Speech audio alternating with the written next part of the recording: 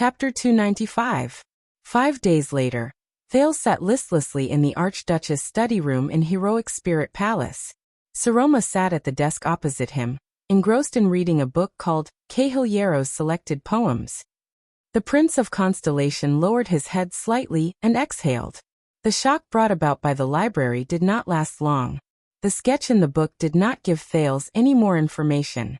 He could only guess that the blade of purification, as a weapon that might have drunk the great dragon's blood, had formed a connection and resonance with his unique physique. And the bridge in the middle of this connection was becoming clearer. That draconic name. But this was not the thing that bothered Thales the most at the moment. I've gone to Count Leespan. Thales' light words attracted Saroma's attention. The Archduchess raised her head and her eyes lit up. What did Seal say? Thales scratched his head. Leespan said that regarding the Alliance of Freedom, we have to wait for the City of Faraway Prayer's official letter, before we can decide how to deal with it. But don't worry. The Prince of Constellation grinned. Leespan is very confident that the Archduchess will continue to maintain her independence and autonomy. He already has a plan. As King Nuvan's Prime Minister, he is not an ordinary person. The corners of Saroma's mouth curled up slightly, showing that the Archduchess was in a good mood at the moment. Thales, thank you. Thales shrugged. He recalled the scene of him privately talking to Leespan the day before yesterday, and could not help but sigh. Thank you for your concern, Prince Thales. We will naturally deal with the Archduchess affairs. Please do not forget that we are the vassals of Dragon Cloud City. You are, after all, just a guest, not the master. Not in the past, not now, and not in the future. Of course, as the Archduchess' most sincere friend, please do not have any unnecessary thoughts, let alone actions. No matter what they are, it is very disadvantageous to you, to the lady, to Dragon Cloud City, and to Eternal Star City. Of course, as the Archduchess' most sincere friend, please do not have any unnecessary thoughts. I admire your reputation for being intelligent and mature, and I do not wish to see you degenerate into a mediocre person who is addicted to desires. I hope you take care of yourself. You must know that your situation is not very safe. Really? Thales closed his eyes and hammered his head hard. What do you mean by unnecessary thoughts? And mediocre people addicted to lust? Charles Leespan, an old man in his 60s or 70s, what was going on in his head all day long?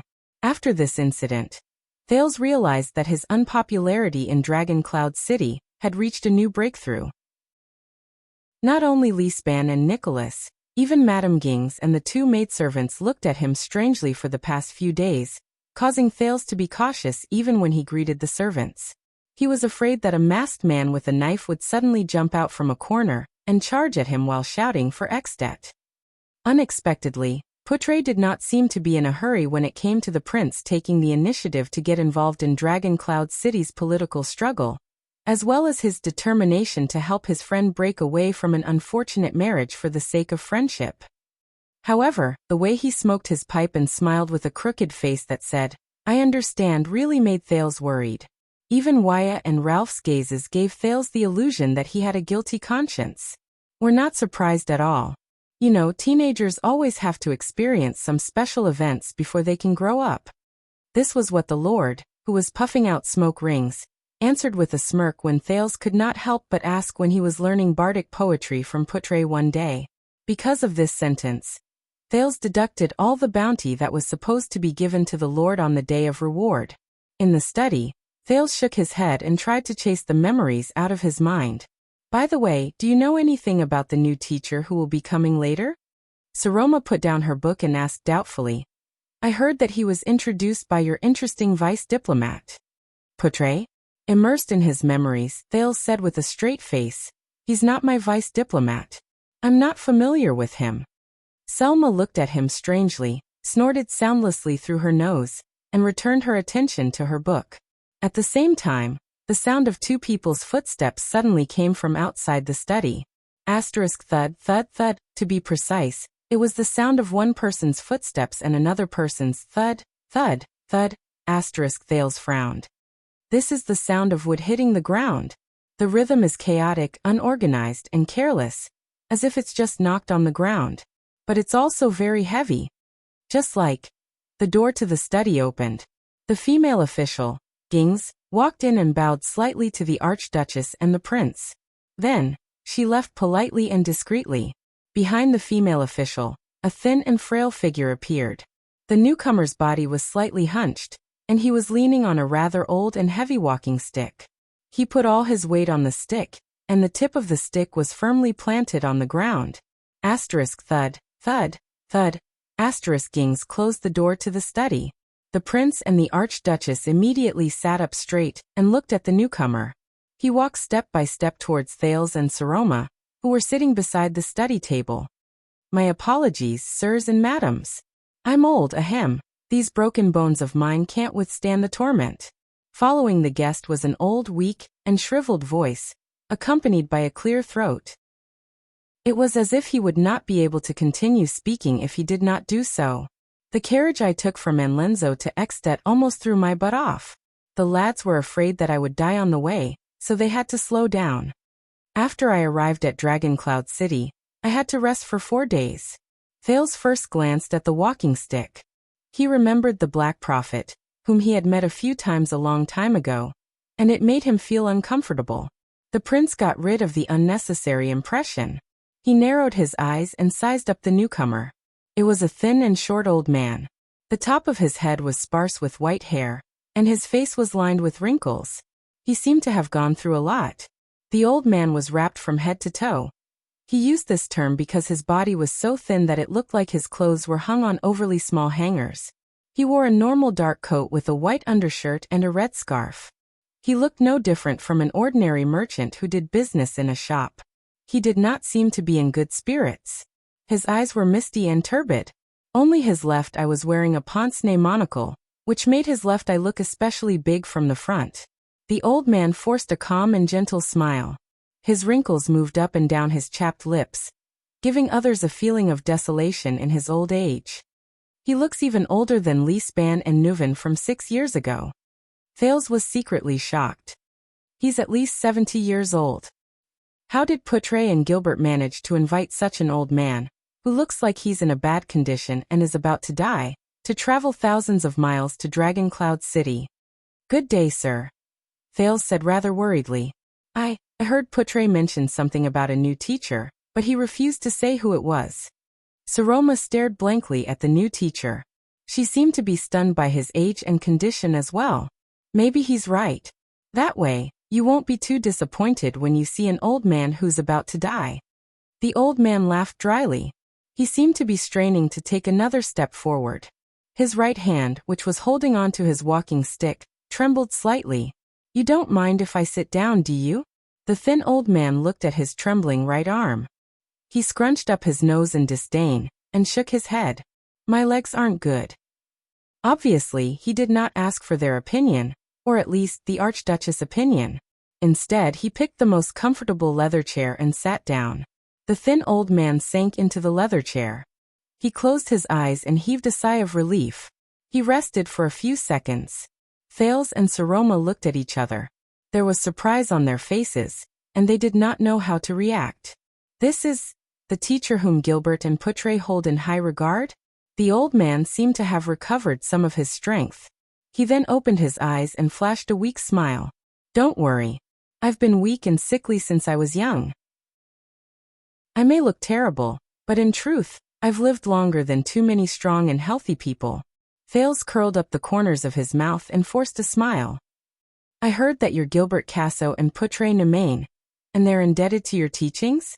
The thin old man tilted his head slightly and narrowed his eyes, as though he was reminiscing. Oh yes, those two interesting boys, the little adult and the troublemaker. The old man paused for a moment, as though he had just remembered. He curled up the corners of his mouth. A long time ago, when I was still a home tutor, the students I taught. They seem to be among them? Thales raised his eyebrows and exchanged glances with Saroma again, puzzled. Oh yes. The old man's eyelid twitched.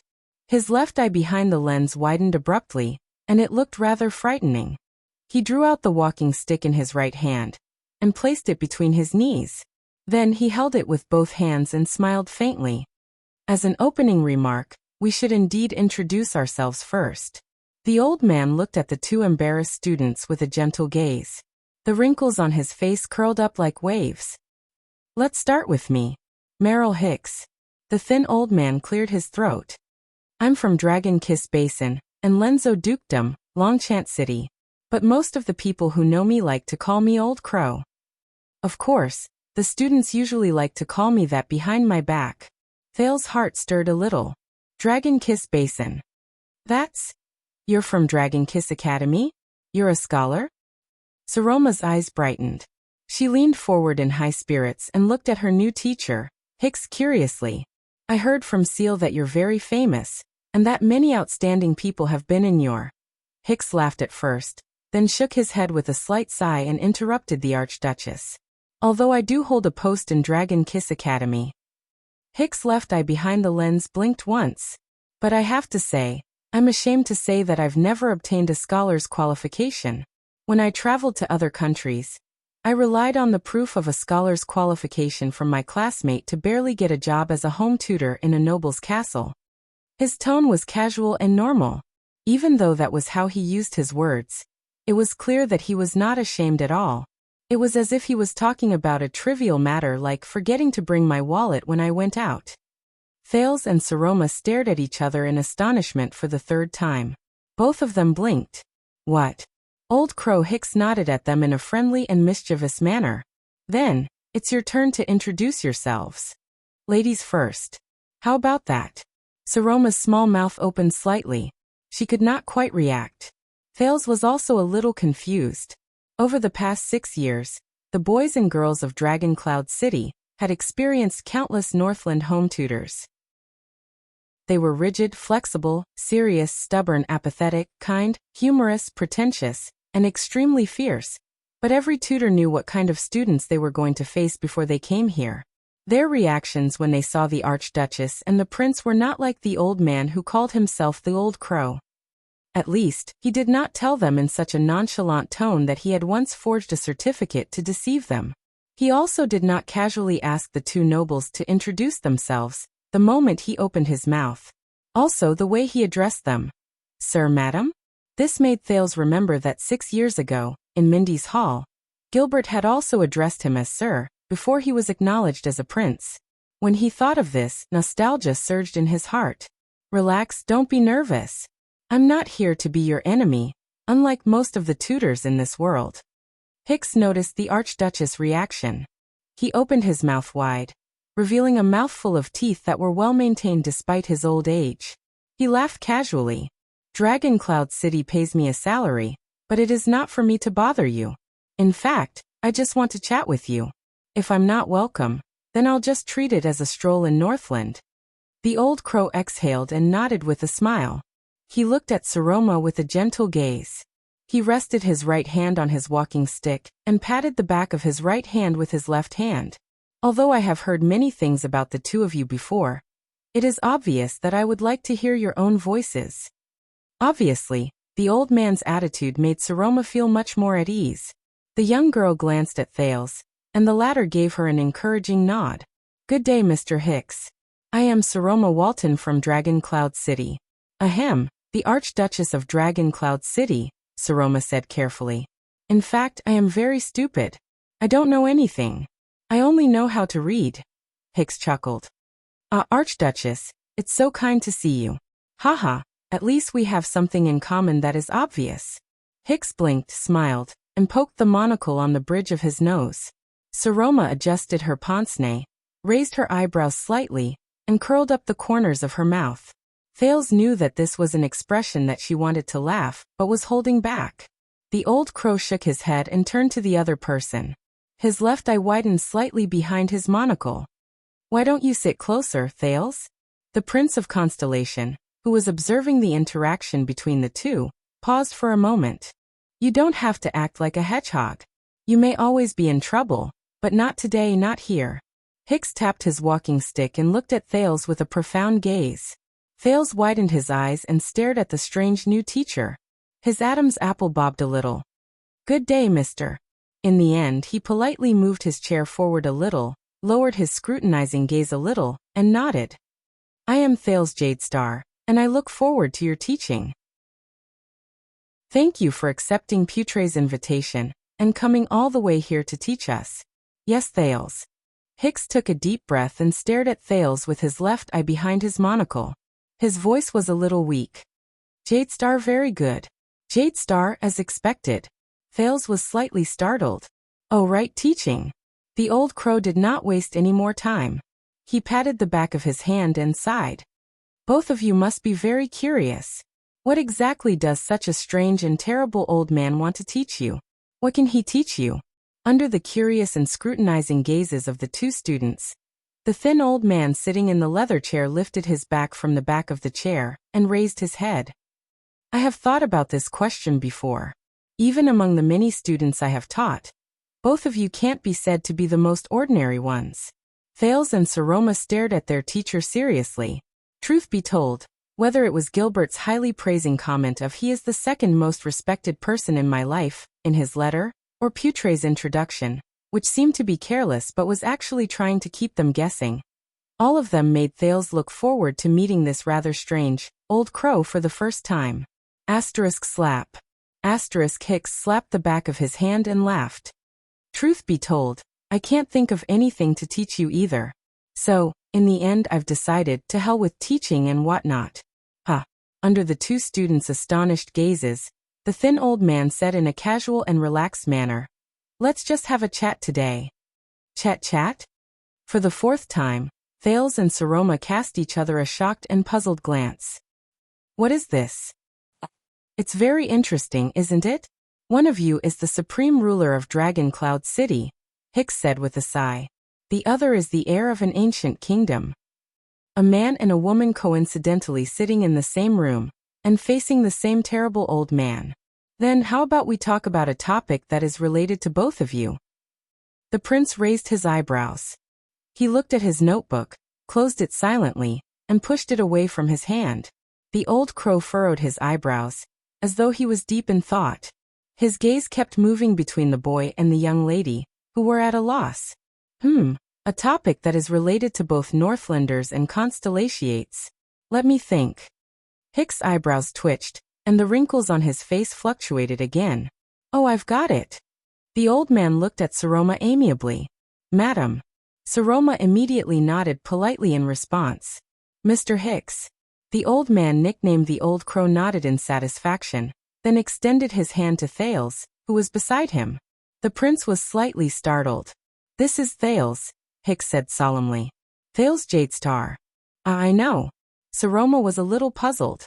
Hicks sighed. The calm, vigilant, handsome, and sharp-eyed prince of Constellation. He has a pair of interesting gray eyes, but he carries the rise and fall of an ancient kingdom on his shoulders. He struggles and strives in an invisible, dark vortex. Thales' eyebrows quivered. This teacher, his choice of words is a little. Saroma could not help but glance at the second prince. There was worry and pity in her gaze. He said faintly, so Saroma Walton, as the unprecedented Archduchess of Dragon Cloud City, a Northland girl who is youthful, young, restless, has a delicate status, and exudes vitality, you. In the next second, their gentle new teacher, Meryl Hicks from Dragon-Kissed Land, smiled at the confused Archduchess and asked, Do you like him? Thud. At that moment, the book in the young lady's hand fell to the ground. Chapter 296. In the Archduchess' study room, Saroma widened her eyes. What? Thales also stared blankly at his new teacher, who had just uttered such shocking words. This. Are you really here to be a teacher? In the awkward atmosphere, the flustered Archduchess was tongue-tied. She could not utter a single word for a long time. She could only cast a pleading look at Thales out of habit. Mr. Hicks. In the end, Thales could not take it anymore, so he braced himself and said, This joke is a little. Saroma and we. However, the culprit of this atmosphere, the thin Meryl Hicks, still held his walking stick and looked at Saroma with the ghost of a smile. The next second, the young girl took a deep breath, as if she had made up her mind about something. Then she resolutely lowered her head, bent down, and picked up the selected poems of Cahill Yarrow that had fallen by her feet. It seemed to be very important. She left the awkwardness to Thales alone. But soon, he was no longer embarrassed. Yes. The bespectacled old crow turned his head and interrupted Thales rudely. The old man's eyes behind the monocle blinked gently. He glanced at Thales, who was about to speak, and stared at Saroma. You must like him very much. Saroma, who had just straightened her back with the book in her arms, became awkward again. She had no choice but to say, we are just good friends. Thales nodded in agreement. Otherwise, without the Archduchess' deliberate protection, a hostage prince from Constellation. Unexpectedly, the old crow Hick's mocking expression slowly disappeared. He did not pay attention to Saroma and Thales' clarification. He only shook his head and continued speaking. It is impossible for him to stay safe and sound for 6 whole years in the Northlanders' Dragon Cloud City, surrounded by a pack of hostile wolves. The two students were stunned. Hick's expression was no longer as relaxed and contented as it was at the beginning. Even though he was still smiling, the murkiness in his eyes had slowly disappeared. He pulled the walking stick in his hand closer. What do you think, Thales? The prince snapped out of his daze. He suddenly realized that the old man's words just now were not to tease them about their relationship out of boredom. Looks like I'm thinking too much. In the face of Hick's question, Thales let go of the awkwardness in his heart and sighed slowly. I can't deny it. The teenager glanced at the girl, who was blushing slightly. He nodded apprehensively. If it weren't for Saroma's protection, the Northlanders would not be so polite to me. I'm very grateful for that. Saroma said nothing. Hicks sighed softly. Then may I ask, Saroma? Just like how he addressed the prince, the old crow addressed the Archduchess by her name without any reservations. Why are your people, your vassals, and your subordinates so impolite to Thales? Did the prince do something unforgivable to them? Saroma glared at Thales. No, Thales did not do anything wrong. The Archduchess shook her head forcefully. But he is the Prince of Constellation, so the Northlanders have a reason to hate him. This is the hatred between nations. The new teacher narrowed his eyes. Why? Why should the Northlanders hate the Prince of Constellation? 18 years ago, during Constellation's bloody year. Saroma paused for a few seconds. She looked at Thales worriedly.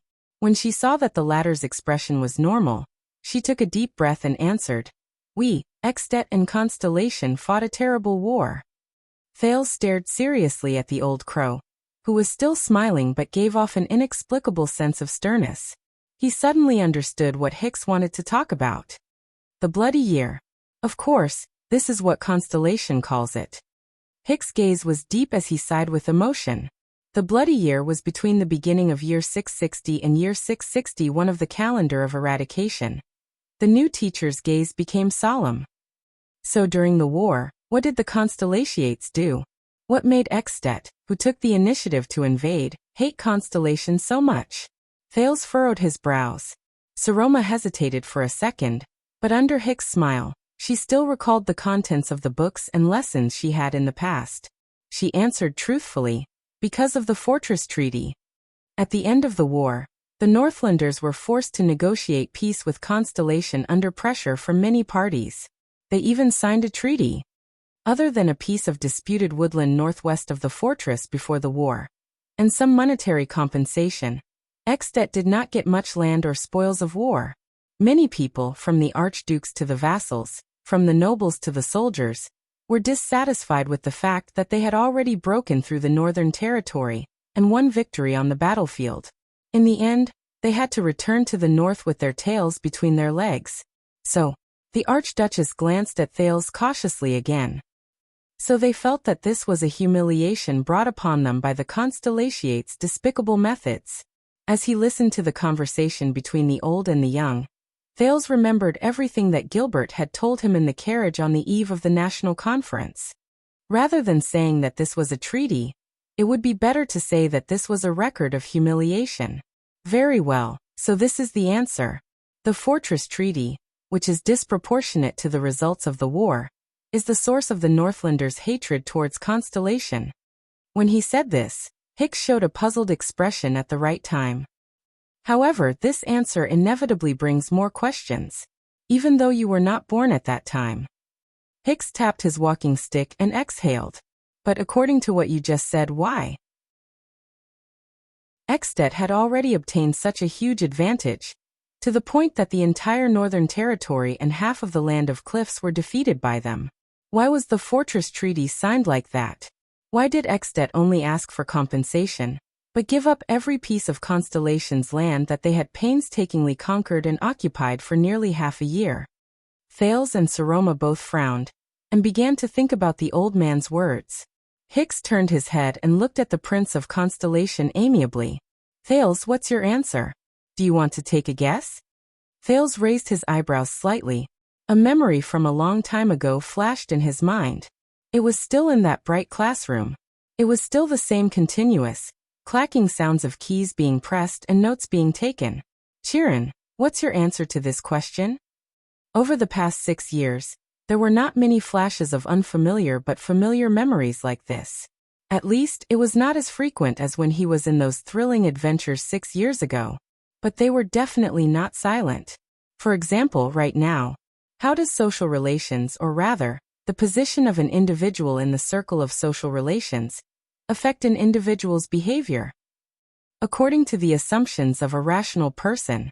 Then, in a situation where they clearly know that their actions will bring about corresponding losses, or at least unpredictable risks, why do many individuals still habitually follow and repeat the actions of the individuals around them based on their closeness to each other? But, in his memory, the owner of the gentle female voice, who always made it difficult for Thales to suppress his emotions but could not name, never appeared again. Thales? Thales only snapped out of his daze when Hicks urged him slightly. He quickly said, I think. Is it because of the joint intervention of many countries? I think that whether it is Hanbol, Main of Night across the sea, or Camus Union and the other small countries in the Western Peninsula, none of them are willing to see an overly powerful kingdom of the Great Dragon. But Thales, who did not stop talking, looked at the eye behind the lens. He saw the inexplicable meaning and smile in that gaze. His heart stirred slightly, and he subconsciously stopped talking. Hicks, who was sitting on the leather chair, laughed. His shoulders trembled, and his hands, which were holding onto the walking stick, trembled slightly. His laughter was weak but cheerful, like a happy old man teasing a child. It did not feel gloomy at all. Just like a happy crow? Saroma stared at the old man, puzzled. Finally, Hicks stopped laughing and nodded. I'm sorry. I remembered a book I once read. Thales revealed a puzzled expression. According to the history of the war in the Northern Territory, when the two countries started negotiating, countries like Camus Union and Hanbol expressed their concern. However, Camus Union could not come to an agreement for a long time regarding the conditions for Extet to withdraw its troops. Hanbol expressed that he respected King Nuvan's wishes, and Main of Night's envoy was on the way. He only sent a messenger crow symbolically to express his stance. From the looks of it, either the author of The History of the War in the Northern Territory was boasting and falsifying the inside information he obtained, or, what do you think? Hicks raised his head and looked at Thales with a ruminating gaze. The prince frowned again. So, does this mean that the so-called interference of many countries is actually quite weak, and is not worth mentioning to Extet at all? There's another reason why Extet gave up on the spoils of war, and even the peace talks between the two countries? I remember again. One of my students once told me. The old man laughed. King Nuvan once generously bestowed the 8 counties in the Northern Territory of Constellation to 6 counts as a reward to them. Similarly, the Archduke of Defense City, the Archduke of Prestige Orchid, and the Archduke of Black Sand region also tried to take the lands they conquered as their own. Hicks rolled his eyes slightly. Extet even succeeded in making many families in the former lands of Constellation pledge their loyalty to the new suzerain of the Northlanders. Thales and Saroma, who were getting more and more confused, looked at the old man with puzzled expressions. But in the end the Extetians still withdrew and gave up? Thales asked doubtfully. It seems so. The old crow nodded slightly. First it was Count Mend of Black Sand region, then the Grey family under Defense City, and finally the Counts of Dragon Cloud City. When their armies withdrew, the lands of Constellation that still belonged to them in name changed their flags, refused to pay taxes and join the army, chased away the extension nobles who stayed behind, and returned to the rule of their former masters. Even many families who were originally forced to submit to the Northlanders changed sides and returned to the territory of Constellation. Thal's heart sank. Why? Saroma asked curiously. Could it be that the rule of the King of Eternal Rule has been so deeply rooted in the hearts of the people that the loyalty of the people and nobles is unshakable? Hicks rubbed his wrists and clicked his tongue. If that's the case, why did the loyal nobles surrender to Extet in the beginning? Strictly speaking, the people of the Northern Territory are also Northlanders. They do not lack the courage to fight to the death. Saroma was instantly speechless. But Thales, who was beside her, was lost in thought. Wait. Refused to pay taxes and join the army. Chased away the extension nobles and officials who stayed behind. The prince had a thought. He suddenly remembered the tense and dangerous negotiation in the Hall of Heroes 6 years ago. He remembered Chapman Lampard's expression. He remembered what he truly feared. I understand now. The Prince of Constellation raised his head abruptly and looked at Hicks, who was still smiling. He said solemnly, back then, Extet did not have the ability to rule the Northern Territory. Saroma looked at him curiously. Hicks' gaze changed. In the next second, the old man raised his right hand with a smile and made a gesture of invitation to Thales. Thales, who was encouraged by the other two people's gazes, took a deep breath and recalled the things he had thought about 6 years ago. Whether it was paying taxes, being a judge, serving in the army, or daily life, the Constellations, from high to low, from noble to lowly, gradually got used to their country's way of ruling. Starting from the virtuous king, the system and rules that matured step by step. As for Extet, they could not follow Constellation's system, nor could they use Constellation's way to rule this land. Not only were the Northlander nobles not used to it, but the qualified bureaucrats that the kingdom of the Great Dragon could send to rule the Northern Territory were also far from enough. They could only use Extet's old way to rule Constellation. The prince frowned. He remembered that not long ago, little Joseph's father, who was a chef, had told him about what happened in their village. The trusted aides of the suzerains of Northland came to collect taxes from the farmers. This month's tax might be a chicken or a bag of wheat, but after a few months, if your land was harvested, or if the tax collector was changed, you might have to collect a cow or 2 bags of wheat. It all depended on the tax collector's mood and greed. And it depended on whether the suzerain was kind or harsh. If you were a craftsman and used a good idea to start a small business in the bazaar and made money, when you wanted to expand your business, you might have to face the covetous eyes of the suzerains or nobles, because even being able to trade in the bazaar was a favor from them.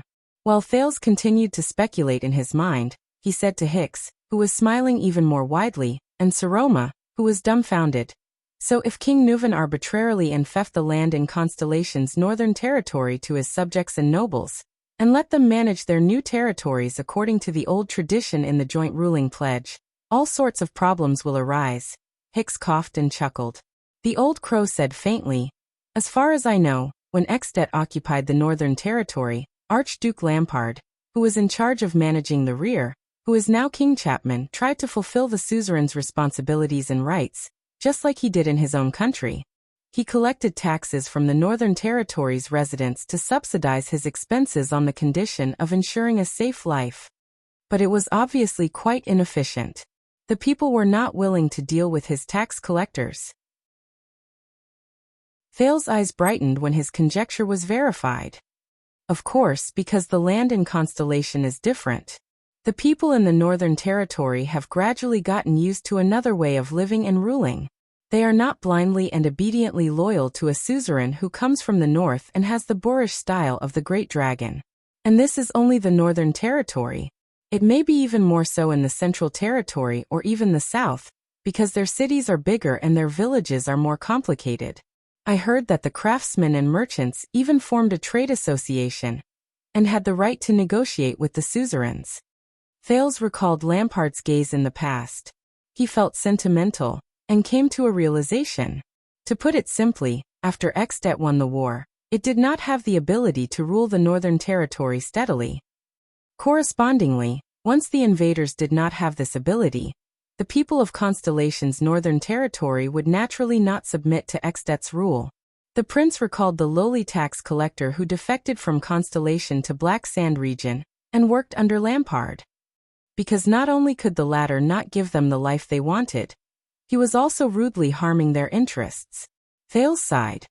So, even if King Nuvan's army occupied the northern territory, he was unable to govern it effectively. He could only use violence to subdue it. Saroma blinked and, as usual, gave Thales a look of surprise. The old crow Hicks shrugged. The wrinkles on his face seemed to have deepened. From our discussion just now, Extet did not turn the land and people affected by the invasion into beneficiaries, the skinny old man said faintly. Instead, they turned them into enemies? Thales nodded with a solemn expression. So, if Extet wants to continue occupying the northern territory, it means that they must station their troops there for a long time. They must use the Archduke's violence to suppress the continuous rebellions and disobedience, to quell the boiling anger of the people due to the change in their lives. Or, Thales recalled Lampard's promise to the Archdukes during Dragon's Blood 6 years ago. Or the Archdukes or even the king himself will personally station their troops in the northern territory to eliminate all possible sources of trouble. Then, gradually, it will synchronize with and move closer to Constellation's existing system. Make it our own land. The prince subconsciously clenched his fists. So, is this what you learned during the bloody year 18 years ago? Chapman Lampard. Chapter 297. Garrisoning the army? Hicks placed his hand on the crutch between his knees again, and pretended to be thinking seriously.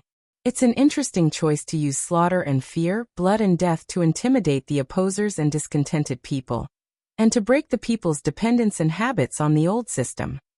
Saroma seemed to have caught up to the conversation. She interrupted with great interest. But garrisoning the northern territory for a long time means high military expenses, exaggerated supplies, the cost of long-term mobilization, and the vassals' complaints. These are not things any archduke can afford. Seal told me that when a man in his prime leaves home for a month, it's enough to affect the local output and bring about the people's dissatisfaction. Thales' heart was clear. So, although Extet defeated Constellation during the bloody year, they could not rule the northern territory normally, nor could they use their garrisons to protect their land. Hicks flashed his ugly but amiable smile again. A very interesting discussion, sir and madam. The new teacher changed the topic again. Since that's the case, we have another question. If they can't rule directly, why don't they support the existing local nobles in the northern territory to rule the northern territory on their behalf? Thales furrowed his brows. Saroma, on the other hand, rolled her eyes.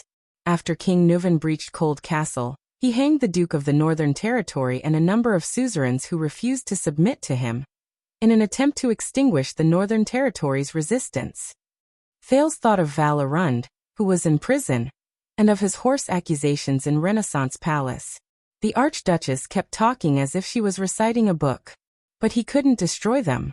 Old Arund's son was still in the capital, so he couldn't destroy the bloodline that was connected to the land in the Northern Territory. Not only that, Extet didn't conquer the south of Shepherd's River. Eternal Star City still stands, and the devastated royal family quickly regains their king. Saroma finished her sentence. For the Northern Territory, whether it's for the great families or the civilians, their king and dukes are still resisting in the war. Their hope and lighthouse of resistance are still there. The laws and principles for fighting for them are still there, and Extet is still an illegal and evil invader. Just like how Dragon Cloud City stood for a long time under the siege of the Nightwing King, even though it was in imminent danger. This is an eternal war flag. Thales suddenly remembered the scene 6 years ago, when Miranda and Cohen were trapped in Dragon Cloud City. So that was how it was. Miranda Arund, as the heir of the Arund family, 6 years ago, she was also a crucial chess piece in Lampard's conquest of the northern region. Whether it was to support a puppet or, that was why she was targeted by Black Sand region during Dragon's Blood's operation. From Nuvan's death to the invasion of the Northern Territory, this was a set of chess moves that complemented each other. On the other hand, if Extet destroyed Eternal Star City and captured, or even cut off the bloodline of the Arun family, and even the Jade Star royal family. When he thought of this, Thales subconsciously spoke up and took over Saroma's words. Then, whether it is the northern region or the land of cliffs and west wilderness that they have already taken over, they may be able to rule and occupy them more easily by supporting puppets or garrisons. Hicks coughed. The old man reached out his hand and grabbed an upside-down cup beside him with trembling hands. Thales quickly stood up, picked up the kettle on the desk, and poured water for him. This is an interesting argument. Thank you, kind sir. As long as the bloodline of the family, which represents the legal ruling power, is still there and has not surrendered. Hicks drank the water and did not forget to smack his lips behind the cup. The invaders are far from conquering. They can only occupy, use time and violence to eliminate dissatisfaction, and maintain the status quo. Or they can support the local puppets and make them their vassals, so that they can indirectly control the Northern Territory. When he said this, Hicks suddenly raised his gray eyes. They shone with a strange light. And he said profoundly, just like how the Alliance of Freedom is to Extet. The prince and the archduchess were both stunned. When they heard the familiar name, they looked at each other in surprise and bewilderment. But the old crow did not continue with this topic. Instead, he returned to the main topic. So, my dear Thales and Saroma, let us conclude our discussion just now. For the born king, the people and vassals of the occupied areas, the Northern Territory, did not become his allies, and the vassals who accompanied him to send troops did not receive the corresponding benefits. Do you agree?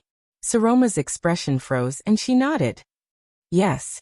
The old man coughed again and said with a sigh, you know, at my age, if you want to eat something good, besides having good teeth, you also need to have a healthy stomach. Hicks put down the cup and kept sizing up the two of them, who had unknowingly sat upright. He let out a long sigh. So, after conquering Northland with irresistible force, behind the seemingly dazzling victory, Extet could not rule the Northern Territory for long. Under the premise that the disadvantages outweighed the advantages, they could only abandon the land they could not keep, and were forced to withdraw their troops and return to their country. Is it not so difficult to understand? Thales took a deep breath, nodded, and said, of course, that seems to be the case. Hicks stared at Thales, who chose his words carefully. The corners of his wrinkled lips curled up slightly, and he smiled softly. Then there is one more thing that I find a little strange. Thales and Saroma quickly leaned forward. They had gradually gotten used to their teacher's way of chatting. I can't eat meat, that's too hard, but I can still eat some snacks. Hicks narrowed his eyes. At that moment, the old man made Thales think of Gilbert inexplicably. He remembered the cunning gaze of the cunning fox, who lived up to his name. Extet gave up the Northern Territory, but why did they also give up Broken Dragon Fortress? Why did they let the Constellations take back such an important fortress, just like how they gave up the Northern Territory? Thales and Saroma exchanged glances, and both of them sank into confusion again. Because Broken Dragon Fortress is just a defensive fortress, Saroma answered cautiously. And it's also a sentry post? That's why they need to station troops for a long time. The benefits of occupying it are far less than the costs of maintaining it. Using the fortress to monitor and suppress Constellation is a kind of benefit in itself. Thales shook his head. But on the other hand, giving it up is also very harmful. Constellation can use it as a base to head north at any time. This reason might not necessarily be valid. Hicks looked at the two of them, who were racking their brains, and smiled slightly. It sounds like a dilemma. The old man changed his posture and gently hammered his right leg, as if sitting for a long time was not good for his health. So, what did King Nuvan consider when he made his choice? King Nuvan. Thales' thoughts trembled again. The image of a tough and imposing old man appeared before his eyes. Yes, King Nuvan. Thales' gaze focused again. Because King Nuvan did not allow it. Saroma and Hicks turned their gazes towards him again. If Extet controls the fortress, no matter who garrisoned the troops here, it would mean that Black Sand region's status and role would rise greatly. Against Constellation, Broken Dragon Fortress could only rely on Lampart's supplies and support. This would increase his bargaining chips and weight. Secondly, with the fortress as a line of defense, Black Sand region's pressure on Constellation would be greatly reduced. Lampard would be able to free up his hands, and this would greatly increase his threat. Thales held his chin and seemed to be deep in thought. So, if King Nuvan takes over the fortress himself and sends his trusted aides and troops to guard it, not only would he be helping Black Sand region block the threat from the south, he would also have to rely on Lampard's support, which would be equivalent to handing over his bargaining chips to Black Sand region. And if he handed over the fortress to Black Sand region, that would be even more impossible. Taking over Constellation is for Extet, Thales said thoughtfully.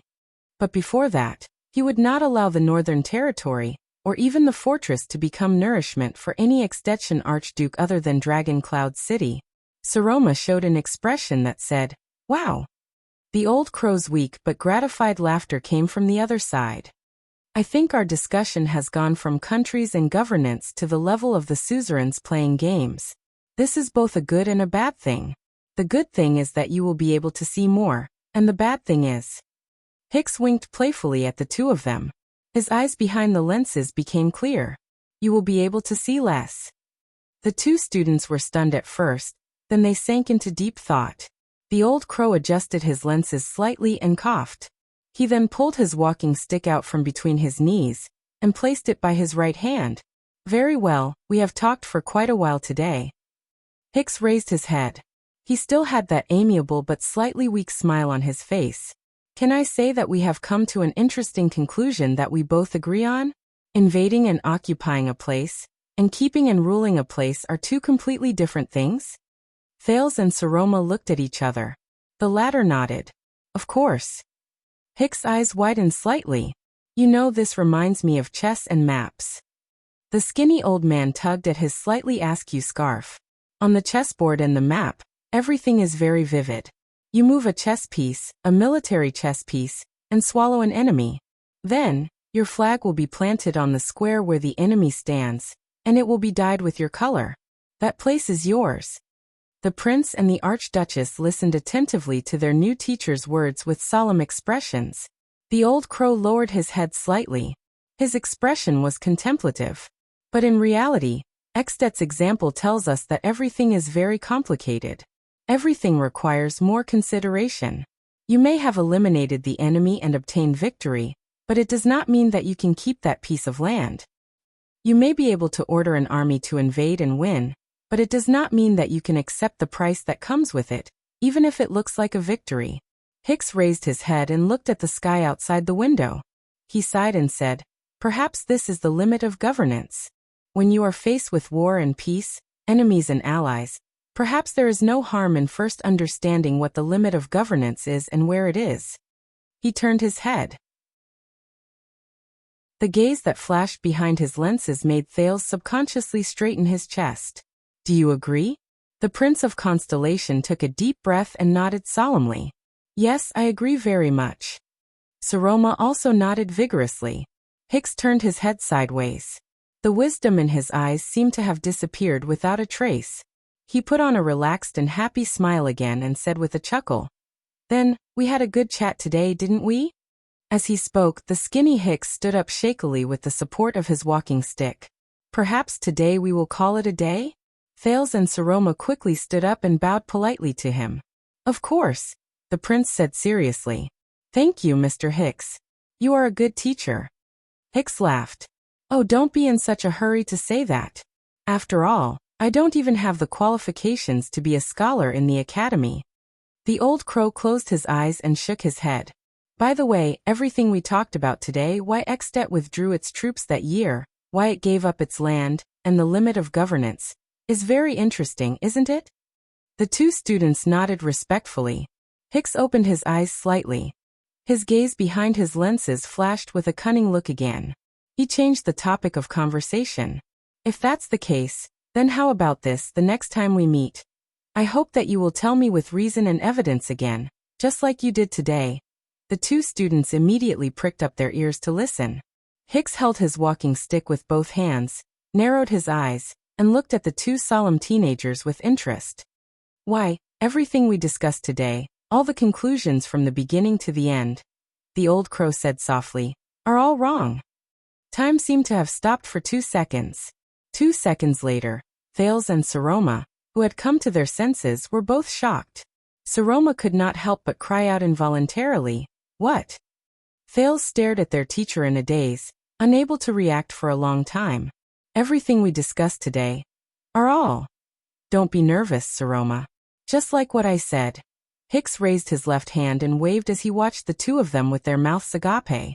Like a child who had succeeded in a prank, he laughed out loud. "We are just chatting. This is the topic of our chat for the next episode. Why everything we said today was wrong." The teenager and the girl stared at the old crow in a daze. They looked at each other, unable to accept each other's words.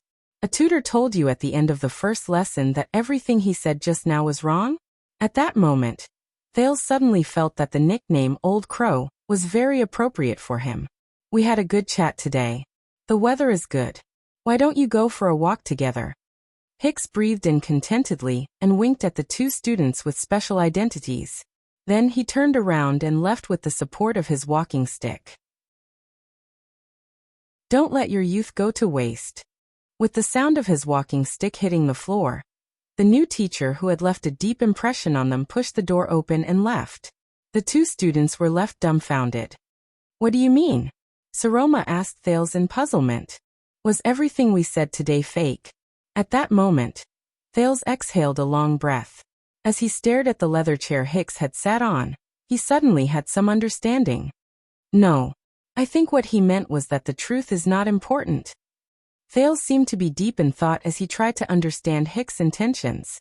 "What's important is that he wants us to take a completely opposite position when we are faced with a conclusion that is almost set in stone, and when there are already so many arguments against it." Thales narrowed his eyes. "Convince him again." "Wait. Use a completely opposite position to overturn a conclusion that has already been deeply rooted in people's hearts with reason and evidence?" What a familiar rhythm. Saroma blinked and exhaled. She fell into her chair and pouted. "I don't understand." Thales shrugged. "It's fine if you don't understand. Just prepare to stay up all night in the library." With a faint sense of familiarity, the prince flashed a smile. "I have a hunch that this topic is not that simple." Saroma sighed. She pouted and laid her head on the desk without a care for her image. "But there's still Ging's etiquette class tomorrow. It has to continue." Thales snickered with slight disdain. "Forget about the etiquette class." The prince turned around and looked at the unhappy Saroma with a profound gaze. "Do you remember what I said? The education you received in the past was to train you into a dignified and elegant archduchess," he said flatly with a burning gaze. "To turn you into," Saroma interrupted him. "But?" The archduchess raised her eyebrows. "You're going to say but again, aren't you?" The imposing manner that Thales had built up after much difficulty was stifled. "All right, but?" Thales nodded helplessly, then shook his head. He gestured with his chin at the door where Hicks had left. "This old crow, the limits of his rule?" The prince glanced at Hicks' seat, then looked at the golden-haired girl in front of him seriously. He looked at her aggrieved gaze. "But he is teaching you honestly and seriously how to become a qualified." At this moment, the familiar sound of a walking stick suddenly rang out from outside the door. Asterisk clip-clop. Clip-clop. Clip-clop. Asterisk under the two people's strange gazes. Hicks reappeared at the door with an apologetic smile. "I'm sorry. I'm old and forgetful." The old crow shook his head. "Although the time of our next lesson is uncertain due to my physical condition, I still feel that I should tell you in advance what I hope you can do the next time we meet." Thales and Saroma nodded respectfully in unison. "Of course." Hicks smiled faintly. "First of all, I hope that you might as well take some notes and seriously think about every word we said during our discussion." Saroma nodded and readily took notes in her notebook. "Second, remember that we are chatting. You are welcome to interrupt and ask each other questions at any time. Then we should express our views in an orderly manner and grasp the key points." Thales was slightly taken aback. "Wait. These words. Why?" Hicks coughed and continued. "Also, we might as well be cautious and humble during our discussion. Before questioning something, It is best to ask our own standpoint and opinions. At that moment, Thales was completely stunned. These words, impossible. I put the following part of the text in the writer's speech after the chapter. It's free. Lastly, questioning each other is also an advantage and a privilege for schoolmates. Please be prepared to ask each other questions, and be prepared to receive each other's questions. The truth is always born in collision and conflict. The new teacher cast a strange glance at Thales, who had a strange expression on his face, and frowned slightly. Then, I wish you all the best. Under Saroma's respectful and grateful farewell, the old crow walked out of the door and left slowly. Thales was the only one who stood where he was without saying a word. He hesitantly pulled Saroma's notebook over, and looked at the notes on it. He then looked at the door where the old man had left. His chest rose and fell, and it was difficult for him to calm down. You? Chapter 298. The air was very quiet. The sun, which was blocked by dark clouds, shone with gray light, as if it was embellishing the current mysterious atmosphere. A pleasant male voice rang out. When you think of gods, what is the first thought that comes to your mind? A few seconds later, Thales, who was deep in thought, opened his eyes subconsciously. His gaze was empty, and he replied softly in the strange atmosphere. Gods are completely different from us. It doesn't fit with us. Opposite us from a distance. The male voice was silent for a while, as if he was savoring the answer. After a while, the other person continued to ask, then, when you think of this world, what is the first thought that comes to your mind? The prince frowned slightly. The world? Thales raised his head slightly and looked at the other person, as if he was looking at a statue in a temple. His expression was mysterious, and his tone was calm. We are in it. We are embedded in it. We exist in it. The male voice paused for a while again, and let out a low murmur. Very good. You have the style of the main body. The pleasant male voice chuckled softly. Now eliminate the previous answer. Empty yourself, close your eyes, and try again. Listen, when you think of gods. Thales nodded subconsciously, closed his eyes, and took a deep breath. Gods. In the next second, bang. The prince opened his eyes abruptly, and slammed his palm on the chessboard in front of him. Thales exhaled deeply, and an emotion called annoyance instantly appeared in his empty eyes. Oh God, I've had enough. The teenager leaned back against the chair, held his forehead in pain, and interrupted the topic. How long have we been talking about this topic? In front of the prince, the handsome man on the other end of the chessboard turned his gaze slightly. Less than an hour, the latter said softly. Thales sighed in frustration and spread his hands. An hour? How many answers did I give you to the same two questions? God. The prince raised his left hand and counted with his fingers. His tone was full of perfunctory and dissatisfaction. From Creator, Holy Existence, Omniscient and Omnipotent, Puppet Controller, Observer in the Dark, Visitor from Another World, Answering Prayers, Heartless Feeder, Scheme Outside the Box. The man on the other side of the chessboard listened to Thales quietly, and did not move. World. Thales finished counting the fingers on his left hand and raised his right hand. From full of people, full of vitality, Animal Planet, Material World, Beautiful Future and Hope, Terrible World. Unfair Society, To This World is Wrong, Heartless World, On the Verge of Destruction. Thales, who had a splitting headache, exhaled and continued to complain. Are there 15 types? If you combine them, there will be hundreds of them. At this moment, the man in front of her raised a finger. In an instant, Thales felt the air he inhaled become fresh and moist. The cool feeling that went deep into his lungs made his extremely frustrated brain cool down. The prince stopped talking and blinked. He took a deep breath to calm his emotions. Your mind is not here.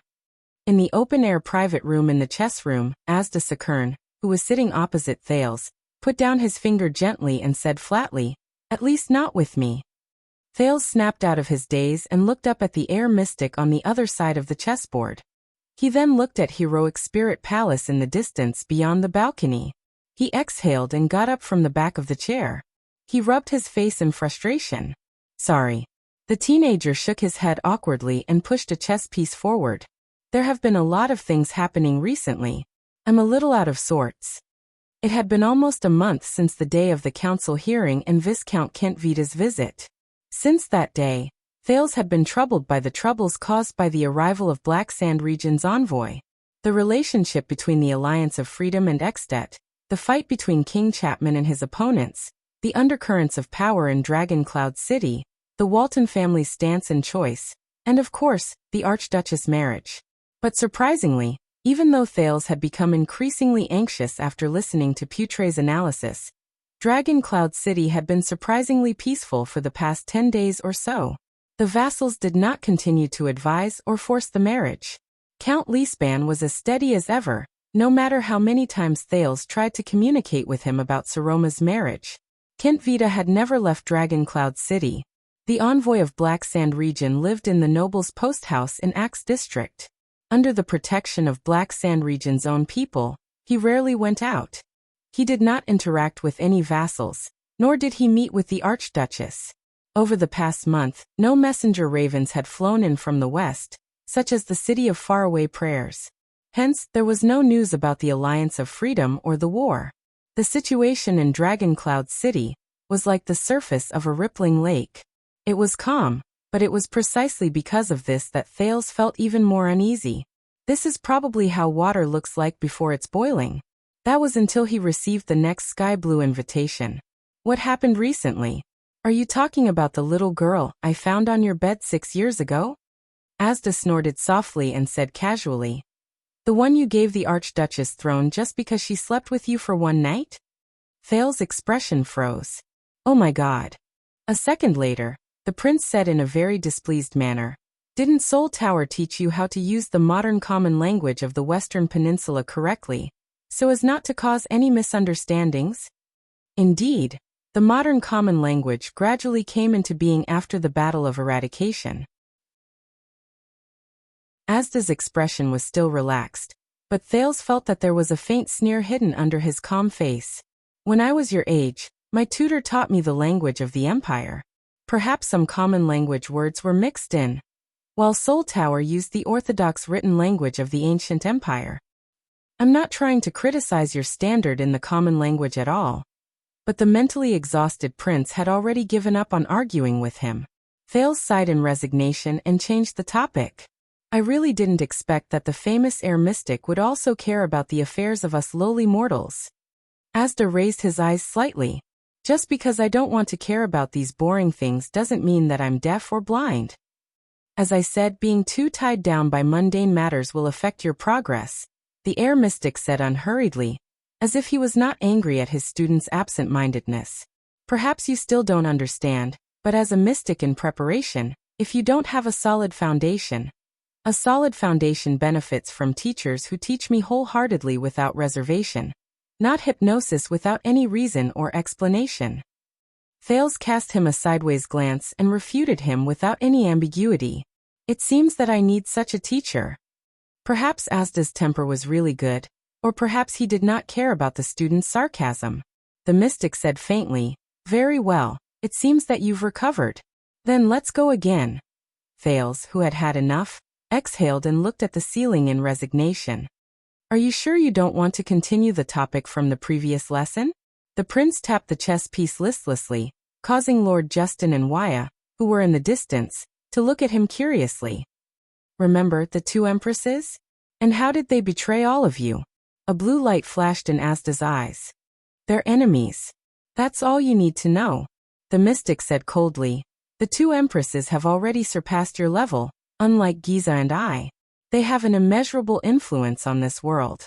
The more you know, the more likely you are to expose yourself to their eyes and ears, whether intentionally or unintentionally. Thales' gaze shifted. Immeasurable influence. Their eyes and ears, whether intentionally or unintentionally. The prince, who seemed to have caught on to something, asked tentatively, "You mean after the Battle of Eradication, as mystics, they still maintained contact with all the countries in the world?" Asda fixed his gaze on him and said in a mocking tone, "Use your thumb to think, your highness.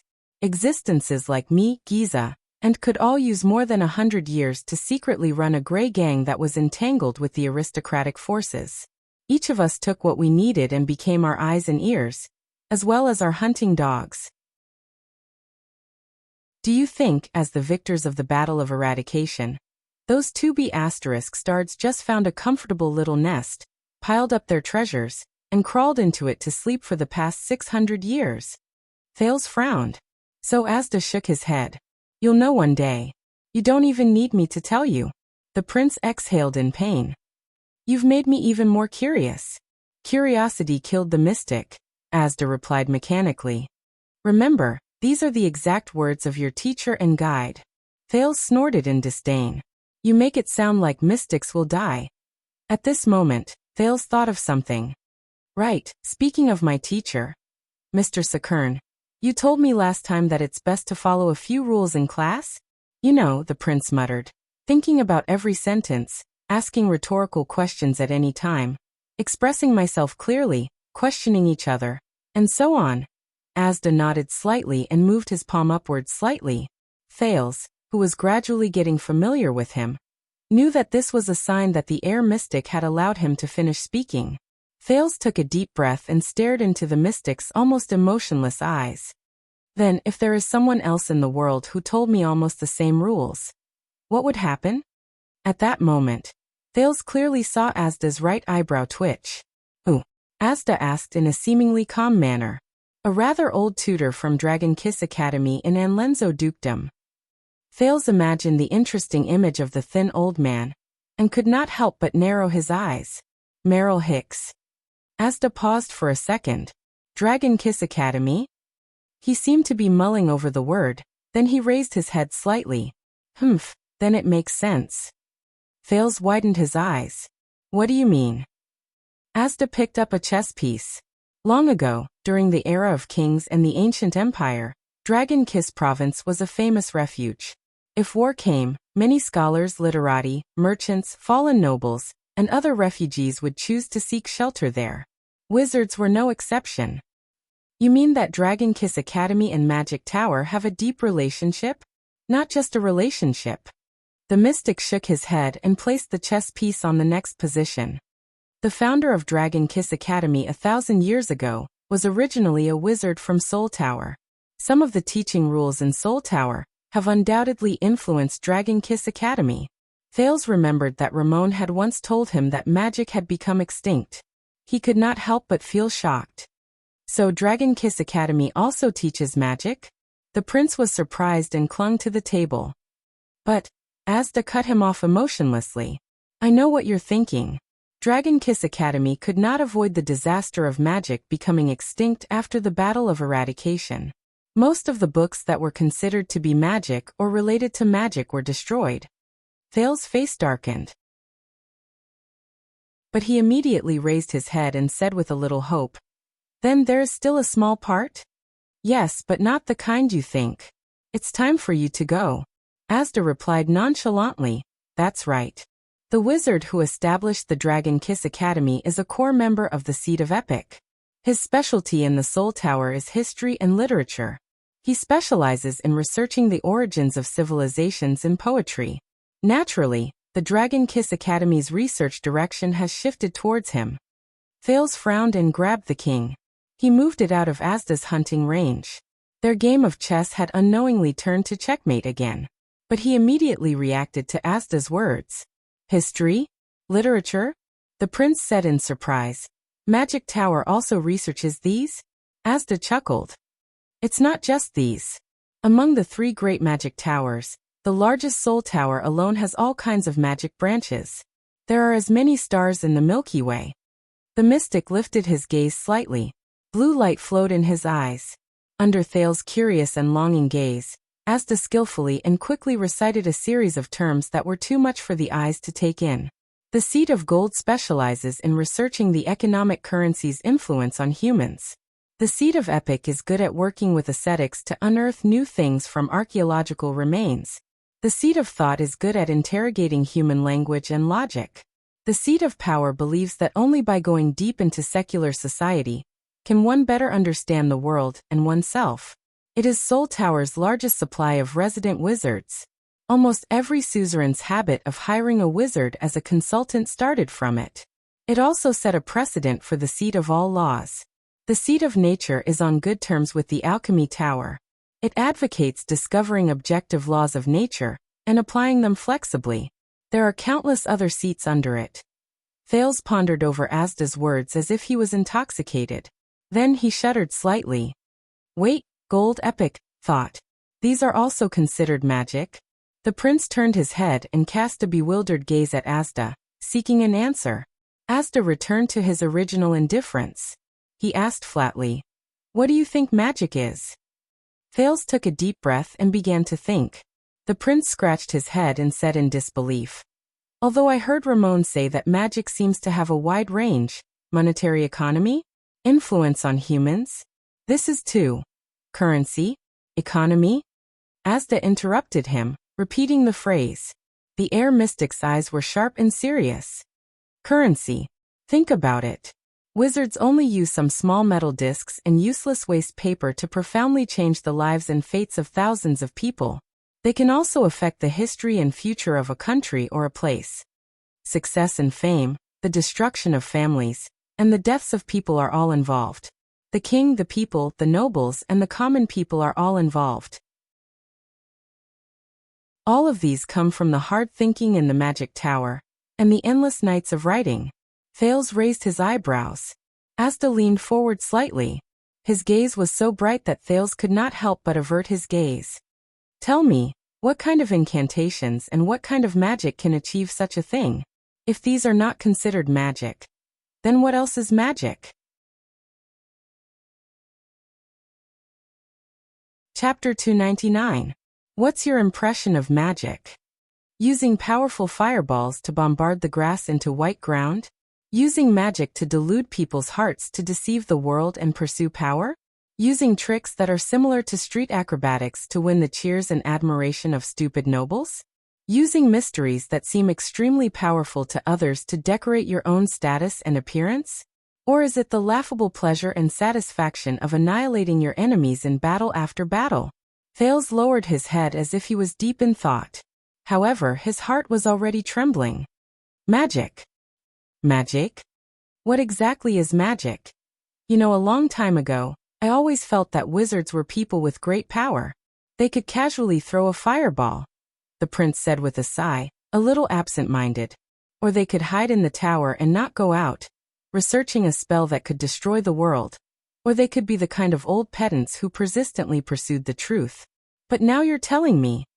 Asda leaned against the back of his chair again and snorted coldly. Indeed, the magic system of Seoul Tower is the greatest heresy in the history of magic. In the beginning, it was not recognized by other wizards at all. They ridiculed us as storytellers, and we retorted that they were merely tricksters. For example, the Alchemy Tower stubbornly believed that magic was a deep study of the relationship between humans and nature, and that the latter's resources were kept for their own use. It was not strange for them to have this kind of thinking. After all, the Alchemy Tower, known as the Tower of War, rose during the war between humans and ancient orcs. It started with killing and practicality, and relied on survival and victory. It was very similar to the kind of wizards who throw fireballs and specialize in researching spells. But we are different. The mystic's tone was full of seriousness and caution. In the end, the Seoul Tower's ideals shocked the entire history of magic. Even the ascetics and alchemists were deeply affected. Thales furrowed his brows. You mean, if magic can't provide some meaning to the world, give some possibilities to the future, and give some value to humans besides satisfying our own desires for food and clothing? Asda turned his head and narrowed his eyes. His expression was calm, but it was very stressful. Then what is the point of us putting in so much effort to gather mages, summarizing and calculating, researching, passing down the seeds and concepts of magic one after another, and constantly seeking to improve amidst doubts and criticism? Asda's expression was still very stiff, but Thales inexplicably felt that there was a deeper layer of emotion hidden behind his face. If magic is merely a slave to its users, a tool for self-interest and a capital for flaunting their status, a cloak for winning dignity and the capital for fulfilling their desires, an excuse for wizards to stand aloof from the world and boast about their transcendence. Then what is the difference between the existence of wizards and the nobles who fight for power and profit? The farmers and hunters who only seek food and clothing? The warriors who kill enemies and perform meritorious deeds on the battlefield? The merchants and craftsmen who only seek profit? And the hermits who pretend to be profound? Then, as mages, what's the need for us to pursue truth and correctness? What's the purpose? To survive? To live a better life? In order to live a better life? To live for others to see? To become smarter and stronger? And then let countless people who are weaker and stupider than you lie on the ground, marvel at your achievements, and worship your status? No fails. Asda slowly enunciated his words. That is definitely not a wizard. At least, it is not a wizard that we acknowledge. Instead, it is just a moth that writes the word magic on the only fig leaf it has. Thales pondered over his words and could not help but be entranced. Is this also part of the mystic's curriculum? Asda nodded solemnly. Of course, and it's extremely important. Don't let the existing framework imprison you, Thales. Let your thoughts run wild. Thales stared at him blankly. The mystic sighed slowly. Thales had almost forgotten that he could still breathe. Do you remember what I said? In Soul Tower, in the philosophy of the Seat of 10,000 Laws, magic is a choice, not a monotonous tool or method. Being a wizard is a form of recognition, not a tacky status or identity. And this was my choice and my recognition back then. Asda looked straight into Thales' eyes. It is also my magic. Asda fell silent, but Thales was immersed in the shocking conversation, and could not return to his senses for a long time. Mr. Sakern, what kind of place is Soul Tower? He asked dreamily. Asda paused for a moment. 3 seconds later, the mystic slowly clenched his fists. Soul Tower, Asda said very slowly. His voice was deep, as though there was a layer of sandpaper behind his throat. Wizard's holy land, apprentice's hope, and magic's future. Countless thoughts and ideals collide fiercely there. What we believe to be the truth is polished in lectures and discussions. Countless like-minded peers are moving forward step by step in debates. Every day is a new day, because there are always new things waiting for you. There are always new people in the future, because old things are always left behind, and old people are always left behind. At that moment, Asda seemed to have remembered something. He stopped talking and looked down at the chessboard. It was as if he had violated some taboo. His face darkened, and the blue light in his eyes gradually disappeared. Thales noticed his teacher's expression and abnormality. He wisely stopped asking. Everyone had their own story, but not everyone was willing to talk. Moreover, hearing you say that, I really want to see it with my own eyes. Thales sighed. It seems that Soul Tower is a very great and beautiful place. Asda suddenly raised his head. Of course not. This time the mystic's tone was exceptionally cold. Even Soul Tower has its own filth, darkness, ugliness, and compromises. At the end of the day, wizards are just humans. Remember Thales. An organization, a place, a group, as long as it is made up of humans. The mystic stared at Thales. Then it will never be that beautiful. Just like the vortex you are in this game. The prince raised his eyebrows, a little embarrassed. But Asda ignored him. He only turned his head to look outside the room. Perhaps this is the limit of humans. Thales swore that he heard the mystic let out a barely noticeable sigh after the last word. Under the setting sun, the mystic's face was still handsome, but there were some lines that were usually not there. It was as if the artist had added a few more strokes. Class dismissed. Asda looked at the setting sun and said softly. In the next second, before Thales could even show his astonishment, the mystic's figure faded away. Hey. Thales looked at the empty seat and the chessboard that was once again checkmated. He sighed helplessly. This again. Thus, Thales ended his day of playing chess outside once again. Accompanied by Justin, Waya, and the others, he prepared for his return trip in low spirits. He had gained enough surprises today. Perhaps he should not add any more burdens on himself. In view of the treachery in Dragon Cloud City. Thales raised his head curiously and looked at the commotion in front of him. What's going on? The former deputy commander of the White Blade Guards, Lord Justin, walked past the prince and looked at the situation in front of him with uncontrollable anger.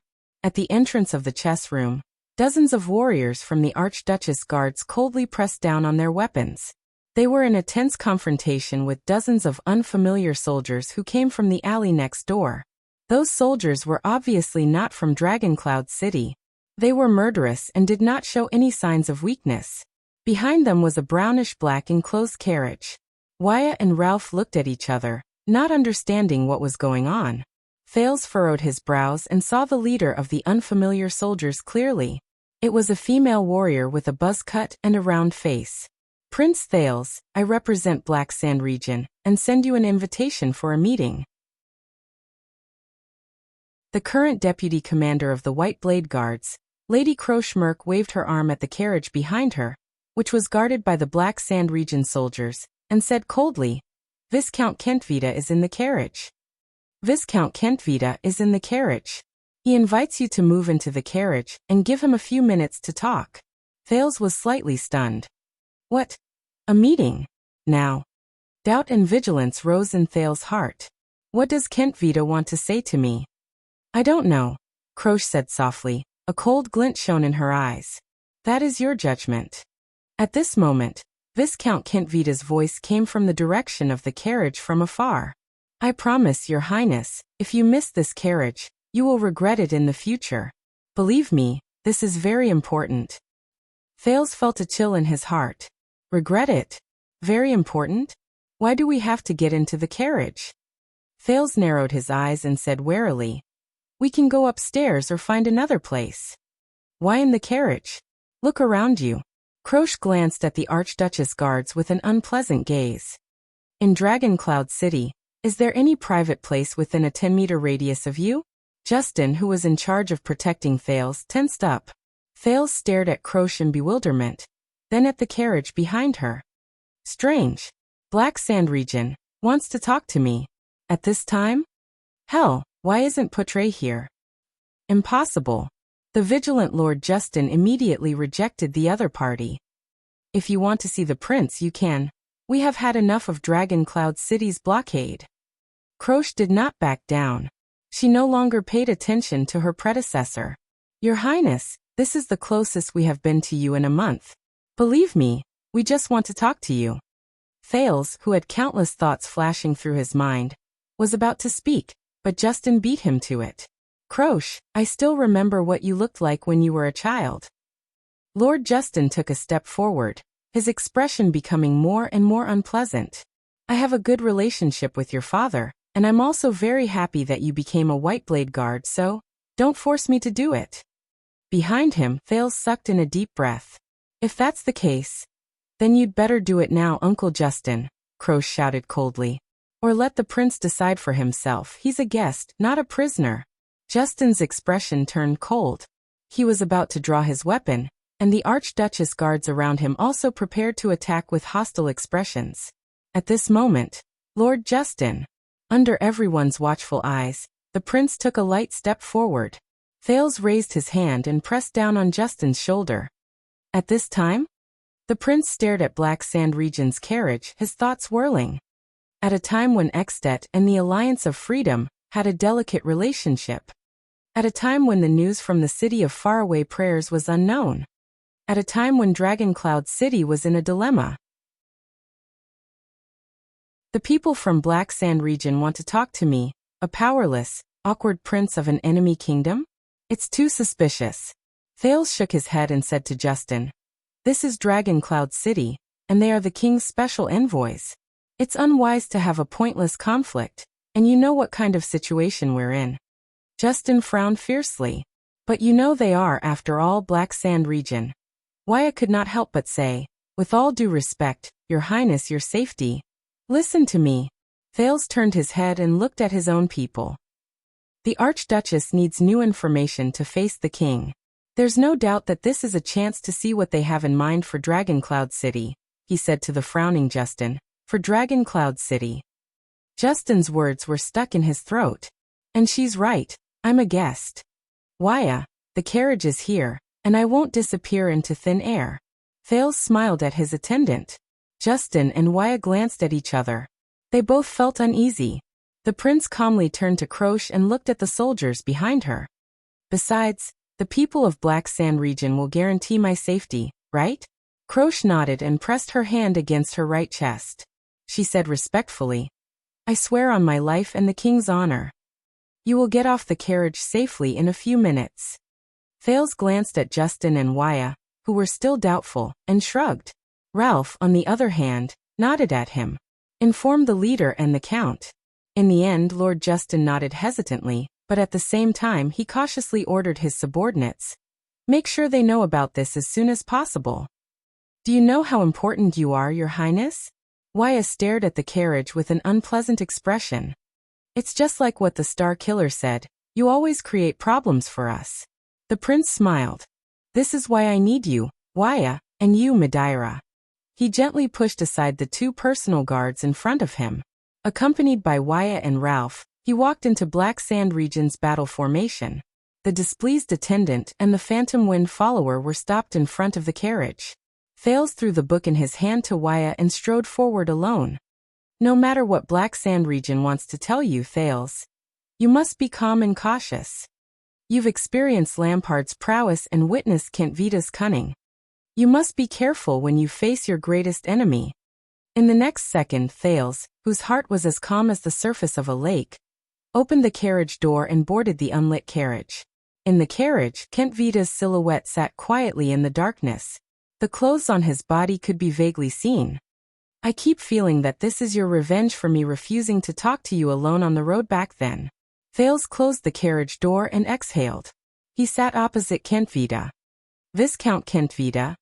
But the prince immediately shuddered. That's not Kent Vita. That's, long time no see, Thales. The man gently lifted his gaze from the saber between his knees. Are you old enough to drink? That's, how dare they? At that moment, Thales' mind was almost completely blank. In the carriage, the master of Black Sand region, Extet's 36th common elected king, Chapman Lampard, opened his cold eyes in the deep darkness. Chapter 300. Never, never, never underestimate the Northlanders' courage. This was what Putre told Thales 6 years ago after the near-death battle in Heroic Spirit Palace. At that time, the prince deeply believed in it.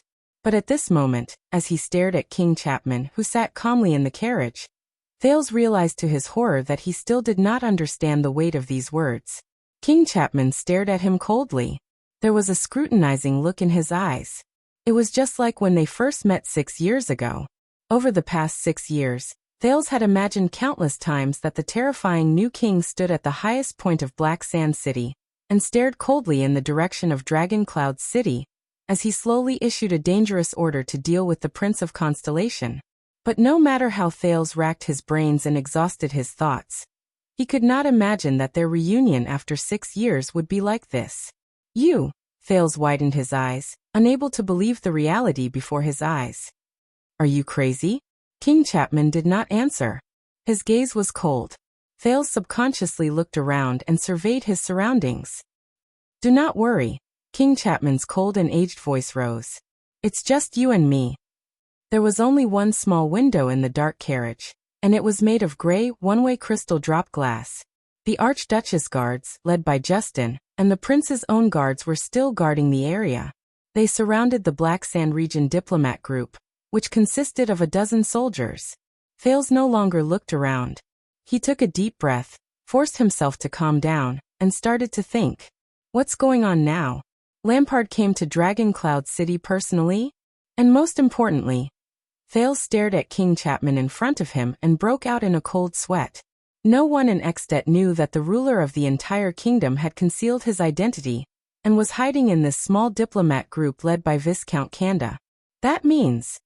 The prince gulped, gritted his teeth and said, Do you know what happens to the common elected king of Extet who is overly confident and arrogant, leaves his heavy protection, and personally enters a dangerous place? Thales got over his initial shock. He frowned and adjusted his tone to the most natural. I'll give you a hint. His name starts with an N. King Chapman snorted softly, his emotions indecipherable. Of course I know him. I know him too well. I grew up listening to his stories and looking up to his image. Unlike you, you've only known him for a day. Thales furrowed his eyebrows slightly and remembered the unforgettable old king. That's why I know that if he hadn't done what he did back then, his fate would have been even worse, the new king said calmly. Thales took a deep breath. He knew very well how threatening the other party was, so he decided not to waste his breath and went straight to the point. Thales leaned back in the carriage and said calmly, "What I need to do now is to shout out loud. The illustrious Chapman the First will vanish from the face of the earth, like snow melting in early spring. Not a single trace will be left. Neither Kanda nor Croche will be able to save you." He narrowed his eyes and tried to observe the king's expression in the dim light. And Regent Leespan will probably happily wipe away his tears and tell the whole country that the diplomat group from Black Sand region was unfortunately attacked by bandits on their way back. Dragon Cloud City deeply regrets this. Pa. The king's hand slapped the scabbard tightly. Following the advice given by Nicholas, Waya, and the others for the past 6 years, Thales fixed his gaze on Lampard's shoulder. At the same time he moved his hand, intentionally or unintentionally, to his thigh and moved closer to J.S. dagger at his waist.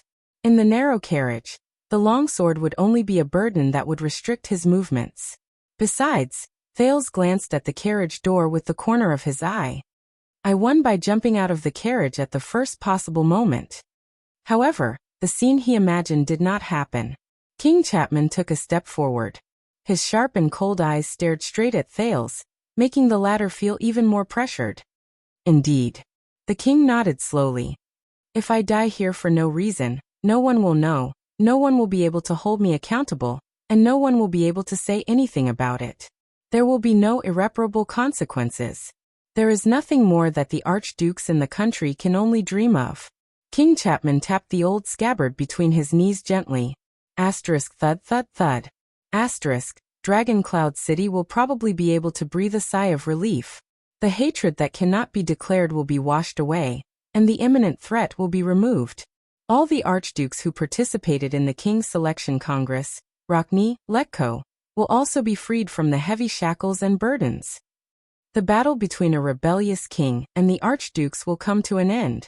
Extet, which has been in turmoil for the past 6 years, will be restored to its former state. Asterisk thud thud thud. Asterisk the king's eyes narrowed slightly, as though he wanted to see Thales more clearly. He spoke slowly and paused between his words, and that special prince of constellation will no longer have to worry about his most dangerous enemy. Thales Adam's apple moved slightly. The teenage prince stared back at his enemy, unwilling to show weakness. King Chapman's tapping on the scabbard suddenly stopped. His face suddenly turned cold. But, damn it. I know there's a but. Thales snorted coldly in his heart. He remembered how he often used this word to tease a certain young lady. He would pour cold water on her when she was in high spirits and make her leave in a huff. He could not help but think of the phrase retribution is not pleasant. If you do that, the prince who thinks he's smart might win this move, but in the end he will lose the entire game, the king said coldly. His Majesty said coldly, even you and your Archduchess lost completely. Thales froze for a moment. He clenched his fists lightly, puzzled. What? Myself, the Archduchess? Cleanly? Do you want to see that Archduchess head pierced by a pike and erected on the city walls of Dragon Cloud City? The king said faintly. Then open your mouth and call for help. Surround me and kill me here. Do not hesitate. At that moment, the air in the carriage instantly became heavy and stagnant. Thales bit his lower lip and sucked in a deep breath. What do you mean, Lampard? The prince gritted his teeth. What exactly do you want?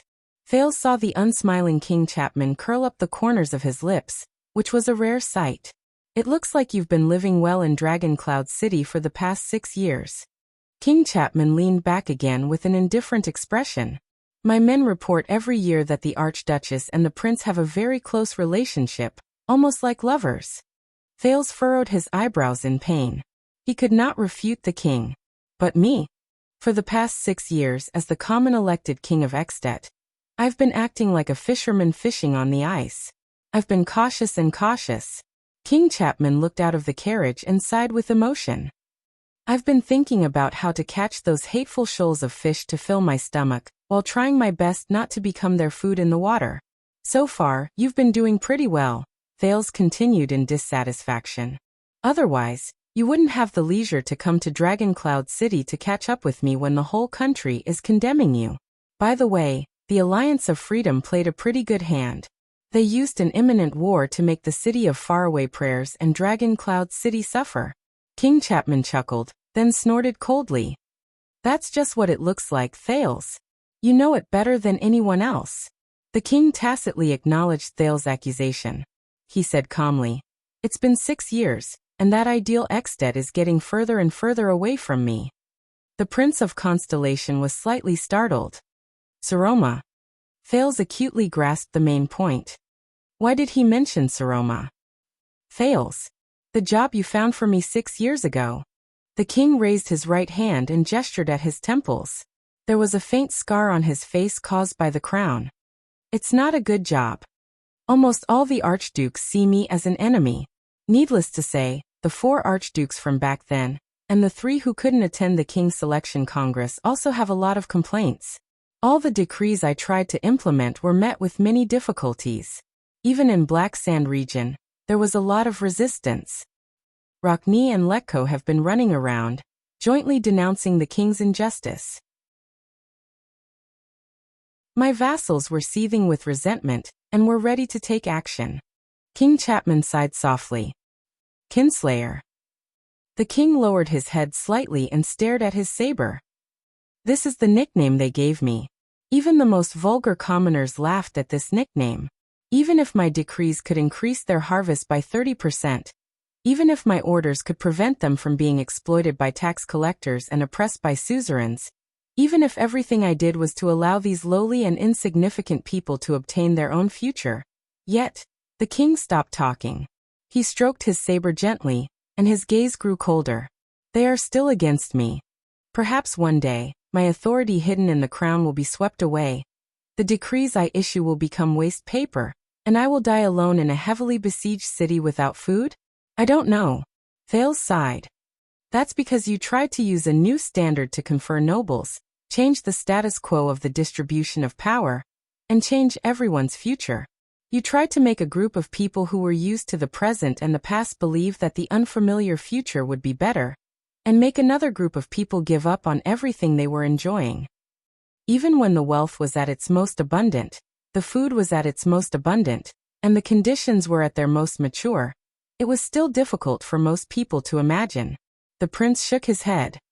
And you want to use 6 years to complete what Mendes III could not do in more than 100 years? Thales raised his head and stared seriously at the former Lampard, who was now King Chapman. This is the price. The carriage fell into silence. King Chapman fixed his gaze on him. Both of them stared at each other for a whole 5 seconds, until the king slowly laughed. See, I knew it was right to come to you. You are one of the few people who can understand me. King Chapman's smile was very cold, and it made people unconsciously nervous. This made Thales realize that because of his new title, the prestige of the Archduke of Black Sand region was also increasing day by day. Not everyone can participate in this kind of conversation, not even a smart person like Lessa. Thales sneered and shook his head. Lampard, before I impatiently call out to the people outside, cut the crap. The prince's tone became firm. Why did you come to me? What did you mean by losing the entire game? King Chapman did not answer immediately. His increasingly aged face showed an expression of ridicule and mockery. Take a guess, Thales, the king said flatly. Just like before, aren't you the best at this? King Chapman did not answer immediately. His increasingly aged face showed an expression of ridicule and mockery.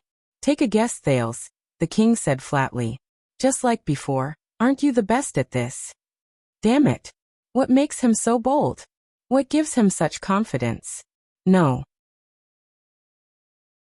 No matter what he wants. It's obvious that the Alliance of Freedom is not enough to drag the city of Faraway Prayers and Dragon Cloud City down.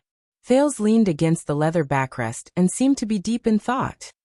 In order to save yourself from the predicament of being condemned by the masses, you have to add fuel to the fire. So, you want to start with Dragon Cloud City. I'm guessing the Archduchess marriage? You want to use her to plunge Dragon Cloud City, which poses the greatest threat, into internal strife? Thales raised his head coldly. Once you lose external support, the king can easily extinguish the resentment and dissatisfaction of the vassals in Black Sand region, allowing your decrees to be carried out unimpeded. King Chapman's expression did not change. He did not comment. Speaking of Archduchess Walton, I have a question. Unexpectedly, the king pushed the saber on his knees to the side, freeing his hands. Chapman Lampard placed his elbows on his knees. With a relaxed expression, he asked in a defenseless manner, "Back then, how did Nuven turn you into his ally and make you willingly stand on Dragon Cloud City's side?" Thales shook his head rudely. "He didn't turn me into his ally. You forced me to stand on Dragon Cloud City's side, remember? Someone wanted to frame the Prince of Constellation and help him build his country, but in the end, he suffered the consequences of his actions?" When he said this, Thales was satisfied to see that King Chapman's originally calm and composed expression had become much more unpleasant. "I guess he gave you a promise." The king ignored his sarcasm, but Thales could feel that Lampard's tone had become colder. "A marriage contract, is it?" Thales sucked in a breath. "I know that when his bloodline was cut off, Nuven must have promised to marry his granddaughter to you in exchange for the protection of the future king of Constellation." Thales subconsciously clenched his fists again. "So, that's why you care so much about the Archduchess marriage?" King Chapman's speech became more rapid, and the pressure he gave off gradually increased. "You think she's your fiancée, something you have in your pocket, and an important chess piece for Constellation to control Extet from afar? But now she's facing..." Thales clenched his fists so tightly that he chuckled. "I admire your imagination, Lampard." The prince sneered and shook his head. "Do you really think that an heir to the throne of Constellation can marry the Archduchess of Dragon Cloud City of Extet?" The king's lips curled up. "If King Nuven was still alive, perhaps." Chapman I said softly, "But my uncle still made a good deal. Even after his accidental death, the gift from the late king was exchanged for an unexpected gift in return. Under the illumination of the starlight, the dragon spear survived the unpredictable torrents and storms. You did your best, broke convention, and supported her to sit on the Archduchess throne. In these 6 years you, together with Liesban and the others, did everything you could to help her gain a foothold. You did your best to maintain the stability of Dragon Cloud City during the earth-shattering disaster of Nuven's death." In the carriage, the king slowly leaned forward and stared intently at the heir of Constellation. "Even if you know that the girl sitting on the Archduchess throne..." He enunciated each word with a shocking emphasis. "She is not the true Walton bloodline." At that moment, all the muscles in Thales' body tensed up. He knew. Thales, who had always been good at thinking and handling matters calmly, had never wanted to immediately turn hostile and solve the problem with violence as much as he did now. The image of the helpless and sobbing little rascal appeared in Thales' mind. He instinctively felt for his dagger. "Chapman Lampard. Kill him. Kill him. Now. Keep this secret forever." The prince took a deep breath. The sin of Hell's river surged out of his body, but it did not surge to his limbs. Instead, it surged to his brain. Under the effect of the sin of Hell's river, the last remaining shred of rationality returned to Thales' mind. Like a traveler clinging to a cliff, it told him at the top of his voice, "Calm down." The enemy came prepared. King Chapman sighed. "You know, Madame Calchon told me a lot of things." The king shook his head. "For example, the true direct bloodline of the Walton family is extinct. Once her identity is exposed," he said flatly, "what will happen to her? Think about it." Chapman's words were like a dose of fatal poison that spread in Thales' heart. In front of the Bright Moon God's spokesperson, she impersonated the Archduke of Dragon Cloud City and deceived all of Extet. Thales raised his head slowly. The prince gently swallowed his saliva, but he was far from being as calm as he appeared. "This is Saroma's greatest weakness. Also, So this is Chapman Lampard's goal. Bringing this secret to me? Damn it. Damn it. What should I do? What should I do?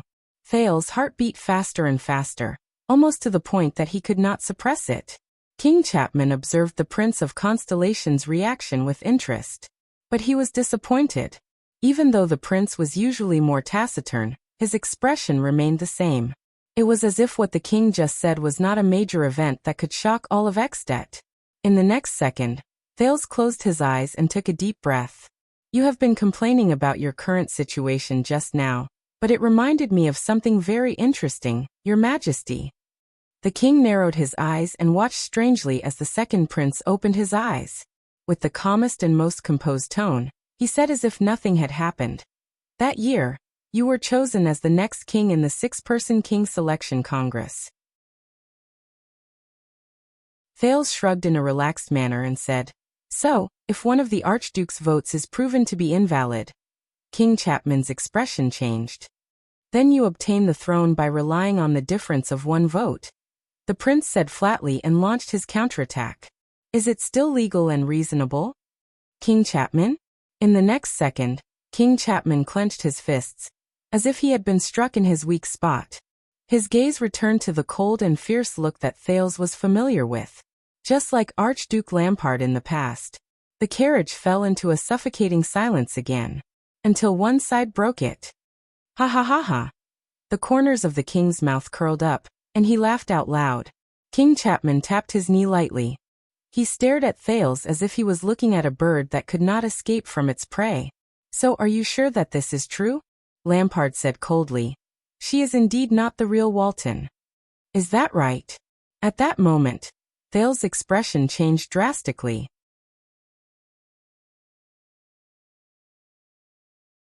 Chapter 301. I have slackened, I have slackened, I have slackened. As he stared at King Chapman's steady and aloof expression, Thales, who was drenched in cold sweat, suddenly realized this in sorrow.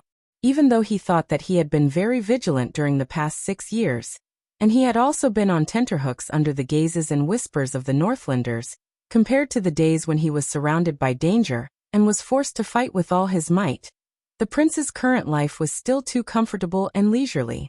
At some point in time, even Thales did not realize that he had unknowingly gotten used to this comfortable rhythm.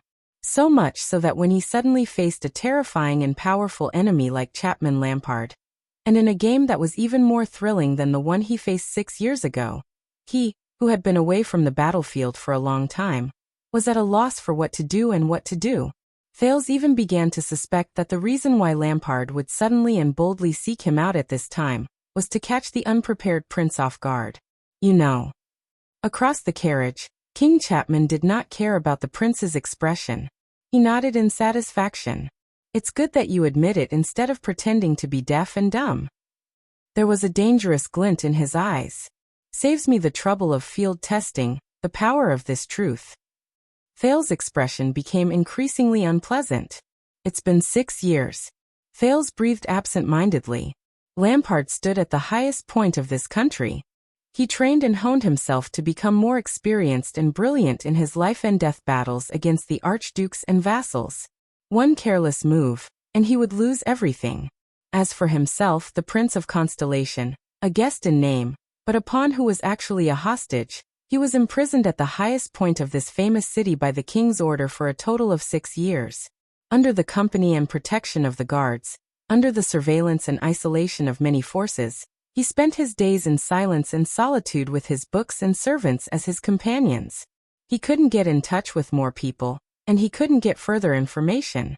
He was far away from the most dangerous and complicated games. He was lost and corrupted in the illusion of peace. In a way, Lampard won. He fought for 6 years, and at the same time, he took 6 years from me. Thales clenched his fists. Maybe. There was a voice in Thales' heart calling out to him. Maybe it's time for me to go. He left Dragon Cloud City and returned to, however. Thales raised his head slightly and looked into King Chapman's eyes expressionlessly.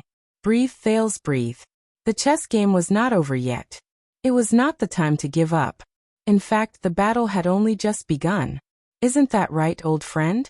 The familiar sin of Hell's River spread through his nerves and blood vessels, spreading through his entire body. It was like the flames of hell, but also like the frost of the northernmost region. It made Thales shudder. Think carefully, Thales. Fear, nervousness, frustration, dismay, bewilderment, and countless other superfluous emotions instantly left him. Thales leaned against the back of his seat, crossed his arms, and furrowed his eyebrows. First of all, Thales thought coldly. Lampard said that the Red Witch did not tell him a single word. Is this true? If it was true, it meant that the king had learned of Dragoncloud City's greatest secret from another source. He needed confirmation. King Chapman did not panic. He waited thoughtfully for the prince's response, as if everything was under his control. You're not sure either, right? When it comes to this bargaining chip that can overturn Dragoncloud City and yourself at the same time, the field test and whatnot is just empty talk, Thales said expressionlessly. When did you start suspecting it? There was considerable interest in King Chapman's eyes. From the first day. Thales gritted his teeth lightly. The first day, in other words. Triumph is the token that the King of Renaissance gave to Raikuru. It has a high status and extraordinary significance. Over the years, it symbolizes the Walton family's legacy and Dragoncloud City's authority. It has always been worn by the successive archdukes of Dragoncloud City, passed down from generation to generation, and known by all. The king's voice traveled into his ears coldly, and it gave people the illusion that it was not cold. But that night, when my men carried Nuvin's corpse away, his finger was empty, until I saw you put the ring on that girl in the Hall of Heroes. Thales moved slightly. He remembered the confrontation in the hall that year. You suspect that I took the ring in private and put it on Saroma? The prince said softly. That seems a little arbitrary. King Chapman shook his head. No, I don't think that group of former White Blade guards had the guts to desecrate the late king's corpse, nor do I think that they would allow you to take the supreme token that represents the Walton family from Nuvin's corpse. So, Triumph could only have been taken from King Nuvin's finger when he was still alive and given to his granddaughter. The look in King Chapman's eyes became more and more dangerous. That makes it even more suspicious. Thales' expression froze. He had figured out the key. Lampard's information did not come from the secret room or the Red Witch. This terrifying and ambitious man found the secret on his own. If that's the case, the king snorted coldly. Nuvin could not have known that he was about to die. Why would he hurriedly take off the ring that represents the Dragon Spear family and secretly hand it to a girl who could not even be trusted by the vassals? Wouldn't it have been better to gather the vassals in public, pass the ring under the watchful eyes of the public, confirm the heir, and use the born king's authority to endorse the Archduke's legacy and pave the way for the Archduchess? Then I thought of you, King Chapman said quietly. You were also in Dragoncloud City that day when the late king privately passed the Ring of Triumph to his granddaughter. Thales Jadestar. The prince lowered his head so that the other party could not see his expression clearly. That night, the late king wanted to pass the ring to his granddaughter, so that you and the Jadestar family could see it, right? He chose you, Thales. Strangely, there was respect and disdain in King Chapman's voice at the same time. Because of the status of the Jadestar family and the King of Constellation, and also because of the uniqueness you displayed that night, he chose you to be the husband of his granddaughter and the future Archduchess. After his death, with the power of Constellation, you will continue the Dragon Spear family's rule over Dragoncloud City and protect your wife's family. The prince could hear his heart beating at a constant rate. At that moment, the once familiar thinking pattern returned to Thales' mind. In the conversation just now, he first probed whether I have an engagement with Saroma. Then he asked about my alliance with King Nuvin. Both of them. For many years, I have been full of doubts about how this alliance was formed between the two of you, King Chapman said coldly. You were right about one thing. Thales, the heir of Constellation. How could he marry the Archduchess of Dragoncloud City under the heavy opposition? The king gradually approached Thales' face. The prince could even see his own reflection in the king's eyes. There are two doubtful points. First of all, how could you possibly believe that this fragile alliance would still be effective and profitable in the face of so many obstacles when King Nuvin's life was nearing its end? Moreover, with a fragile marriage, could Eternal Star City really interfere with Dragon Cloud City's affairs? Secondly, how could King Nuvan be sure that his actions were not like inviting a wolf into his house, that the alliance he formed would not fall apart after his death? How could he be sure that Constellation would not go back on its word and leave while seizing benefits, or even send the Walton family and Dragon Cloud City to hell just to attack Extet? King Chapman returned to his seat. His domineering words came to an end. Only endless silence and deep thought were left in the carriage. Thales narrowed his eyes slightly. Very well. Lampard's words about not being of the true Walton bloodline did not mean that he knew the whole truth. On that cruel night 6 years ago, what happened in the Hall of Heroes was not as simple as the old king giving his surname to a girl who was not of his bloodline. That night, Alex's pale face appeared in front of Thales' eyes. He shifted his attention back to the king. If that's the case, the only thing Lampard can be sure of is, now, it's up to him to make his own move. In the dark carriage, Thales took a deep breath. A pretty good guess. The Prince of Constellation carefully weighed his words. Every second, he reminded himself of the existence of the enemy he was facing. But it's still missing a link. King Chapman raised his eyebrows. Thales said flatly, "Croche, how much did she tell you?" The carriage sank into silence. The prince waited patiently. As expected, in the next moment, King Chapman's face twitched. An emotion similar to surprise appeared in his eyes. Interesting. King Chapman did not seem to have expected this. How did you know? No, I don't. Thales said quietly in his heart. Until you confirmed it for me. Kent Vita's audience. Thales answered straightforwardly. That cold-faced female warrior behaved very strangely. She was agitated when she faced the herald, her attitude towards Kent Vita, and the baffling words she said to the Archduchess at the end. Of course, there was also her eagerness to invite me into the carriage, even at the cost of a fight. King Chapman stared at him quietly. A few seconds later, the common elected king could not help but snort softly. Ash is a very interesting girl. I've never seen someone as arrogant as Lessa be so infatuated with any woman. I guess the Tower of Eradication does have its ways, right? A long time ago, Caslin was also infatuated with a woman from the Tower of Eradication. Thales shook his head. He did not want to listen to the king's nonsense. He went straight to the point. I guess she introduced you to her father, Lord Burn Merk? King Chapman's eyelids twitched. Not exactly. The king snorted softly. When we were discussing the Alliance of Freedom, we happened to talk about the eldest son of King Soria Walton, who broke Fort Liberté.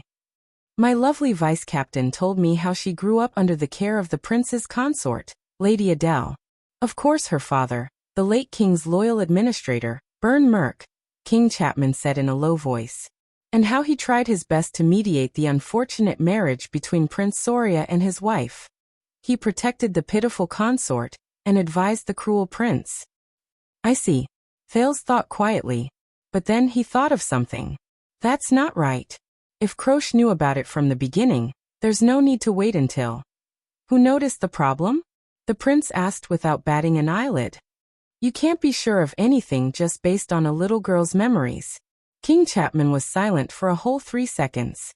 It was so long that Thales could not help but frown. This time, Chapman Lampard's voice was very soft. It sounded as if it came from afar, but also as if he was afraid of waking up a sleeping baby. It was Harold. Thales was startled. Harold. Wait, he means. The king let out an indecipherable sneer. It sounded sad, but also angry. When Prince Soria was assassinated, my elder brother, Harold Lampard, was the first person to rush to the scene. Of course, the assassin was hidden in his team. Do you remember? King Chapman's voice slowly regained its calmness, as if he was narrating a story about someone else's family. Harold once described the tragedy to me. The prince was covered in blood and collapsed in the carriage. His body was cold, and his personal guard was holding the body of the princess consort. He knelt outside the carriage and looked at the baby girl in her arms, crying her heart out. Thales did not speak. Lampard sneered. Lessa was very interested in this detail. Why did Lord Merk, the White Blade Guard and later administrator, seemed to care more about the consort. The prince's expression froze. He was getting closer. Following this clue, Lhasa also discovered that after the king's selection, the Archduchess ascended to the throne, but Administrator Merk, who had guarded Lady Walton conscientiously for the past 12 years, and was supposed to continue protecting Dragon Cloud City with his life, disappeared. For 6 years, even Ike did not know her father's whereabouts. It was as if he became disheartened overnight and gave up on everything, including his oath of blades and loyalty. The king continued speaking. Soon he found more. Some of the servants and guards in a certain area of Heroic Spirit Palace had either disappeared or died during the calamity 6 years ago. None of them survived, and they happened to be the personal guards of the Archduchess, who was the baby girl. Viscount Lhasa Kentvita. Thales sighed. Is this why people call him the Night Falcon? It makes sense. Is he good at hunting with his eyes open in the deep night, which ordinary people do not pay much attention to? The king shook his head and did not continue the conversation.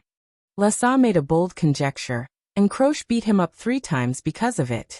The current Archduchess of Dragon Cloud City is not her father's daughter, but Administrator Merk's bloodline. King Chapman's eyes shone with a terrifying, cold light. I'm guessing that in order to protect the secret of the bloodline, Regent Leespan made him disappear forever? Very well. He does not know. Thales told himself silently, I only know half of the truth. He only knows Alex. But he does not know Little Rascal, and he does not know Saroma. I can't believe you found out the truth just like that.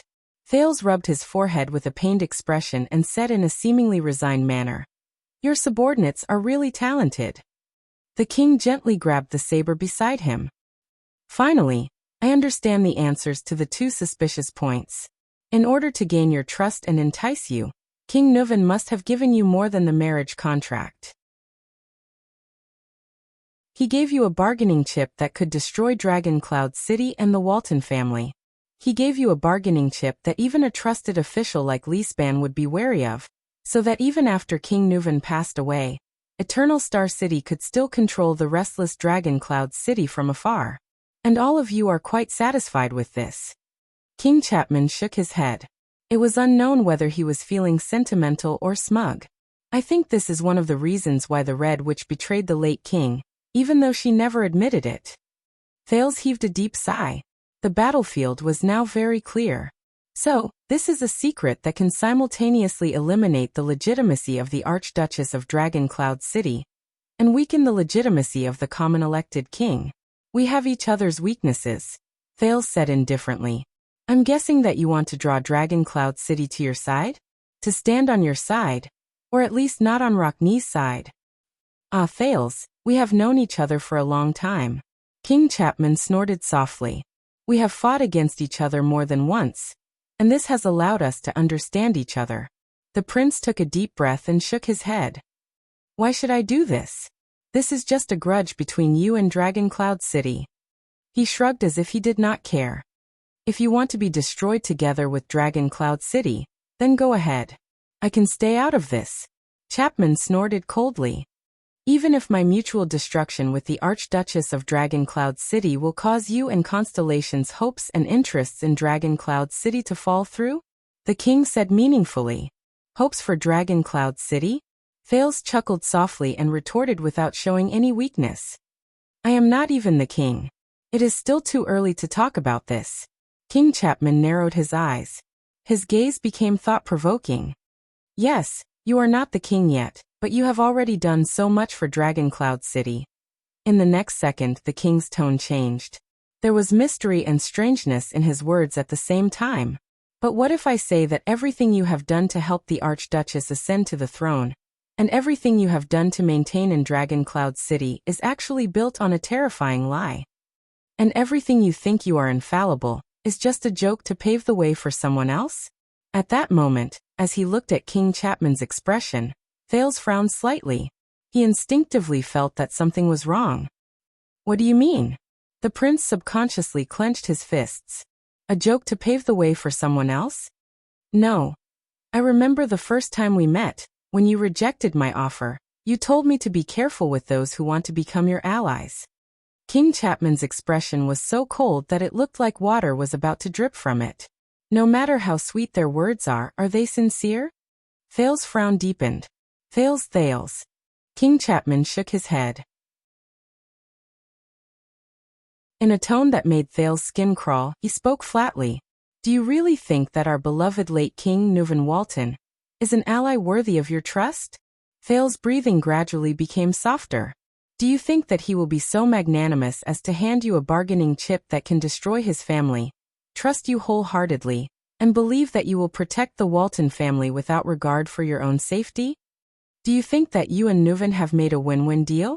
That you will obtain a wife who represents Dragoncloud City, and he will obtain the continuation of the Walton family, and that everyone will get what they need? Do you think that Nuvan will be so tolerant as to tolerate a person who is not of his blood sitting on the Archduke's throne, and that all he cares about is that illusory and empty family name? The king said softly, You underestimate our late king too much. Thales stared at King Chapman with a face full of doubt. If you have nothing else to say? Maria is still alive, the king said quietly. At that moment, Thales, who could not react in time to the slightly unfamiliar name, was slightly stunned. Feeling uneasy, he subconsciously said, Who? A strange and terrifying expression appeared on King Chapman's face. The next moment, the king uttered a name softly, Maria. Maria Walton. Maria? Thales mulled over the name, and without realizing it, his face turned pale. What? That's. When I first found out, I was even more shocked than you were. The king added as if nothing had happened. Yes, 6 years ago, the beginning of everything, the Prince of Extet who was assassinated in Constellation, which led to a series of drastic changes in our kingdoms, laid the foundation for our fates, and made you a hostage. At that moment, King Chapman's eyes seemed to burn with terrifying flames. Still alive. Time seemed to have stopped at that moment. It was as if even the air in the carriage was about to freeze because of this terrifying moment. Thales was completely stunned. What is he talking about? That prince? That Prince Maria who was jointly assassinated by Lampard, Pofret, Arund and Constellation's new star? Still alive? That means... A terrifying thought instantly crept into his mind. Only God knew how much effort Thales had to use to suppress the trembling of his entire body, and the drastic change in his expression.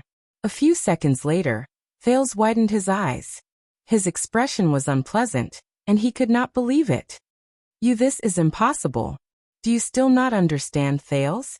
King Chapman's eyes shone with indignation, and he enunciated each word clearly, as if he was chewing on his deepest hatred. In Dragoncloud City, whether it was the late King Leespan, or the Star Killer, all of them knew and understood this. Thales' brain was in extreme shock and astonishment, and he struggled to maintain his ability to think. All of them knew it. They waited patiently, looking forward to the day Prince Maria returned. Before he returned, they used a fake archduchess to temporarily preserve the Walton family's power.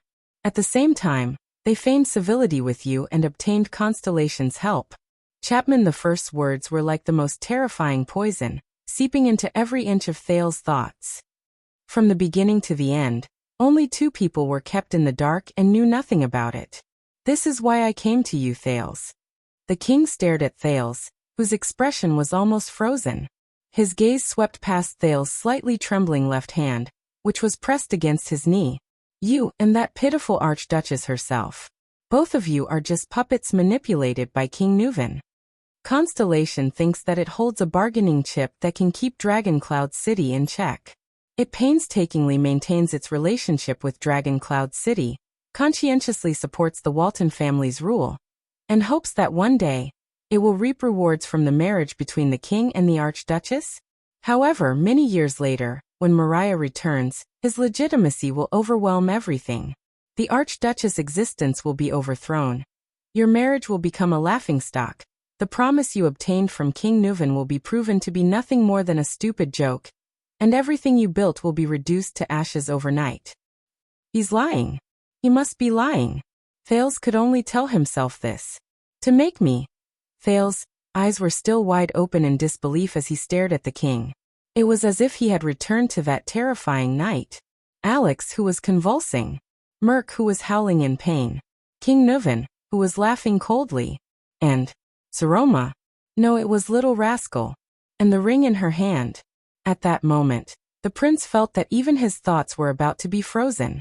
I told you, I know my uncle too well, unlike you, who only spent a short day with him. Nuven, he toyed with everyone in the palm of his hand. The king stroked the saber between his knees and sneered as he said these words. He used an unprecedented lie to deceive your trust and belief. He used a seemingly sweet and sincere bait to catch your persistence and loyalty. From your self-righteous thoughts, he harvested the prey that the great dragon wanted the most. King Chapman slowly raised his right hand and slowly curled his fingers. This is King Nuven's real trick and strategy. It is a gift from the late king. In the next second, Chapman Lampard clenched his right hand tightly. It was as if he had just seized someone's throat. Thale's breathing shuddered as he broke out in a horrified cold sweat. Welcome to the cruel, real world. In the darkness, an ugly and cold smile appeared on King Chapman's colorless face. The guardian of Dragon Cloud City, Your Highness. Passengers boarding the train, for the sake of your health, please fasten your seatbelt at all times. Swordless, with a serious expression.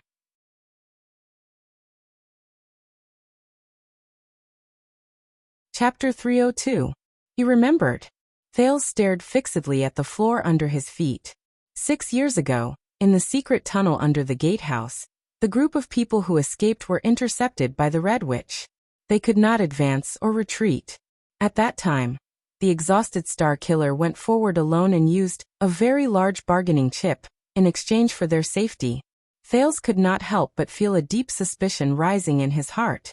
What did Nicholas tell the Red Witch that made Madame Calchon turn around and leave so decisively? What made her ignore existences like the Prince of Constellation and Miss Walton, as if they were just unnecessary outsiders? Is the secret room really so unconventional that they could leave without any hesitation after making up their mind to overthrow the stubborn King Nuven a moment ago, and leave without any involvement in anything the next moment? If, as Lampard said, Saroma's existence is just... Thales took a deep breath. Veins popped up on his hands. Ridiculous. He stared coldly at King Chapman in front of him. The heir of Dragon Cloud City, who was publicly acknowledged to have been dead for 6 years, is still alive?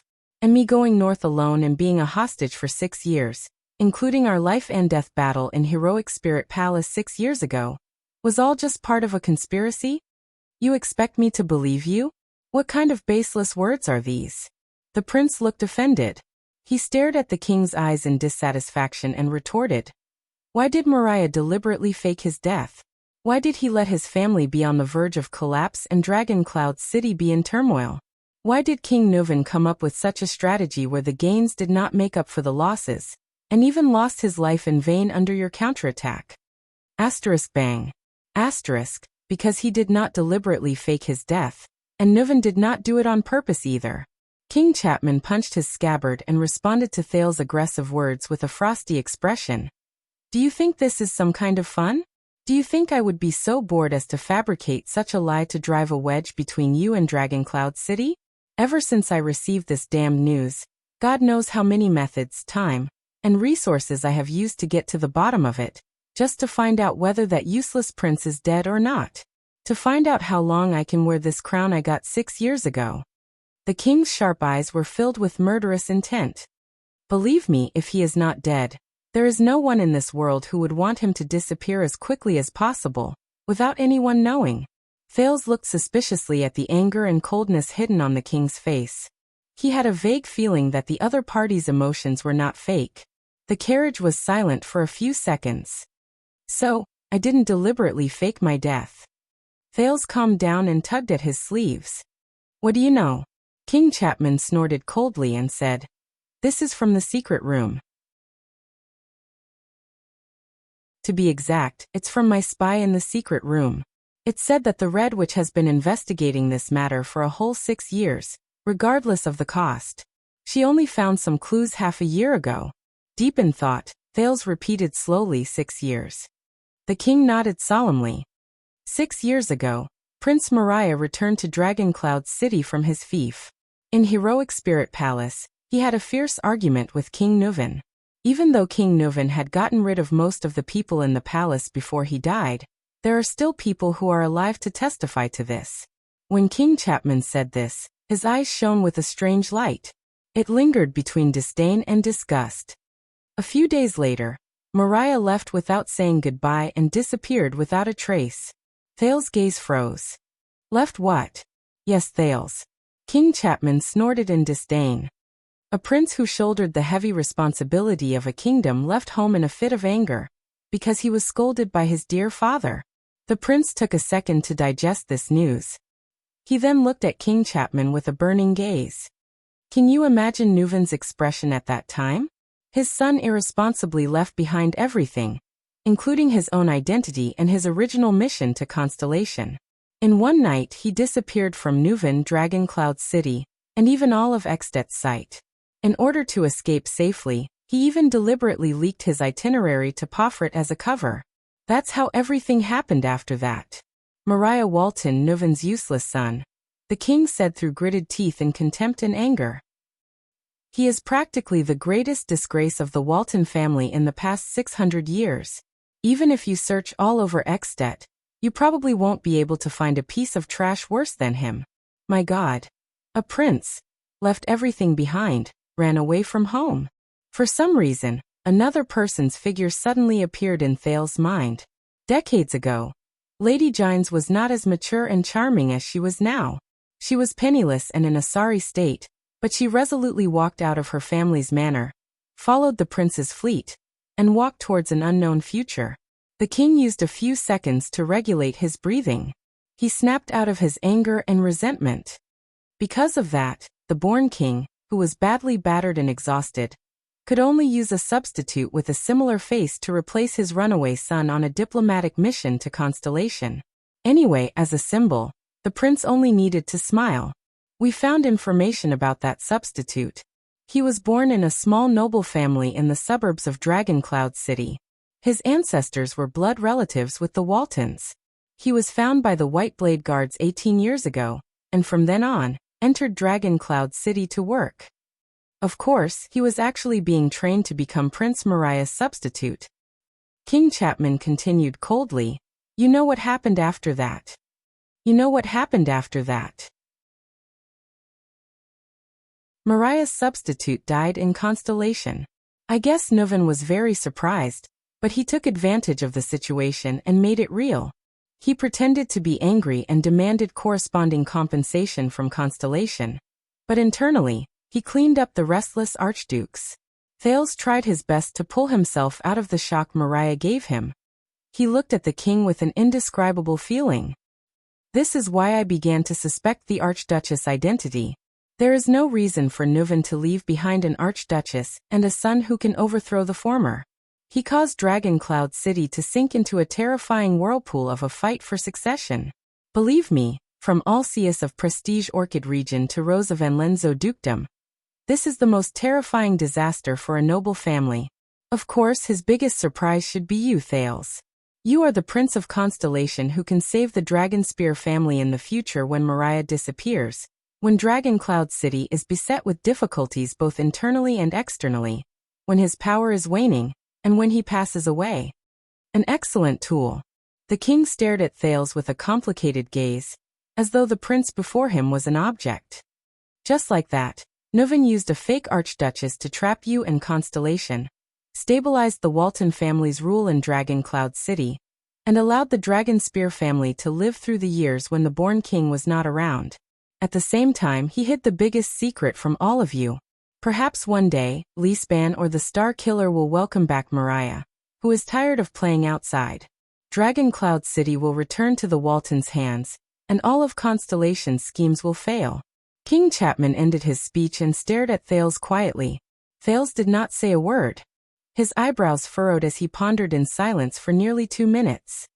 How could this be? King Nuvan's back appeared before his eyes. The heroic and shrewd former king turned around in his mind and flashed a cold smile that made people shudder. Nuvan Walton. He dared to fight in front of the vassals, and used a vicious scheme without hesitation. He could poison a young girl to death without batting an eyelid, and put the family's inheritance in his and little rascal's hands without a care. And now, Nuvan the born king. What kind of person are you? Is this what you want to say? The second prince said in a weary tone. Everything that happened 6 years ago, the grudges between our two kingdoms, the conspiracy in Renaissance Palace, the confrontation in front of the fortress, the disaster in Dragoncloud City, all originated from Mariah's willful departure. It's hard to believe, isn't it? King Chapman sneered.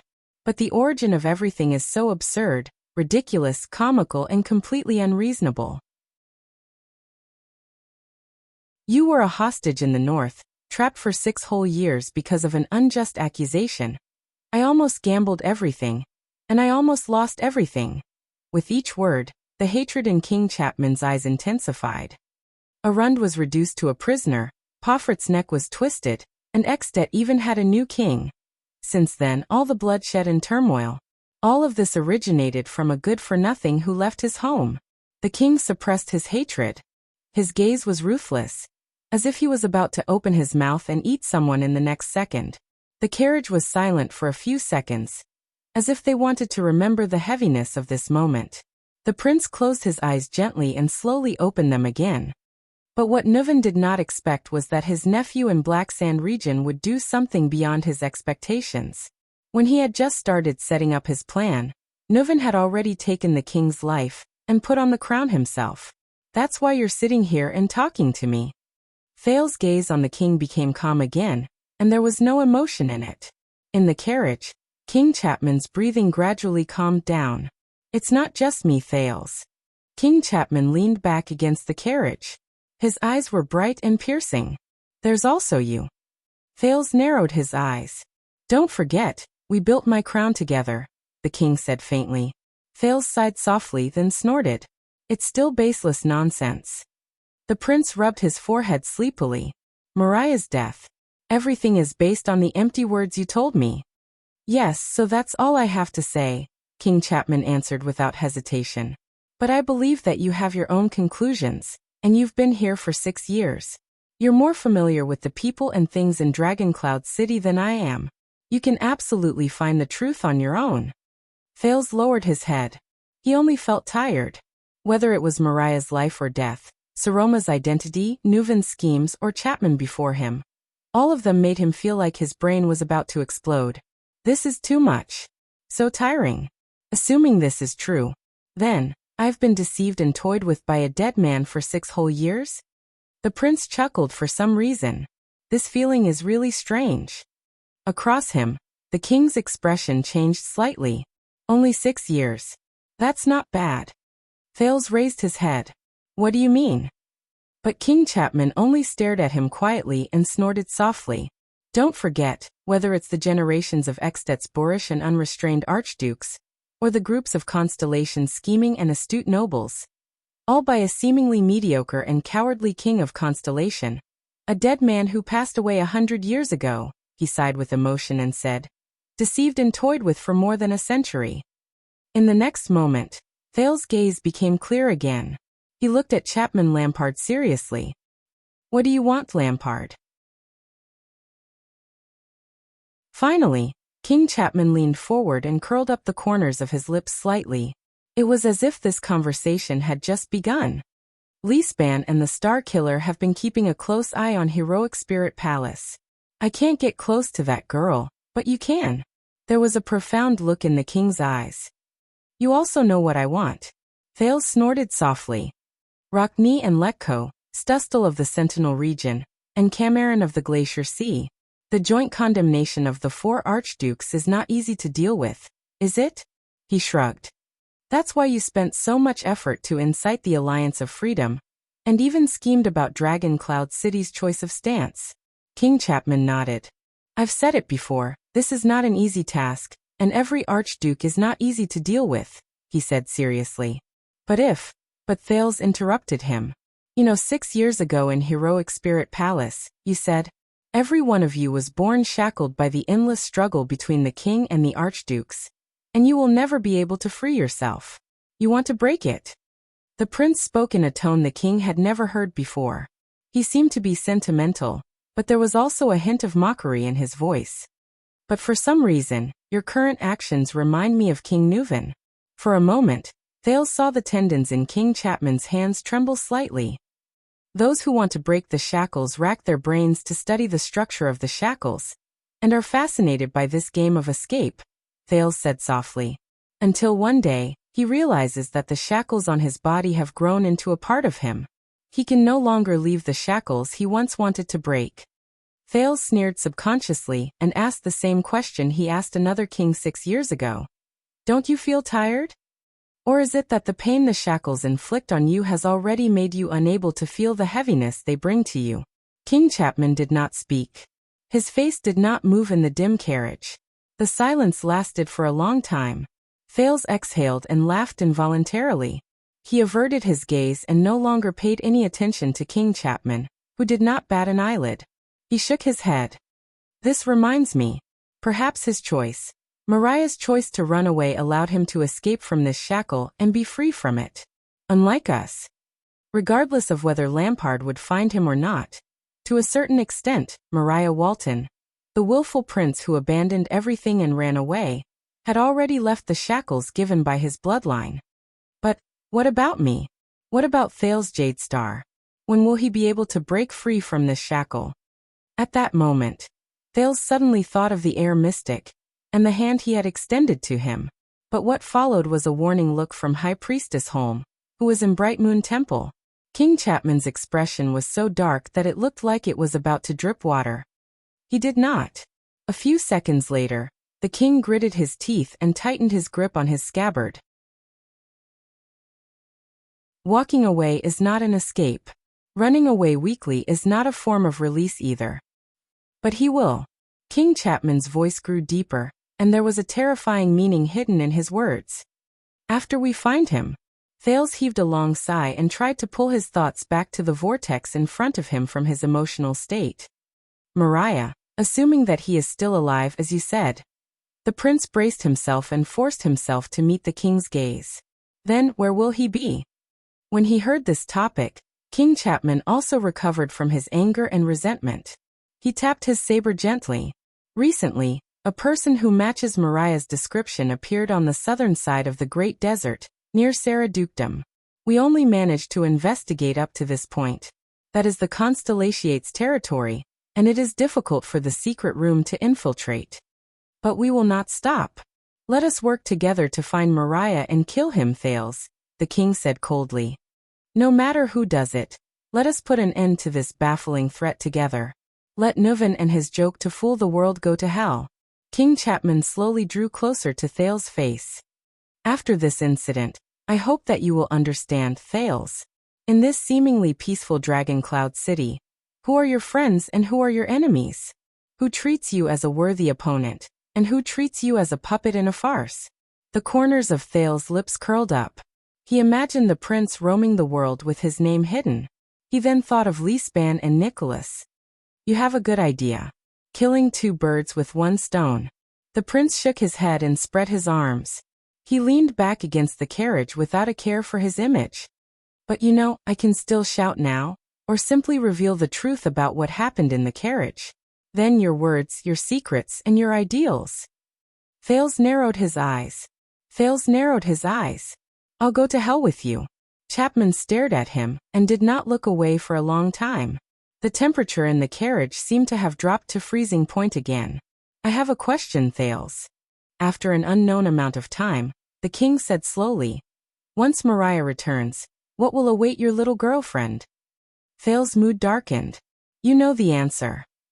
Will the kind Leespan and the kind Star Killer give her a certificate of commendation after Mariah is restored to the throne, in recognition of her contributions to the stability of Dragon Cloud City, while she sat in Heroic Spirit Palace pretending to be an archduchess for the past 6 years? The king sneered. If Mariah's matter is true, then this secret will not be buried with my death. One day, together with your enemies, it will fiercely devour you and that girl. This is the meaning of the choice you face today. Thales stared at Chapman without moving. His eyes were dull and devoid of emotion. Choice. Another choice. He clenched his fists. The prince said coldly, I can leave and watch from the sidelines. You can play your own game of chess. The king smiled. You won't. You're different from a lot of people, Thales. King Chapman shook his head confidently. His gaze was like a sword that pierced straight into Thales' heart. As long as you have the ability, the strength, and the belief, you won't leave without doing anything and leave a hell behind you. You'll cold-bloodedly watch others cry in pain, and you'll hypocritically console yourself that this is the best choice and the most realistic one. He raised his hand in the darkness and pointed outside the carriage at the highest point in Dragon Cloud City. Otherwise, you wouldn't have walked right into the trap and returned to Heroic Spirit Palace 6 years ago. Thales clenched his fists tighter, almost to the point where his palms were about to break. Damn it! He sighed tiredly in his heart. No one in the carriage spoke again. The silence lasted for a long time. It felt like a century had passed. If you have nothing else to say, then so be it. Thales shook his head with a gloomy expression. I'm tired. Of course. King Chapman, who was watching him quietly, nodded casually, as if they were not enemies at all. If you know where to find me. When Thales heard this, he sneered. You still can't bear to leave? You know, a storm is coming, and Dragon Cloud City's future will not be peaceful. In that second, the king's gaze became very subtle, and there was an indescribable meaning hidden in it. I'm not the one who can't bear to leave, Thales, Chapman Lampard said in a calm and thought-provoking manner. Just as you said, a storm is coming. Thales frowned. As his Adam's apple bobbed, he stood up and placed his hand on the carriage door. There's one more thing, Thales. With his back facing the king, Thales stopped in his tracks and turned his head slightly. King Chapman turned his head to the side and glanced at him with a strange gaze. 6 years ago, under Broken Dragon Fortress, you dared to charge in the opposite direction, even at the risk of losing your life. You made a bet with me on the battlefield where swords and sabers are blind. But today, 6 years later, in the peaceful Dragon Cloud City, you don't dare to risk the Archduchess' life. You don't dare to be stubborn to the end, and make a bet with me on the battlefield where there are hidden undercurrents. Thales was stunned. The king laughed and said, What's wrong, Thales? Is it easier to make a decision in a dangerous and bloody situation than in a strange and indecipherable situation? Or is it because it's harder for you to make a decision when you're facing another person's life than when you're facing your own? Thales gritted his teeth and frowned. That's different. Back then, the people around me and I were all in a dangerous situation. I could risk my life without hesitation, even if it was hopeless. But today, Saroma. Or did you become cowardly, hesitant, and merciful during your 6 years in Dragon Cloud City? Chapman said softly. Thales maintained his posture of pressing against the carriage door. His expression was stern. We are different, Lampard. The second prince did not turn his head. His side profile was still facing Chapman. He said coldly, You are a cold-blooded gambler. King Chapman raised his eyebrows slightly. What about you? What are you? This time, Thales did not hesitate. He opened the carriage door and got off without turning his head. Be careful, Thales. The king's voice traveled faintly from behind him. When your enemies smell your weakness. Asterisk bang. Asterisk Thales closed the carriage door without hesitation and shut the words behind him inside the carriage. He had heard enough today. There was no need for his emotions to be shaken. Besides, weakness. The prince remembered the Black Prophet's terrifying appearance and his heart tightened. In the carriage, King Chapman stared at the carriage door that was slammed shut with a complicated gaze. He lowered his head to inspect his scabbard and said the second half of his sentence in a seemingly unconcerned manner. They won't let you off so easily. I've spent the past 4 days without updating the novel on revising the first few chapters. If you're interested, you can go back and download the first few chapters again.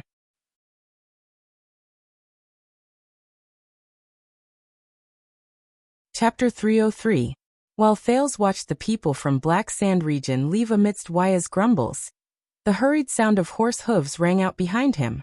The vigilant Waya and the others instinctively blocked the prince, but Thales, who had expected it, sighed and turned around calmly.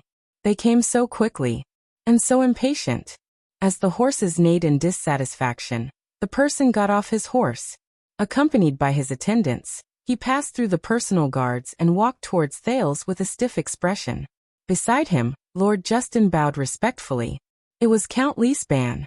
The old but still spirited regent of Dragon Cloud City stood in front of Thales with an unhappy expression.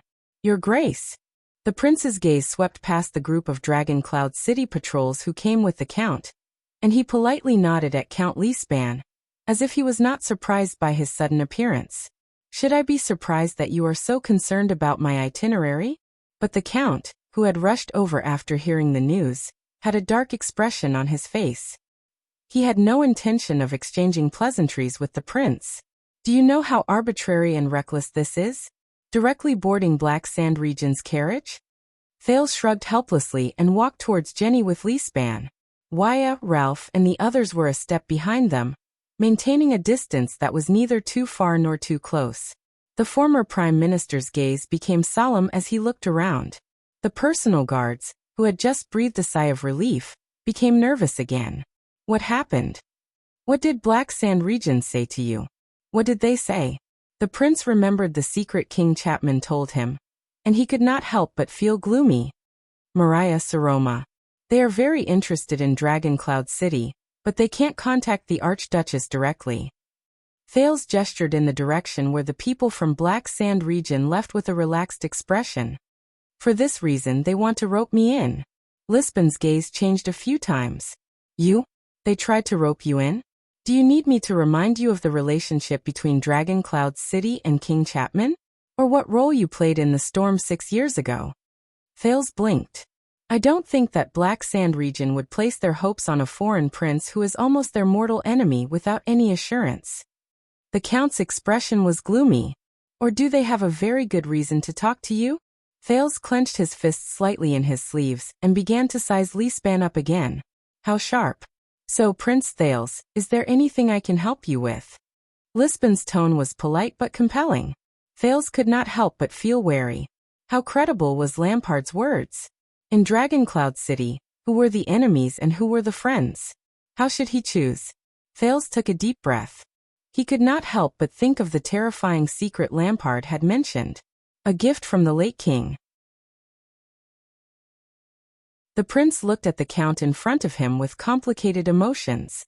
His gaze swept past his white temples. During these 6 years, what kind of emotions did the most powerful minister in Dragon Cloud City harbor as he watched Saroma grow up? What did he think of Saroma, his titular ruler? Archduchess? The wife of the future Grand Duke? An inexperienced little girl? Or yeah. The prince sighed slightly. "They gave me a very convincing reason." The count listened attentively. Thales raised his head and said without batting an eyelid, "They said that as long as I can help them, King Chapman will personally give the order." The prince paused for a moment before he said softly, "Let me return to my country." In that second, the old regent's gaze froze on Thales' face. Thales forced a smile and spread his hands. "Is that so? Interesting." After pausing for a few seconds, the count pursed his lips. His tone was thought-provoking. "Then how did you answer?" Thales stood in front of Jenny and looked at the girl's joyful expression. He was deep in thought. "I need to think about it," Thales answered very slowly. "This is my answer." Leespan did not speak. After a few seconds, the regent raised his eyebrows slightly.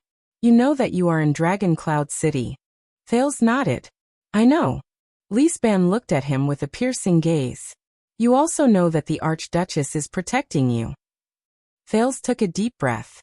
"I know. But you still need to know." This time, Count Leespan raised his voice slightly. There was a fierce look in his eyes. 6 years ago, during the King Selection Congress, when the 5 archdukes agreed unanimously to not let you leave Ekstedt. How the lonely Lady Saroma stood in the Hall of Heroes and threatened the archdukes in front of High Priestess Holm, that if she was not allowed to keep you in Dragon Cloud City, she would refuse to be chosen as the king and be destroyed in Dragon Cloud City with the 5 of them. Thales was stunned. He lowered his head and stared at the ground with a dazed expression.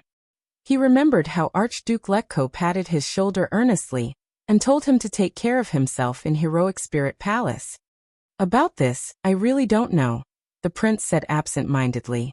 Lisban looked at Thales's expression and nodded slightly. Please don't let her regret that decision. You should return to the palace. You don't want to offend Lord Nicholas at this time. You have an outdoor class tomorrow. After the regent finished speaking, he glanced at the prince, who was deep in thought, and turned to leave. Regent Lisban. Thales stopped the count. Will you miss him? Lisban turned around and looked at the prince expressionlessly. He raised his eyebrows slightly. Will you miss King Nuvan? Thales added. You know, the born king, the real tough guy from the Walton family. The prince's expression was slightly gloomy. He looked like a sentimental poet. Thinking about how good it would be if he was still around. This time, the silence between the two lasted for a long time. It was so long that Waya, who was a few steps away, could not help but signal Thales, but he was stopped by Ralph. After a long period of silence, Count Lisban finally spoke calmly. Every day I miss him, especially when there are mountains of documents and chores piled up on the table again. You can't imagine how deep our friendship is. Thales stared at him. Yes. You know, when King Nuvan was still around, Dragoncloud City and even Extet were far from being like this. Thales sighed. The vassals were in their positions, and their actions were orderly. The subjects had their own duties, and everything was in order. Thales stared at the count's face and said with a faint sigh. But after he left, during the Archduchess' reign, the entire Dragoncloud City was in turmoil, and the people were in a state of panic. Now, even Black Sand region dares to come to Dragoncloud City to contact me. Lisban looked at him without moving. She has not ruled for long, and the people are not used to it yet. We need time and patience, the count answered without missing a single detail. Thales narrowed his eyes slightly. Yes, perhaps to Dragoncloud City. A weak and powerless girl is still a notch below Archduke Walton's position. The prince shook his head faintly. There was a hidden meaning in his words. Perhaps she is still far from having the right to rule Dragoncloud City. Lisban frowned slightly and said in a displeased tone, Please do not interpret my words as you wish, Prince Thales. Thales closed his eyes and heaved a long sigh. Your Grace, the prince asked in a seemingly nonchalant manner. If one day, the Dragon Spear family's bloodline is cut off, and the Waltons have no successor. Count Lisban's expression froze. What will you and your family do in Dragoncloud City? Once he said this, Lisban gave him a profound look. Even if we are allies, your words just now can still easily cause misunderstandings, Prince Thales, especially after your meeting with the emissary of Black Sand region. The count's words were already laced with politeness, but unquestionable sternness. Even now 6 years later, Thales smiled apologetically. Please understand that the current situation in Dragoncloud City worries me. Whether it is the Alliance of Freedom and the City of Faraway Prayers in the west, or the emissary of Black Sand region in the city, and of course the vassals of Dragoncloud City, I have to think more and plan ahead. Lisban stared at him firmly and did not move. Dragoncloud City will always belong to the Walton family, the count said slowly. Raikaru's descendants have ruled this land for nearly 700 years, but it is not without reason that the Cloud Dragon Spear flag is still passed down to this day. There will be news from both the Alliance of Freedom and the City of Faraway Prayers. Please don't worry too much.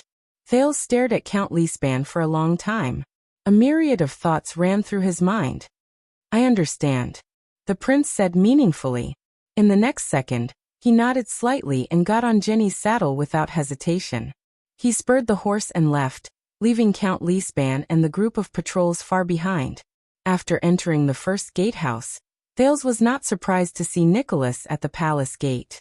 However, the Star Killer only cast him a glance from afar before he turned around and dismissed the Archduchess guards, who had just gathered together, as if they were facing a great enemy. He then turned around and left. The prince frowned. Thales did not fall asleep that night. For the first time, he felt that the walls and floor tiles of Dragoncloud City were exceptionally hard, and his back hurt when he knocked against them. Let me sum it up. In the Archduchess' study room, Merrill Hicks, the old crow, sat in his favorite seat. Just like before, he neither used a book nor a pen. He only leaned on a walking stick, smiled shakily, and nodded gently at his two students. Thales rested his chin on one hand and looked at Hicks in a seemingly serious manner. My dear Saroma has given us many interesting and powerful explanations about how the joint ruling pledge was formed. For example, why Nuvan I, who was the most powerful, was willing to compromise. The most powerful? Nuvan? What is that terrifying old king thinking? Hicks' voice continued to travel. For example, the prestige of King Raikaru and the Queen of the Sky is still deeply rooted in the hearts of the people. Raikaru's descendants, prestige. In Dragon Cloud City, how much prestige does Saroma need to have in order to stabilize her rule? Even her bloodline. For example, the defense line at Glacier requires power that far surpasses that of an archduke to maintain. An archduke? How will the game between the archdukes affect Saroma's rule? For example, as we mentioned in the first lesson, the boundaries of governance.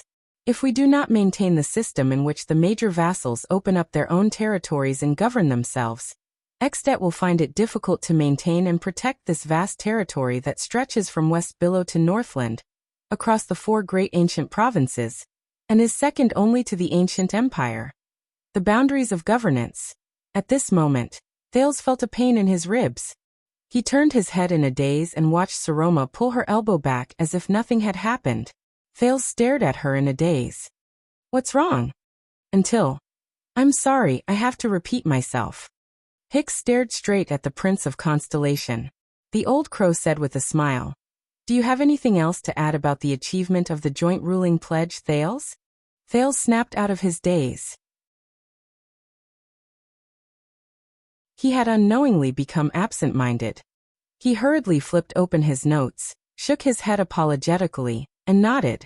I'm sorry, Yes, I have something to add about how Extet's joint ruling pledge was achieved. Hicks raised his head slightly, showing an interested expression. Constellation. Thales raised his head and answered.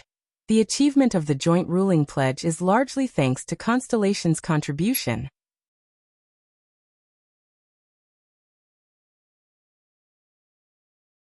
Chapter 304.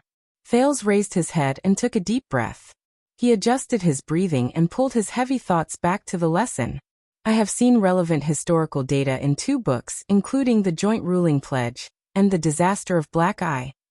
Compared to the endless chaos in Extet after Raikaru's death, Constellation's warlike, Black Eye John Jadestar I successfully inherited the King of Renaissance's army and territory, and obtained the loyalty of the vassals. Hicks and Saroma listened to him attentively, but only Thales himself knew that even now, his mind was still preoccupied. He was only reading the notes and reading from the book. In less than a year, Black Eye almost unified the South and completed what the King of Renaissance did not finish. He took over Blade Edge Hill and part of the coastal area, which is today's South Coast Hill, and Constellation became more and more powerful. Thales thought about the disdain on Putre's face when Nicholas showed off the joint ruling pledge to them when they first arrived in Extet, and his explanation. At this stage, because the peace treaty between Raikaru and Tormund was invalid, and because the suzerains in Extet were in conflict with each other and had endless internal strife, Constellation began to take the opportunity to expand northward. When the Arun family of Constellation and the Tannen family of Northland had a conflict over the ownership of Overwatch City, John Black Eye gathered an unprecedented Constellation army to the north. 2 days after Black Eye marched into Overwatch City, Nuvan Walton, the Smiler of Dragon Cloud City, who was also the first Nuvan, made a proposal. With the help of the Queen of the Sky, he mediated the conflict between Prestige Orchid Region and the City of Faraway Prayers. The 10 suzerains gathered in front of Raikaru's tombstone, and the joint ruling pledge was signed. Nuvan I was crowned king, and the 9 suzerains were promoted to archdukes. Thales exhaled and flipped through the notes he made in the library a few days ago.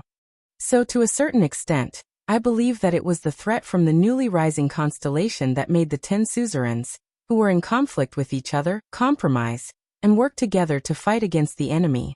What happened after that is the proof. In response, the Tannen family asked for help from Nuvan I in the name of the joint ruling pledge.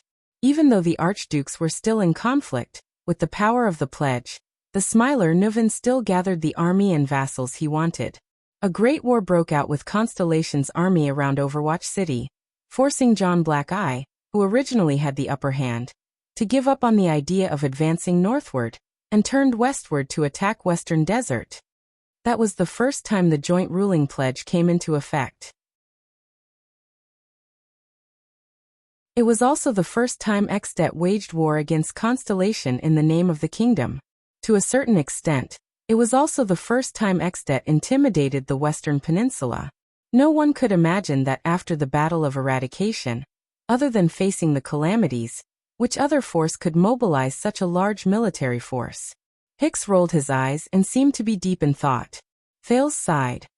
So back to the main topic, Constellation's strength and rise to power also contributed to the joint ruling pledge, and the unification of the strongest country in the Western Peninsula to a large extent. It allowed the 10 archdukes to temporarily set aside their differences, and created the system that this country would follow in the future. In other words, Saroma asked curiously, Constellation wanted to seize the opportunity to attack Northland, but in the end, it helped to unify Extet. Yes. Thales nodded. In this case, not only did Black-Eye John's plan to launch a war and invade Extet from the north fail, it also strengthened the kingdom of the Great Dragon. When Thales finished speaking, he realized that Saroma was already staring at him with starry eyes. He could not help but cough. Hicks laughed out loud. Starting from the joint ruling pledge, we seem to have found an even more interesting topic. You want to weaken a certain person or a certain country, but you intend to crush the other party's fist, and instead help the other party. The old crow sighed slightly and spoke in another language. There's a phrase in the Far East called overreaching oneself. Are there any more examples? Thales narrowed his eyes. Of course. Unknowingly, his attention was attracted. He lowered his head and flipped through his notes. It's still Constellation and Extet, but in reverse. The virtuous king, Mindes III's reform. At that moment, Hicks' gaze froze slightly.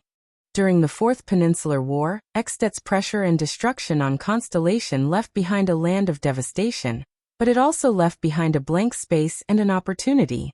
The suzerains in various parts of Constellation became weak, and were in urgent need of assistance and recovery. They scrambled to seek help from Eternal Star City, which made the obstacles the king faced unprecedentedly small.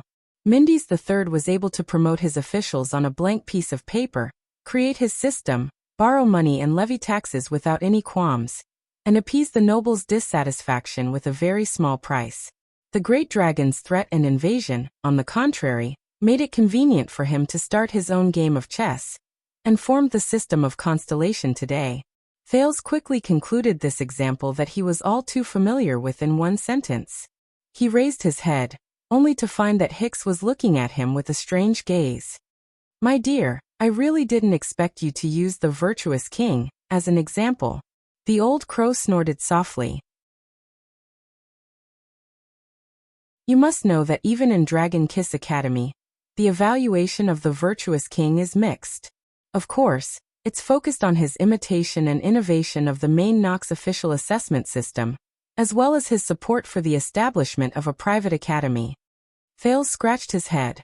I'm sorry, due to various reasons, I'm still quite familiar with this part of history, so I tried my best to find historical materials in this area in the library. Hicks coughed softly. Then, according to what you just said, war is a very complicated topic, because temporary victories and defeats seem to only be superficial, and the positions of the victors and losers can change at any time. Thales' gaze had already left the notebook. He suddenly thought of King Nuvan and Lampard, King Kessel and Arund. King Nuvan attacked Black Sand region and suppressed the Lampard family for decades, but created a terrifying and ambitious person who would take his life in the future. Arund plotted to usurp the throne and plunged Constellation into a crisis, but after his failure, he gave Kessel a reason to control the Northern Territory with the royal authority. What about himself?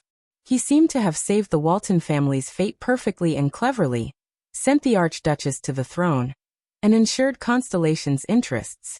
But all the things that he thought he was infallible in the past became questionable after Lampard's visit. Thales sighed slowly. Suddenly, He had a deeper understanding of the virtuous king's words. A momentary victory or defeat is but a fleeting moment. How interesting. Thales raised his head and said quietly, "In fact, I think that simply using victory or defeat to describe the outcome of a war is lacking in consideration." The old crow raised his eyebrows slightly. "Do you mind saying a little more?" Thales cleared his throat, as though he had returned to the past in his dream. War is not a carpentry game, and the opponent is not a piece of wood. If something protrudes here, you just hit it with a hammer, and it will behave. No. Thales muttered to himself for a while. He continued, "War is the gathering of many factors, and it is also the interaction of two parties or even many parties. The wood you hammer may become fragile, or it may become tighter, or it may become harder, or it may become rougher and harder to touch. But it is not determined by whether you hit it with a hammer or not. It depends on the conditions and factors of countless wars, as well as our perspective of observation." Hicks encouraged him to continue speaking with his gaze. Thales sucked in a breath. War is a declaration of war, the ideal of a country's unification, reconciliation of contradictions, sharpening of weapons, and defining one's own moment in blood and fire.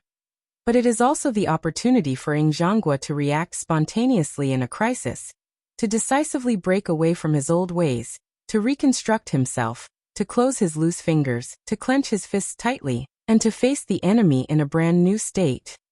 Even after the war ends, this influence will still continue. He could not help but think of the virtuous king. And after the war, both parties will no longer be the same. I think Constellation and the Great Dragon are the best examples. Over a longer period of time in history, the two sides of the war will change and change accordingly. The forces of power will rise and fall, and the balance will shift. That is why the society we live in and the situation we live in will become what it is now, and it will deeply affect our lives until today. Perhaps, compared to what we can see in a short period of time, the glory or pleasure of victory, and the humiliation or pain of defeat, this is what we have always ignored when we face war. After Thales finished speaking, he sank into deep thought. Very good. Hicks clapped softly. I have to say, it has exceeded my expectations, young sir. Saroma furrowed her eyebrows and said thoughtfully, So in other words, when we face war, we should consider more, and not just stop at the superficial level of whether we can win, or what will happen if we lose. Thales' eyes lit up, and he gave her a thumbs up. Hicks smiled faintly. You are right, my dear Saroma. I like this conclusion very much. He blinked his eyes casually, revealing a trace of slyness. So, I can still sum it up. Both students showed expressions of interest. The old crow sighed, and his eyes behind the lenses trembled slightly. First of all, Constellation and Dragon, your fates are intertwined with each other. This is definitely not an empty statement. Be it in the past, present, or future, you have long been entangled together and are inseparable from each other for hundreds of years. Your origins are so deep, you are so close to each other, and you are so closely connected that any change in either of you will have an impact on the other party that is difficult to detect immediately, but cannot be ignored and irreversible in the future. Is that right? The two students nodded vigorously. Their teacher sighed and coughed uncomfortably. I think we can at least reach a consensus. War is not that simple. It is neither simple destruction and reconstruction, nor is it simple plundering and reconstruction. As for victory and defeat, this is the most superficial of all. Hicks looked out of the window. There seemed to be emotions flowing in his eyes. So both of you have the conditions and the power to wage war in the future, even against each other. I am not advising you to hate war, but before you make up your mind to wage war, I think you should first think clearly about whether doing so will really achieve your goals. How many unexpected things will happen because of this? What additional consequences will there be? What will it symbolize in the long-term future? How will the impact on both of you be calculated? Thales and Saroma fell silent as they pondered about something. War is not an overly idealistic game. It is not a one-way assault by one party against the other to determine who is superior or inferior. I actually hope that it is that simple. So simple that we only need to sit in the tent and count the number of chips and listen to the battle cries outside the tent. Then victory and defeat will be decided, and everything will be over. Hicks stared out of the window in a daze, as if he had forgotten that he was just summarizing and chatting. He continued on his own. But it is not. It is not. Death, sacrifice, benefits, price, victory and defeat. These are only the most superficial things in war. The old crow was rather sentimental. More importantly, the fate of thousands of people in both countries will be decided by this. The direction of the future for thousands of years will be affected by it. All factors will be tested in this cruel furnace. And you and I, whether we are suzerains with high positions of power or commoners who rise and fall with the wind, are just the most powerless chess pieces, because most of the time, it is not up to us to decide, even if you are the instigator or the victor of the war. Please remember, dear gentlemen and ladies, beyond the hypocritical moral accusations, beyond the simple calculation of benefits, beyond the illusory warrior's honor. Hicks sighed deeply, as if he had remembered something from the past. Do not belittle war itself. It is not as simple as you think. It is not a game in which you must win or lose, in which you must pay a price, and in which you must live or die. Thales and Saroma stared at their teacher's expression, and seemed to feel the heaviness in it. They looked at each other, and did not dare to breathe loudly. All right, it's just a little sentimental. Hicks snapped out of his daze and smiled nonchalantly. So let's go back to the main topic. Do you have more examples where the outcome of a battle cannot be determined by the outcome of a battle? The old crow did not wait for them to speak. He blinked his eyes behind his spectacles in a seemingly unintentional manner. If not for the time being, then, I would like you to continue thinking about an example. Thales and Saroma were slightly taken aback. Then, the weak old man uttered a word. The bloody year. Apart from victory and defeat, from what perspective, and to what extent should we evaluate the gory year that was full of wars? Thales froze on the spot and stared at his teacher in a daze. He had the illusion that the moment Hicks said that word, he glanced at him lightly. It was a scrutinizing glance, and it was a stark contrast from his usual relaxed demeanor. Consider it your extra homework, but you don't have to hand it to me, because we won't discuss it next time. The old crow stood up laboriously and laughed. Then let's call it a day. Before Thales could think about the meaning of the question, the two students quickly and respectfully sent their ailing teacher out of the door. Asterisk thud, thud thud asterisk Saroma. As he watched his teacher leave, Thales shook off the shadow in his mind and said to Saroma in the most solemn tone, "Listen." Saroma, who was tidying up her notes, was slightly startled. What's wrong? The prince's face was solemn. He took a deep breath and stared into Saroma's eyes with an exceptionally serious expression. The girl felt uneasy as she stared at him. Today, after the outdoor class, it will be around dinner time. Thales clenched his fists. Recalling what he saw and heard yesterday, he became even more nervous. I have something very, very, very important to tell you. His tone was unprecedentedly serious. Saroma stared at him in a daze, as if she was not used to the prince being so serious. Very important? Yes.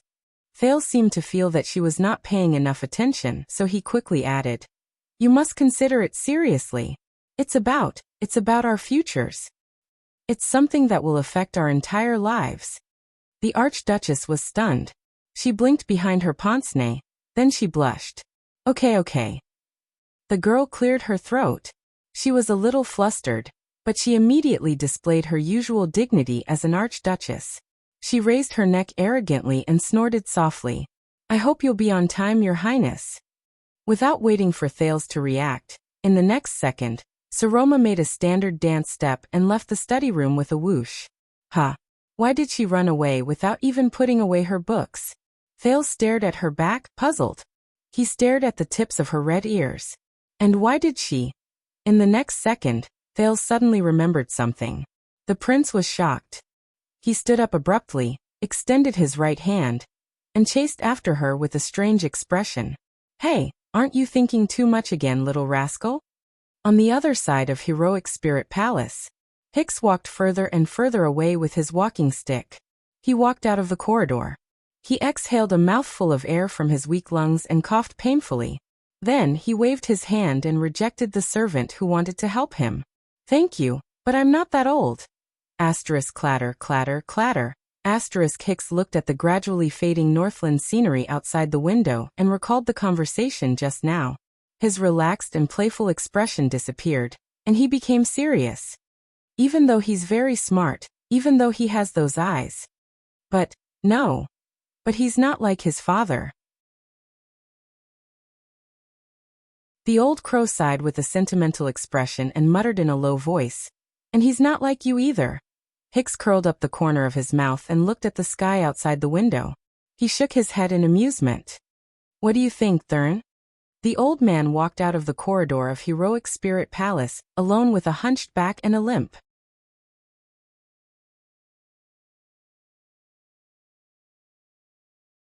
Chapter 305. That afternoon, Thales grabbed his long sword and shield and walked out of the blood court. Accompanied by his guards and attendants, he went to the training field.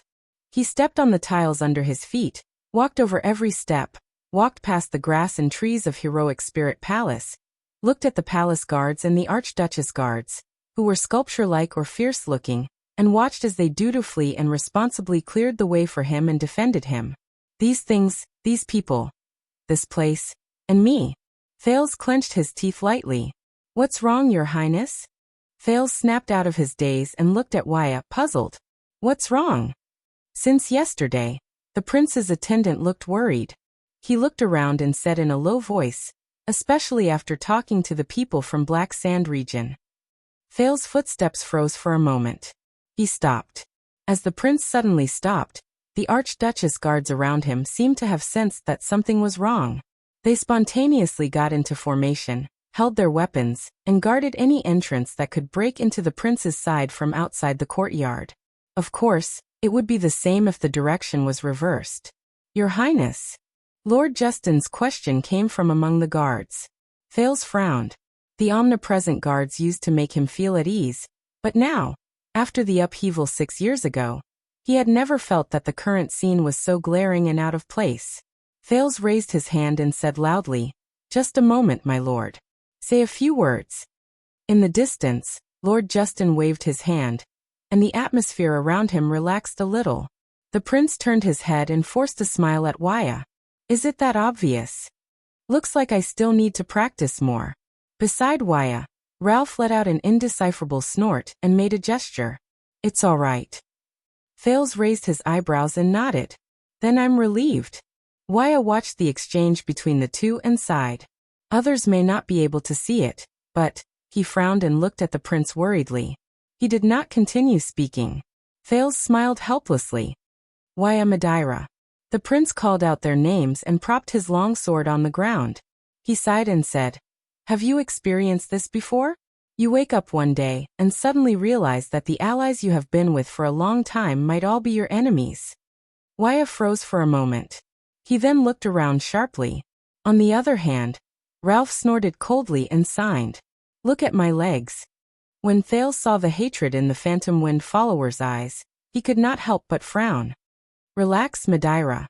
He shook his head. "You've made your choice. You don't have to live for the past." Ralph did not say anything. He only stared at him. "Your current state worries me very much, Your Highness." Waya's expression became more and more unpleasant. "If we could share your burdens." "Waya," Thales interrupted him. The prince flashed a bitter but leisurely smile. "I remember you saying that we should treat every farewell as our final farewell, so that we won't miss out on our lives, right?" Waya nodded slightly. "From my teacher. She is a person worthy of respect." "Yes." Thales mulled over this sentence and snickered. He put on a rather approving expression. "Life is wonderful. You really shouldn't miss it." The attendant and the Phantom Wind follower were stunned. "And Putre?" the prince asked calmly. Waya frowned. "He has his own things to do. He went out early in the morning." "Is that so?" Thales pondered for a few seconds before he raised his head. "Get ready." Wyatt looked puzzled. Get ready for what? Thales shook his head. Don't ask. No matter what is about to happen, don't panic. He sighed. Trust me. Trust your prince. As the two of them looked at each other in confusion, the second prince took a deep breath and strode towards the training field again. The Archduchess guards, who had formed into groups, followed him. Their movements were agile and their footsteps were firm. On the training field, Nicholas, who was dressed in neat military attire, raised the axe in his hand and cast a sidelong glance at Thales, who had just arrived. I heard that you caused trouble for Lisban again yesterday. You were in Dragoncloud City, having a heart-to-heart talk with the people of Black Sand region? Thales adjusted his breathing and exercised his joints while he calmly looked at the pale man before him. The Star Killer. The person who took Horus Jadestar's life. What kind of person is he? The prince remembered how arrogant and domineering he was when he intercepted him outside Dragoncloud City. How fierce he was when he threatened him in Heroic Spirit Palace. How cold and merciless he was when he watched that scene in the Hall of Heroes. And how tenacious and heroic he was when he blocked the enemy single-handedly in front of the gatehouse. What kind of existence am I in his eyes? And now, Dragoncloud City has enough troubles on its own. There's no need for me to cause trouble for them. Thales finished warming up and walked to the training field expressionlessly. About 10 steps away from them, Saroma had already started practicing self-defense with a dagger. The Star Killer narrowed his eyes. Yes, because you yourself are a big problem. Hey. Thales snorted softly, raised his shield, knocked on the surface of the shield, and got into a fighting stance. I forgive you magnanimously, your grace. Perhaps one day, I will still miss that stinky mouth of yours. Nicholas was slightly stunned, then he curled his lips. You are exceptionally brave today. Come on. Thales' tone was calm, but there was a solemn look in his eyes. He said softly, this is the moment when you and I fight. Don't be careless. The next moment, the Star Killer's axe struck like a bolt of lightning. Thales, who had expected this, calmly observed his opponent's footsteps. He was not fooled by the feint. He took a step back and did not rush forward. Instead, he steadily withstood the second wave of attack hidden under the axe. Asterisk thud. Asterisk Thales withstood the blade of his opponent's axe and grinned. As long as I understand the pattern, it's not that difficult to dodge your strange movements. Ugh. As the prince grunted, Nicholas nonchalantly withdrew his axe handle. You're dead. It's the power of eradication again. Soaked in cold sweat, Thales gritted his teeth and held his breath as he spat out 2 words. How cunning. Pay attention to your footsteps. Nicholas swung his single-edged axe and answered coldly, I haven't used the twist of fate yet. This is just the appetizer. The power of eradication is not only a life-saving straw for a moment, it can also shape a person's fighting style over a long period of time. Thales covered his abdomen with a pained expression and retreated. Is this your style? Fluttering around and making unpredictable movements? This is the only one in Northland. There was a hint of arrogance in Nicholas' voice. He swung the axe in his hand, then miraculously changed its direction and turned to the left. It circled around Thales' wrist and was firmly caught by its master. You should feel honored, because most of the people who have seen it are dead. Thales exhaled to relieve the pain in his abdomen. He frowned and looked at Nicholas, then forced an unpleasant smile.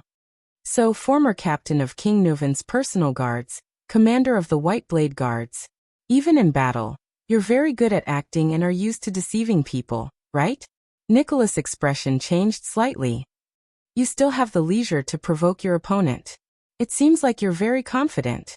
In the past, training would end after you died 30 times. But today, I'm in a good mood. The Star Killer stared at Thales coldly and snorted. How about relaxing it to 100 times? With a hostile expression, he slowly raised his axe. At this moment, they know. Thales leaned on his sword and his shield as he said, intentionally or unintentionally. Nicholas furrowed his brows slightly. They know what? The prince inhaled and raised his head to look at the Star Killer before him. They already know. Thales solemnly met Nicholas' sharp gaze. They know that Saroma Alex Soria Walton is not a true descendant of the Walton family. At that moment, it was as if time had frozen in the area around them. Nicholas' gaze paused in the air for a few seconds. His lips parted slightly, and the muscles on his pale face trembled slightly.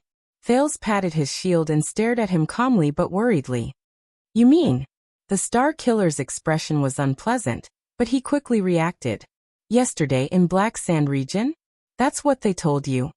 Thales nodded expressionlessly. Nicholas widened his eyes and stared at him. He did not move. Even the heavy axe froze in midair. His expression was like that of a sailor sailing alone in the sea who had just discovered that the bottom of his ship was leaking. Thales looked at the Star Killer's face and exhaled. The only thing worth rejoicing about is that he won't easily use this to threaten us. In the face of the puzzled and worried Nicholas, Thales tapped his shield gently. The Archduchess was one of the people who chose the king back then, and she was the most important vote for the new king. She ensured that the King's Selection Congress was legal and effective. Once she loses her position due to her bloodline, King Chapman's crown will also be on the verge of falling. This is the only reason why we are still safe. Nicholas did not seem to have recovered from the shock just now. He mumbled, "In that case." Thales nodded solemnly. The current situation is like us. Dragon Cloud City and Black Sand region both have a sword at our throats. The hilt of the sword is in each other's hands, and we can destroy each other at any time. The silence lasted for a long time. Then, without warning, Thales took a step forward, leaned his shield forward, and thrust his longsword forward. Asterisk clang. Asterisk. Even though he was absent-minded, Nicholas still had terrifying instincts and awareness. He swung his axe backhandedly at an astonishing speed and split Thales' longsword. Then he spun around and pushed against the prince's shield with his elbow. Thales' hand trembled, and his vision blurred. Asterisk thud. Asterisk faint cries of surprise came from the crowd of onlookers. By the time Thales reacted from the pain and saw what was in front of him clearly, he had already been pushed to the ground by the Star Killer. His sword and shield had fallen from his hands, and the handle of the axe in Nicholas' hand was pressed against Thales' chest. Lampard in Black Sand region. Nicholas increased the strength of his grip. He gritted his teeth and moved closer to Thales' ear. How did they find out? Thales' face contorted. He used all his strength to move his throat out of the range of the axe handle. Kent Vita mentioned the secret room. The prince said through his teeth laboriously. I'm guessing that Madame Calchon hasn't been idle these past few years. Asterisk thud. Asterisk Nicholas coldly punched the floor beside Thales' ear, and used the momentum to climb up from his body. How is this possible? Nicholas frowned and extended his hand towards Thales, who was panting nonstop on the ground. Thales panted a few times, but he still stared at the Star Killer's face. You know, back then, you knew very well that the Red Witch knew this secret. But your reaction was, how is this possible? The suspicion in his heart grew stronger. Thales took a deep breath. I recognize your expression, and I'm very familiar with it. The prince grabbed Nicholas' hand and used it to stand up. It's surprise and puzzlement. Thales patted the dust off his body, turned his head and said solemnly, but it's not worry and nervousness. You seem to be full of confidence and not worried at all, Lord Nicholas. Nicholas' breathing paused for a moment. What are you talking about? You remind me of 6 years ago, Lord Nicholas. Thales repeatedly addressed the Star Killer by his official title. Without realizing it, the solemn atmosphere became tense again. When we, the old king, and the Archduchess witnessed that scene together in the Hall of Heroes, there shouldn't have been a fifth person. Thales sighed. He picked up his sword and said, intentionally or unintentionally, you remind me of 6 years ago, Lord Nicholas.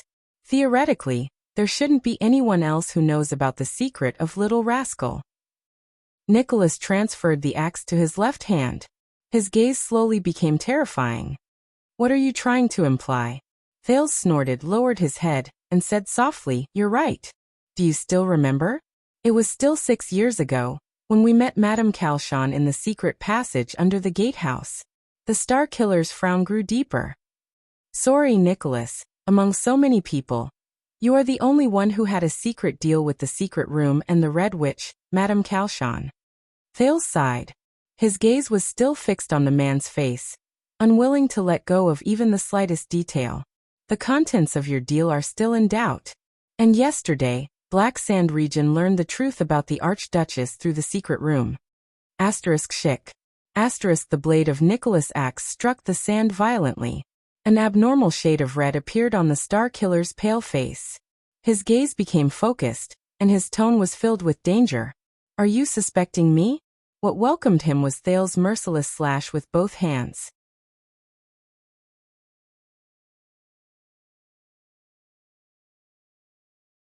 Chapter 306. Clang. The sword and axe clashed. With a cold expression, Nicholas blocked Thales' path. I'm trying my best to be polite, Your Grace, so I'm trying not to think that way. Thales gritted his teeth and tried hard to regulate his breathing while he increased the strength in his hands. But you know how serious this matter is. To be cautious, please forgive me for asking an unnecessary question. Does the Red Witch know this secret? If she knows, did it leak from you? In fact, Thales had eavesdropped on their conversation. The Red Witch did indeed know this secret. She had confided this to Nicholas. But Thales still had to ask. Because no. Nicholas effortlessly blocked Thales' blade. His expression did not change, and he answered resolutely, Of course she doesn't know, at least not from me.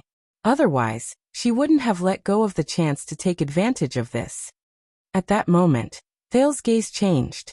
He stared into the Star Killer's eyes through the sword and axe, and thoughts surged in his heart. He's deliberately hiding it from me. Hiding the fact that the Red Witch knows the truth. Why? Is it because he's afraid that after I find out, I'll continue to ask why the Red Witch let us go? Or is he afraid that there's a secret behind the Red Witch letting us go? A secret that will lead to it doesn't matter if this Archduchess is not of Walton's blood? For example. Is that so? At that moment, Thales' heart only grew heavier. He took a step back and moved the blade away. Very good. Thales was beaming when he raised his head. He looked as if he had breathed a sigh of relief and returned to the relaxed prince. Even though I don't believe it either, I'm much more at ease after hearing you prove it. Nicholas frowned and looked at him without a hint of a smile. Then let's change our direction. Thales took deep breaths and looked as if he was thinking hard. Anyone who knows this secret from you, what about them? Is it possible that they came into contact with the Red Witch? Nicholas swung his axe. Anyone? Thales' heart sank. He tacitly agreed. That the Red Witch knew Little Rascal's secret. So the meaning behind the question, how is it possible, was not, how could the Red Witch know? It was how could the Red Witch reveal the secret? Thales sorted out his emotions and nodded without batting an eyelid. Does Lisban know? The true identity of the Archduchess? You didn't tell him anything in the past 6 years? This time, he could clearly see that Nicholas' expression did not change at all. It was as if he had been frozen in ice. Thales let out a long sigh. Uncle Nicholas. The prince looked a little anxious, as if he was really worried about something. We are not talking about some pre-dinner joke to liven up the atmosphere. Thales narrowed his eyes slightly. But the survival of Dragon Cloud City. He turned to the girl who was practicing her dagger. And Saroma's rule. Lampard has our greatest weakness, and your hesitation will only add to our troubles. Northlanders. A few seconds later, Nicholas lifted his head expressionlessly and looked at him calmly. Not a single word was spoken. Thales stared at the silent Nicholas. He could not help but sigh and raise his sword. So you told him. Nicholas raised his axe and absent-mindedly blocked Thales' light sword strike. It was powerless. Impossible. The Star Killer's expression was stiff, as if he had seen the most terrifying thing in the world. He has no reason to betray us. It's impossible for him to reveal the information to the enemy. Thales snorted softly. Who knows? Count Seal Lisban, the former Prime Minister of the kingdom, is only loyal to the Waltons, Thales said meaningfully.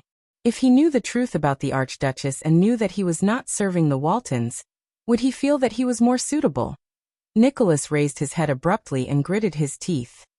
It's precisely because he is loyal to the Waltons that it's even more impossible. Thales did not speak. He only stared at Nicholas with a complicated gaze. Why are you so certain and confident? Why are you so confident that Leespan will still follow King Nuvan's will after his death, and serve a girl who has nothing to do with the Waltons without complaint? Thales sighed softly. Don't forget, the direct bloodline of the Waltons is actually extinct. Nicholas shuddered slightly. Could it be that after the born king's death, the will of the late king, conveyed by his personal guards, is so supreme? Thales pushed Nicholas away and sneered. So much so that a noble and traditional Northland suzerain could put down his dignity and habits and bend his knees to serve a girl who is actually not of his liege's blood? Unless King Nuvan is still alive, how can a vassal who has almost all the power in Dragoncloud City remain loyal to a powerless and fragile girl for decades? Thales shrugged. You know, if it's Leespan, then the Waltons' rule and name will probably come to an end. The secret he holds is enough to overthrow the Archduchess. I said it's impossible. Nicholas' dissatisfaction was extremely obvious. You don't know anything and you don't understand Leespan. Thales looked at the Star Killer and sighed softly in his heart. Yes, Leespan doesn't seem like that kind of person. He wouldn't be stupid enough to trade secrets with Black Sand Region. So, there's only one explanation. Because Leespan knew that everything he worked hard for was still for the sake of his loyalty to the Waltons. What he was truly loyal to was still King Nuvan's bloodline. Your concern ends here, unless Black Sand Region comes into contact with you again, Nicholas said coldly. I'll deal with this matter. You won't be stupid enough to confront him directly, Leespan? The prince said flatly. Just because of the late king's affection and kindness. Nicholas turned to the side in disdain. He ignored him and retreated a certain distance. Until Thales' next sentence. Have you forgotten about that traitor? Thales sneered in front of him. Have you forgotten how you refused to believe in his betrayal, until he appeared in Heroic Spirit Palace? Until you personally killed that traitor, Caslin Lampard? This sentence was like a spark that ignited a straw. Nicholas turned around abruptly and threw a punch at Thales' abdomen. Asterisk thud. Asterisk, but to the Star Killer's surprise, Thales seemed to have changed into a different person. He quickly stretched out his hands and firmly caught the punch, which he habitually changed direction. That's right. Keep a low profile. It's best to pretend that nothing happened. Thales struggled to hold the other party's arm tightly. He gritted his teeth and said, because most of the time, even I don't know who is my enemy and who is my friend in Dragoncloud City. Nicholas stared at him with a frown. A few seconds later, the Star Killer unceremoniously withdrew his arm, causing the prince to stagger.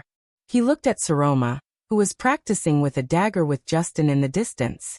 He pursed his lips. Have you told the Archduchess about this?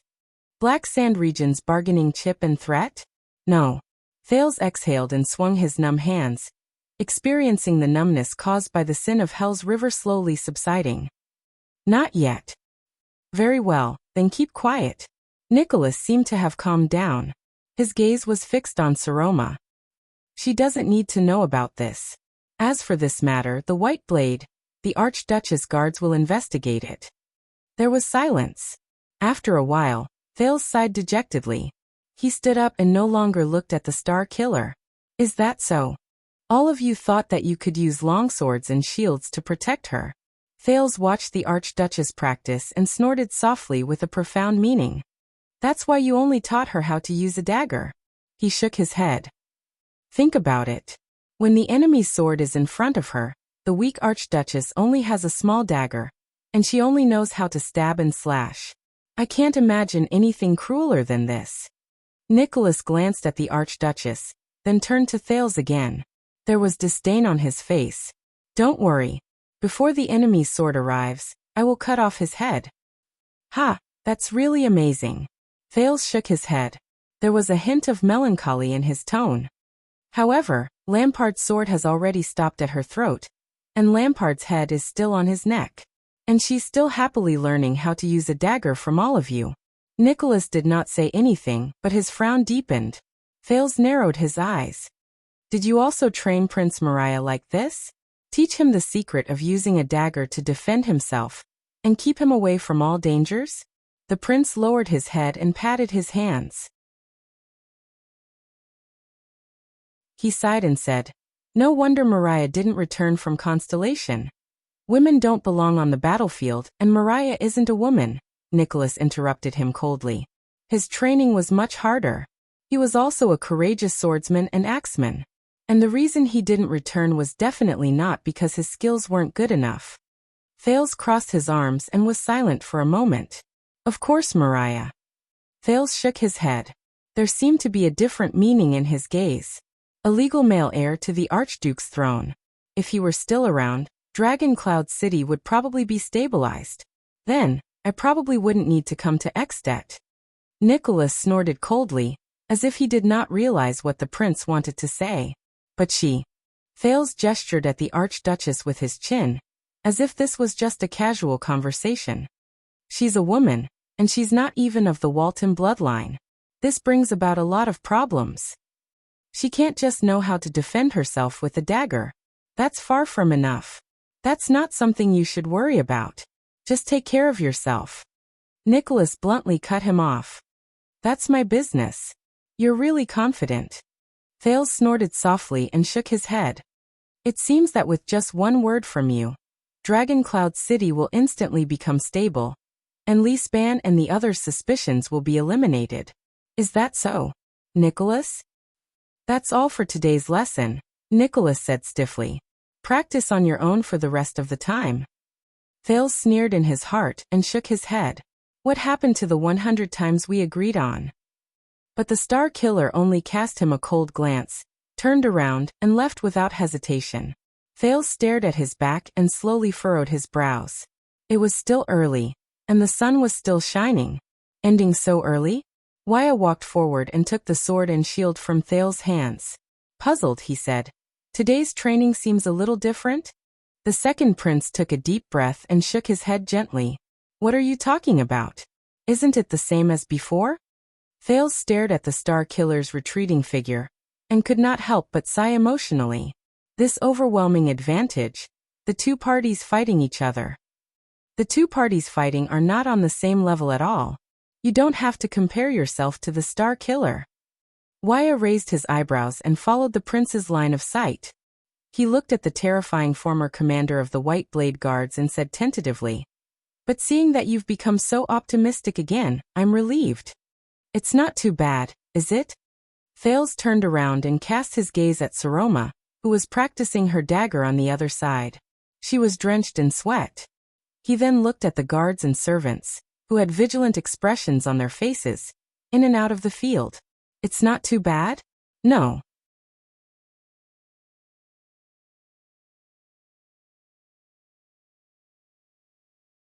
Chapter 307.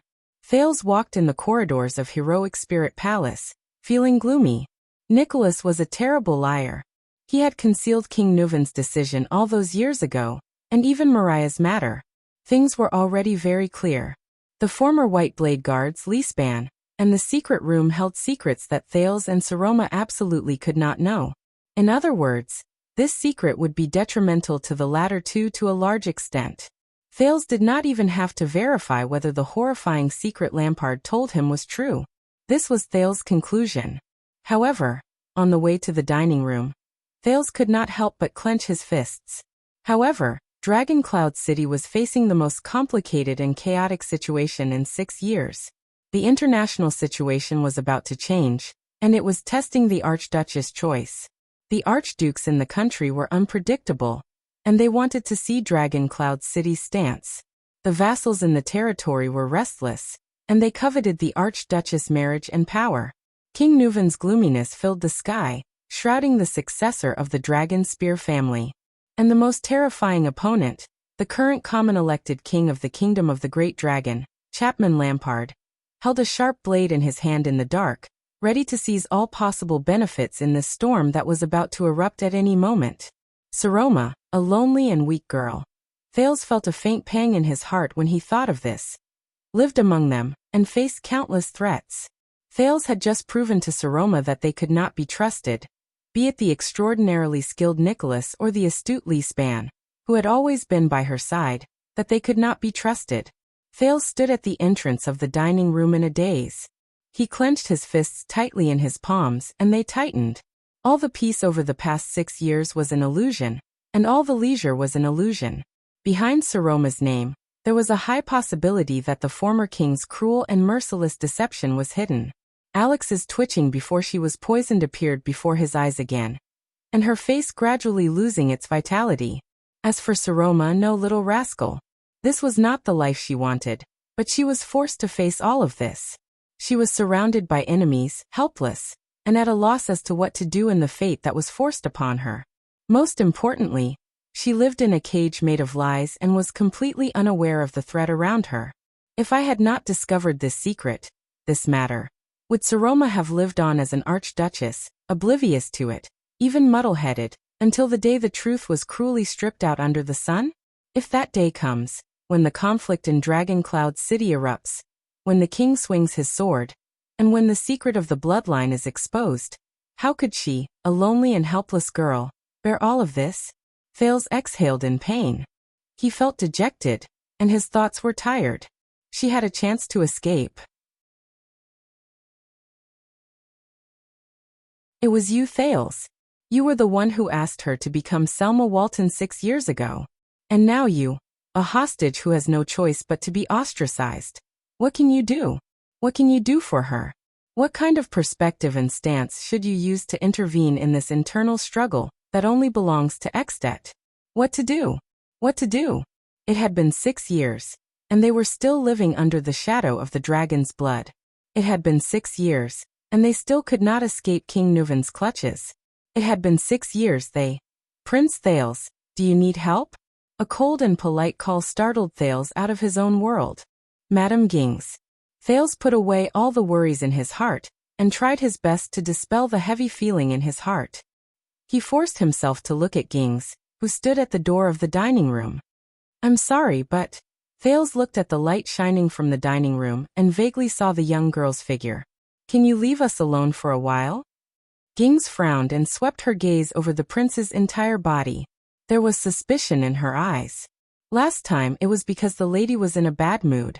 We can understand that, the female official in charge of the Archduchess' daily life said calmly. But this time, I really need to talk to her alone. Thales looked at the female official with the most sincere gaze imaginable. Please, Madam Gings. This is very important. If you still care about the Archduchess, if you know her current situation. Thales fixed his gaze on Gings with a solemn expression. This time, the female official Gings stared at him for a long time. It was as if she was observing an antique. I don't know what happened, Your Highness. Finally, the cold and rational female official spoke softly with her usual businesslike tone. But the lady The female official suddenly stopped talking. In the next second, Gings did something the prince thought she would never do. She sighed. For the first time, Thales saw fatigue in the well-maintained female official's eyes and wrinkles at the corners of her eyes. She's just a little girl. Thales lowered his head and nodded slightly. I know so. But she's not just a little girl. Gings interrupted him in a manner that brooked no argument. She's also the ruler of Dragon Cloud City. Thales raised his head and looked at her strangely. He felt that the female official was a little different today. Most of the time, it's because of Your Highness' constant concern, consideration, and companionship that the lady feels that she's safe and lets down her worries and wariness. As a friend, you take care of her and worry for her. The female official's tone was no longer as stern as before. Instead, it was filled with resignation and sentimentality. This is her fortune. Ging's next sentence had another meaning. But the problem is she's not safe. She shouldn't feel that way either. Thales stared at Gings and was momentarily speechless. We'll leave now, Prince Thales. The female official's expression returned to being old-fashioned, as though the sensual feeling earlier was just an illusion. She bowed slightly. I wish you and the lady a pleasant meal. The prince frowned. He suddenly realized that there was another side to the dutiful but serious female official he had known before. Also, the lady is not in a good mood. Today Madam Gings lowered her voice and said in an extremely obscure manner. It's been another month since you were kicked in the knee. Another month? Thales was slightly stunned. By the time he realized what she meant, Gings had already turned and left. It's because of your highness' constant concern, consideration, and companionship that the lady feels that she's safe. The second prince watched her leave with the two female servants with complicated emotions. He lowered his head and hesitated for a moment. He took a deep breath and tried hard to adjust his emotions before he stepped into the Archduchess' dining room. Saroma sat quietly at the dining table. She looked lonely under the lights on both sides. Well, lettuce. Thales sat opposite the Archduchess. He looked at the food on the dining table and smiled. I haven't eaten for a while. As expected, the table was filled with bland foods like vegetables and fruits. Even the broth was piping hot. This was a rare sight. Under Nicholas' threat, it was nothing new for the chefs in the kitchen to make a dish turn cold after checking it repeatedly for a few times. This is the Archduchess' monthly recipe. Saroma raised her head under the lights. The prince could not help but notice that she was a little tired. So, is it because of her physiology or... Hey! The Archduchess stared at him with a gaze that the prince rarely saw. The latter could not read the meaning behind it. Thales. Her voice did not seem to carry much emotion. You said that you have something important to tell me today? Thales exhaled. The troubles he faced earlier seemed to have instantly returned to his mind. Yes, Thales took a deep breath. The words were at the tip of his tongue, but he was tongue-tied. He stared at Saroma, whose face was slightly gloomy. He maintained the most basic polite smile, but suddenly did not know what to say. Saroma, you are actually facing an extremely terrible situation and are not safe. Even if you survive this storm, the forced marriage of the vassals, and the fight between Rockne and the king, you are still in a difficult situation. Because the people you think you can trust are actually lying to you? You are alone and helpless, you are in danger, and even your biggest secret is in someone's hands? Saroma's gaze fell on his lips. There was a slight puzzlement in her eyes. But Thales furrowed his eyebrows tightly. He slowly clenched his fists under the table. He was still smiling, but he was struggling in his heart.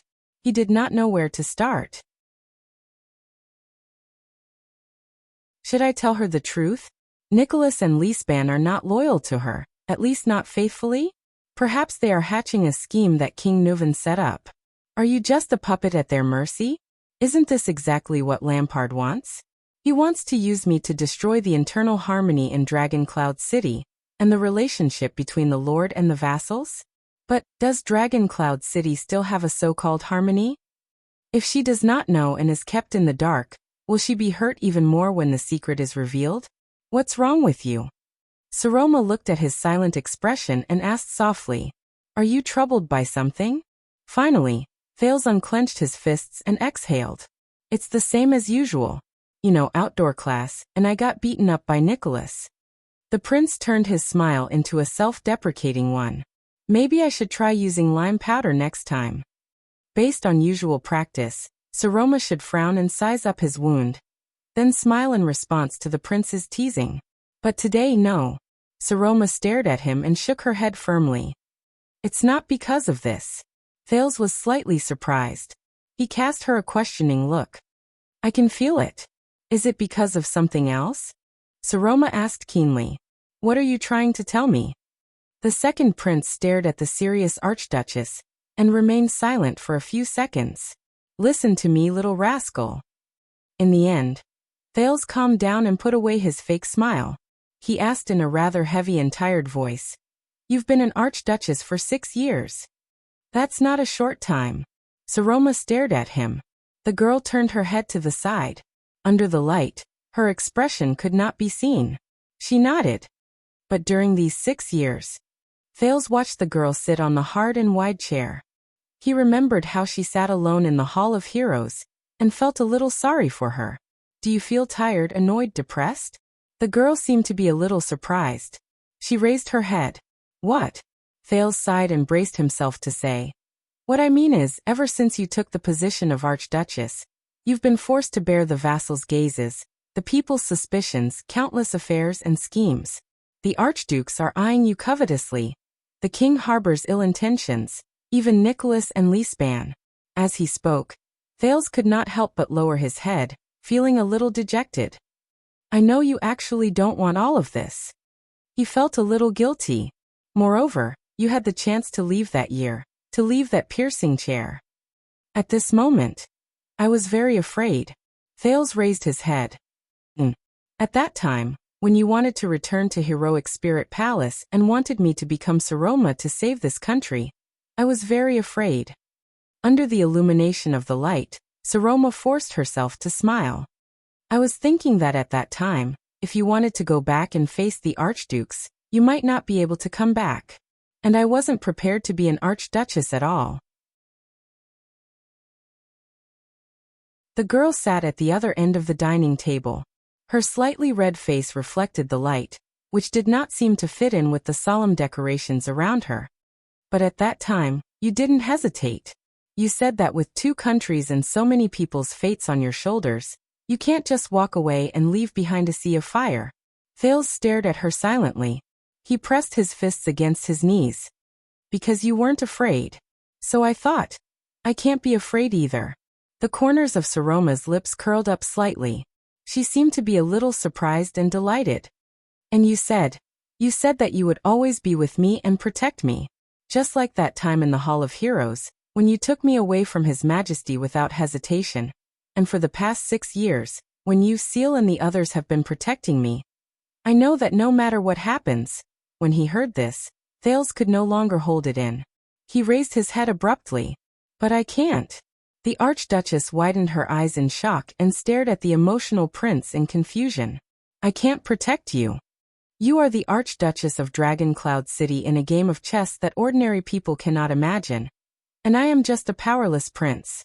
Thales remembered Lisbon's meticulous rhetoric, remembered Nicholas' gaze that was trying to hide something, and remembered the omnipresent vigilance and strict supervision in Heroic Spirit Palace. He gritted his teeth and said, You are the Archduchess of Dragon Cloud City. He gritted his teeth and said, We face too many threats, too many dangers, and too many problems. Lampard, Rockney, the Counts of Dragon Cloud City, and Thales took a deep breath and struggled to say, You know, I don't have the ability to protect you at all. Saroma stared at him in a daze. Her lips trembled slightly. Thales recalled Ging's hint and could not help but add, I can't protect you forever either. And even Lisban and the others. The Archduchess cut him off. Black Sand Region's suggestion. Thales paused. What? The girl pursed her lips. Her face turned pale, and her smile slowly disappeared. She forced a smile and muttered, Seal told me in the afternoon that you went to meet the people from Black Sand Region. So this is what you came to me to talk about today. Thales immediately felt a headache coming on. The prince sighed. Listen, Lampard may indeed want to rope you in through me, but I still. Thales. The girl's voice was very low and intermittent. You want to go home, don't you? The Archduchess' expression reminded Thales of 2 years ago. At that time, when she read the tragic bardic poem Jasmine's Battle Flag, the indomitable Jasmine eventually died in battle in the rain. She probably had the same expression on her face. This is the condition the king gave you. To let you return to the kingdom? Without waiting for Thales to answer, Saroma sneered. And you feel bored, tired. You don't want to play games with an ignorant and boring girl anymore, so you specifically came to tell me that you can no longer protect me. She laughed self-deprecatingly. This is what you meant by important. Thales' breath froze. That's true. A silly, stupid, and eccentric little girl. Saroma lowered her head. It's very annoying, isn't it? Thales pressed his forehead in pain. No, Saroma, no, it's not like that. Listen to me, what I want to tell you is. You miss home, don't you? However, the girl did not seem to be listening to him at all. She spoke as if she was talking to herself. If you have the chance, will you leave this place without hesitation, leave Dragon Cloud City, leave everything behind and go home? Thales was stunned. Poutre had asked him the same question before. At that time his answer was, I. Thales uttered a word, but he gritted his teeth. He really wanted to say no, that he did not miss home, and use a lie to temporarily comfort her. But Thales took a deep breath and slowly exhaled. He could only answer cautiously, "You know, as long as you're here, Saroma, I won't leave so easily." The girl raised her head slightly. There was silence. "I'm sorry, I'm not in a good mood today." A few seconds later, Saroma seemed to have recovered a little. The girl shook her head and forced a smile. "I'm not questioning you. Seal and the others must be very displeased with you. I'm just sorry." She apologized and turned her head away. "You've been imprisoned here for a whole 6 years. You're far away from your family and friends, and you're also facing many dangers. The king, the archdukes, the vassals, the Northlanders, the people of Dragoncloud City aren't good to you either." Saroma shook her head in a self-deprecating manner. "Of course you want to go home. I have no right to criticize your thoughts." She hung her head dejectedly. Thales stared at the Archduchess in front of him, and suddenly realized that in the 6 years since she became the Archduchess, it was as if she was stepping on thorns all the time. She was constantly in fear, struggling to survive, and never once had she felt safe and comfortable. The prince's heart sank. "No. She's a prisoner. It's not just me. And I want to tell her that the road ahead of her will only be more difficult, more dangerous, more." Suddenly, an impulse and emotion sprouted from the bottom of his heart. At that moment, the muscles on Thales' arms tightened slightly. He slowly puffed out his chest and raised his head. "Saroma, let me ask you." The prince stared at the gloomy girl, and spoke in the most solemn tone. If you have a chance, are you willing to leave?" 1 second. 2 seconds. "What? Me?" The girl's eyes were slightly red. She raised her head like a startled rabbit. "Leave?" "Yes, that's right." Thales nodded vigorously and looked straight into Saroma's eyes. "Let's leave this city together, leave this country, leave these troubles, leave these dangers, leave these boring traps, and leave the fate that King Nuvan imposed on you." Thales nodded forcefully, and looked straight into Saroma's eyes. At that moment, Saroma was completely stunned. "Leave? W go where?" The second prince of Constellation stood up from his seat. He rested his arms on the table, and stared at her with a sharp gaze. His expression was solemn. "Essino, little rascal, I'll ask you one more time. Are you willing to leave everything behind and return to Constellation with me?"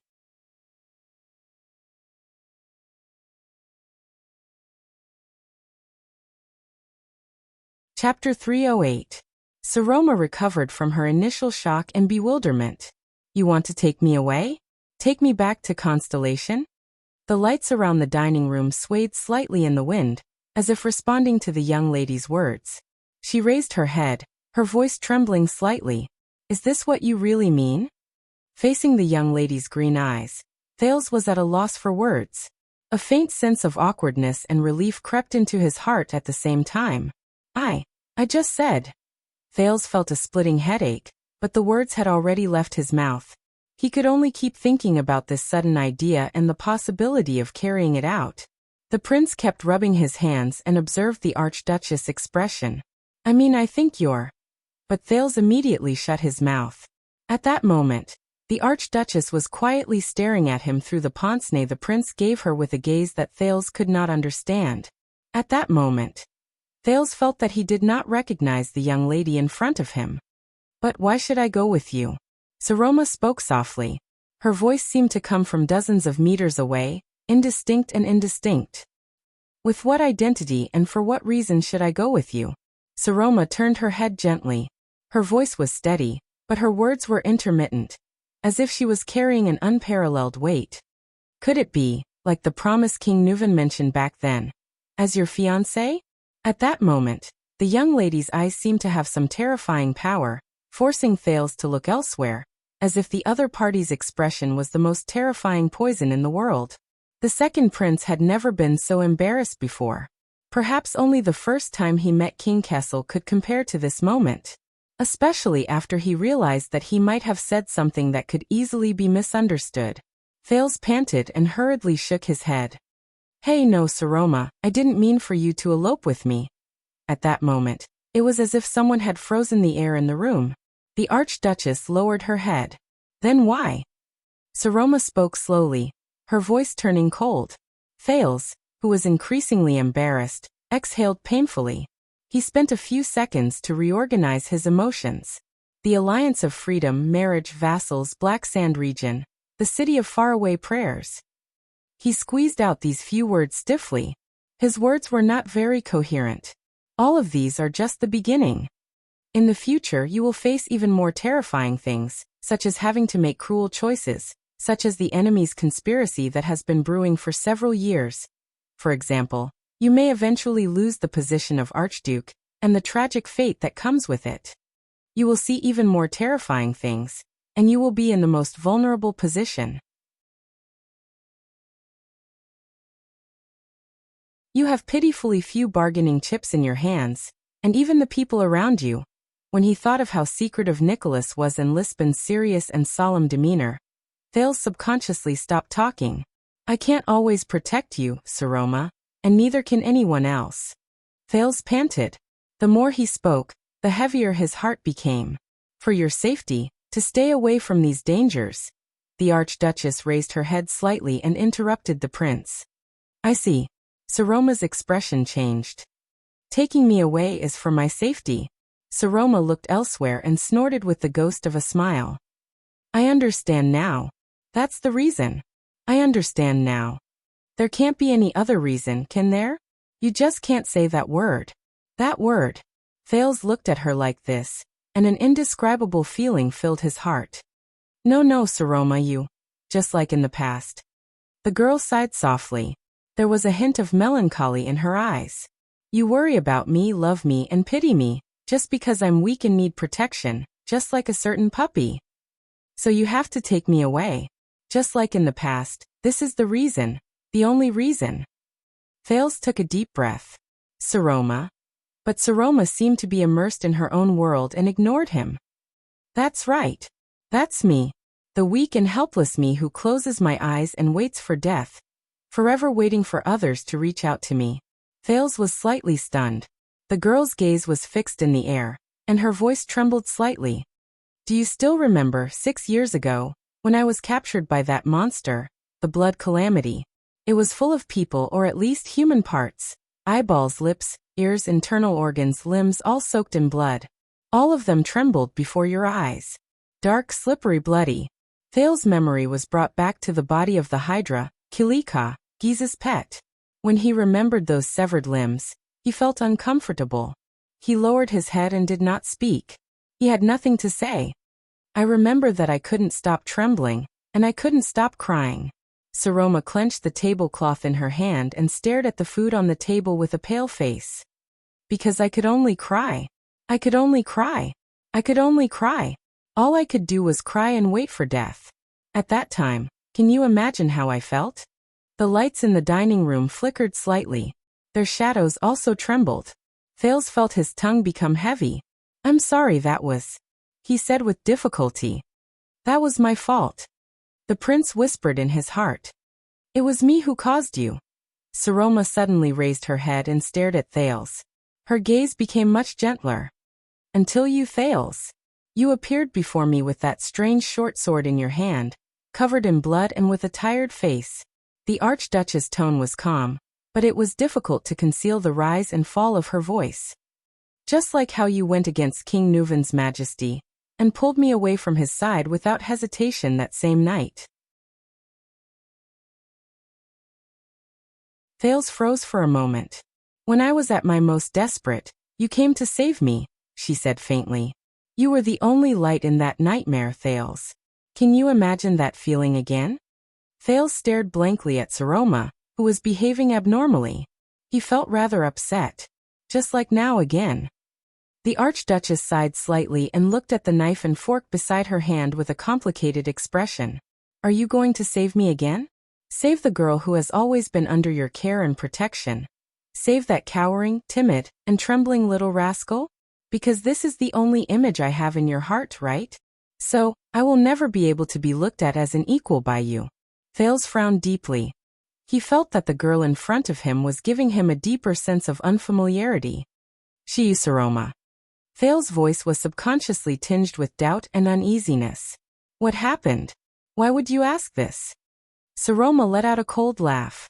You know, for more than a month, Seal has been trying to convince me that being too close to you is not a good thing. The Archduchess shook her head forcefully, as if she was trying to get rid of something dirty in her mind.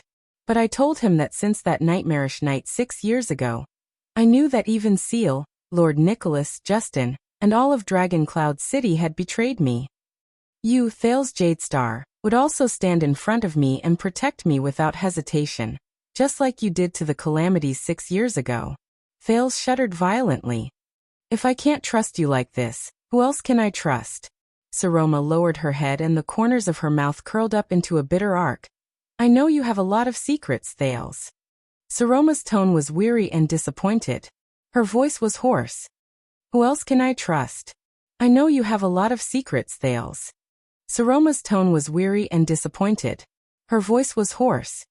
Whether it's your persistence in searching for records about the Battle of Eradication and the Great Dragon, your request to go out once a month to play chess, the Blood Calamity and the Blue-Robed Calamity, and the reason why they are looking for you.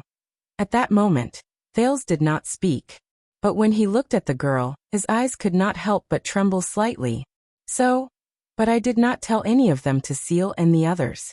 The Archduchess took a deep breath and said, I know that you must treasure these secrets very much. I also know that since they are your secrets, they will definitely not harm me. Yes, Thales, I trust you. Saroma lowered her head and said hoarsely, I trust you with my life. Silence. A complicated and indescribable feeling filled Thales' heart, making his mouth taste bitter. Yes, Saroma is not a little girl without any characteristics. On the contrary, she is very sensitive and very sharp. It's just that most of the time, she hides herself behind the lenses. No one knows and probably no one cares. Including me. But Thales Jadestar, what exactly am I to you? Saroma raised her head with great difficulty. Once again, the girl gritted her teeth and said, Am I your burden? Is it a responsibility you can't shake off? Is it a bargaining chip you hold in your hands? Is it worth it for you to save me again and again? Or is it a fiancé you were forced to accept? Thales swore that he had never seen such an expression on Saroma's face. It was a complicated mix of melancholy, hesitation, pain, resentment, anger, and grievance. All of them gathered in the Archduchess' crystal-clear eyes behind the lenses. It was as if the little rascal he knew for the past 6 years was just a false shell, and the Saroma before him was the true face that Thales had never been able to uncover. No, it's neither. She held back the tears that were almost forced out of her eyes and said in a choked voice, Now, I understand. The second prince could no longer say anything.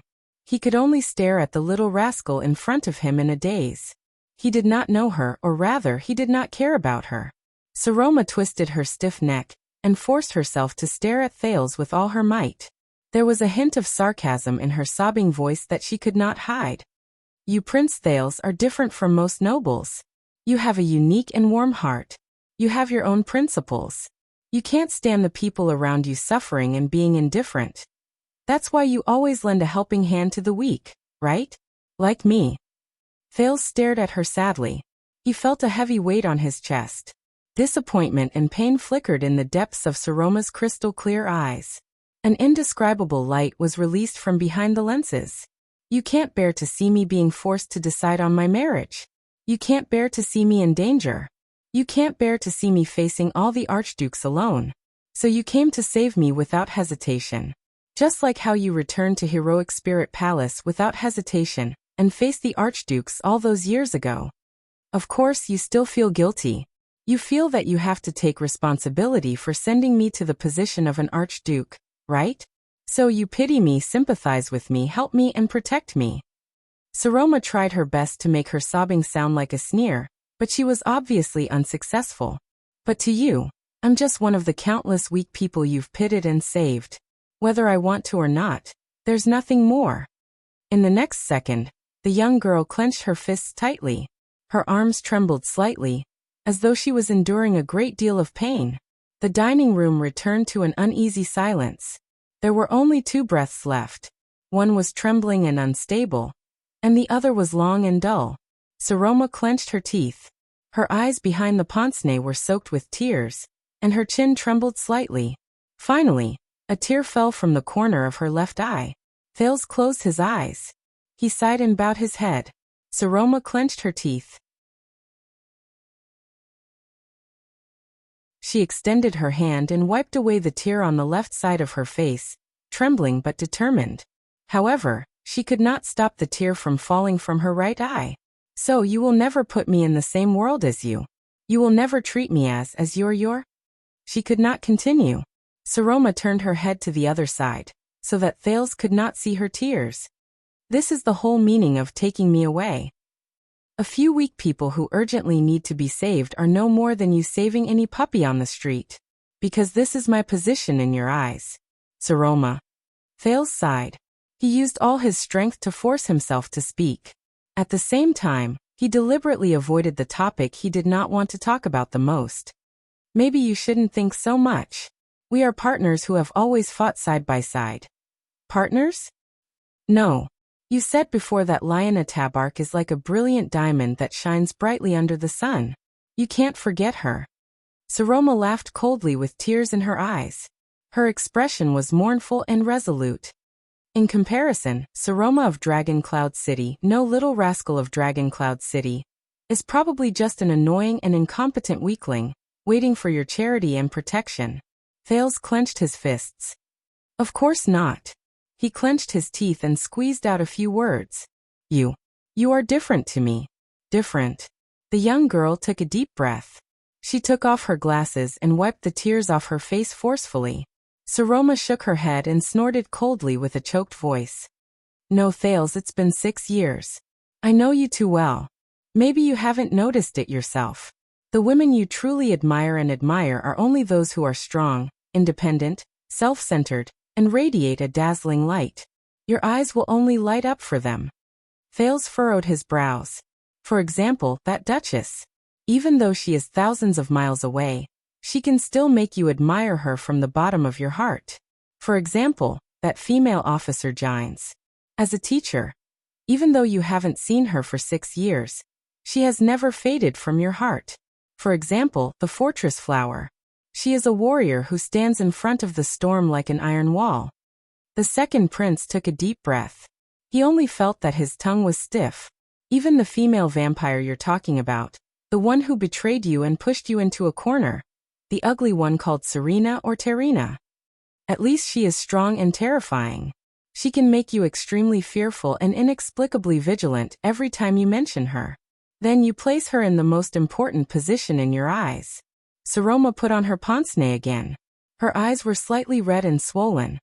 Only people like them can attract your attention and make it hard for you to forget them. Only people like them can stand in front of you, look straight into your eyes, and talk to you as equals and independently. Her tone became calm again, but the emotions in her words were cold. And that girl who only knows how to hide in the library, obedient to the vassals, terrified of politics, and trembling in the face of difficulties, she can't. She can only hide in the corner of your eyes forever. She can always be protected, led, pitted. She can only be helped by you, receive your grace, and be saved by you forever. She can never stand in the same world as you. Even someone as noble as you, even someone as kind as you, is actually no different from my vassals. Only strength can make them submit. Similarly, only independent and self-reliant women can make you look at them. Just like that female warrior from Black Sand region not long ago. And if I am just a weak girl, I will receive contempt and disdain from the vassals. When it comes to you, it will be pity and sympathy from a superior. Thales had nothing to say. He really wanted to tell her that it was not like that. He wanted to tell her that all of this was unnecessary speculation.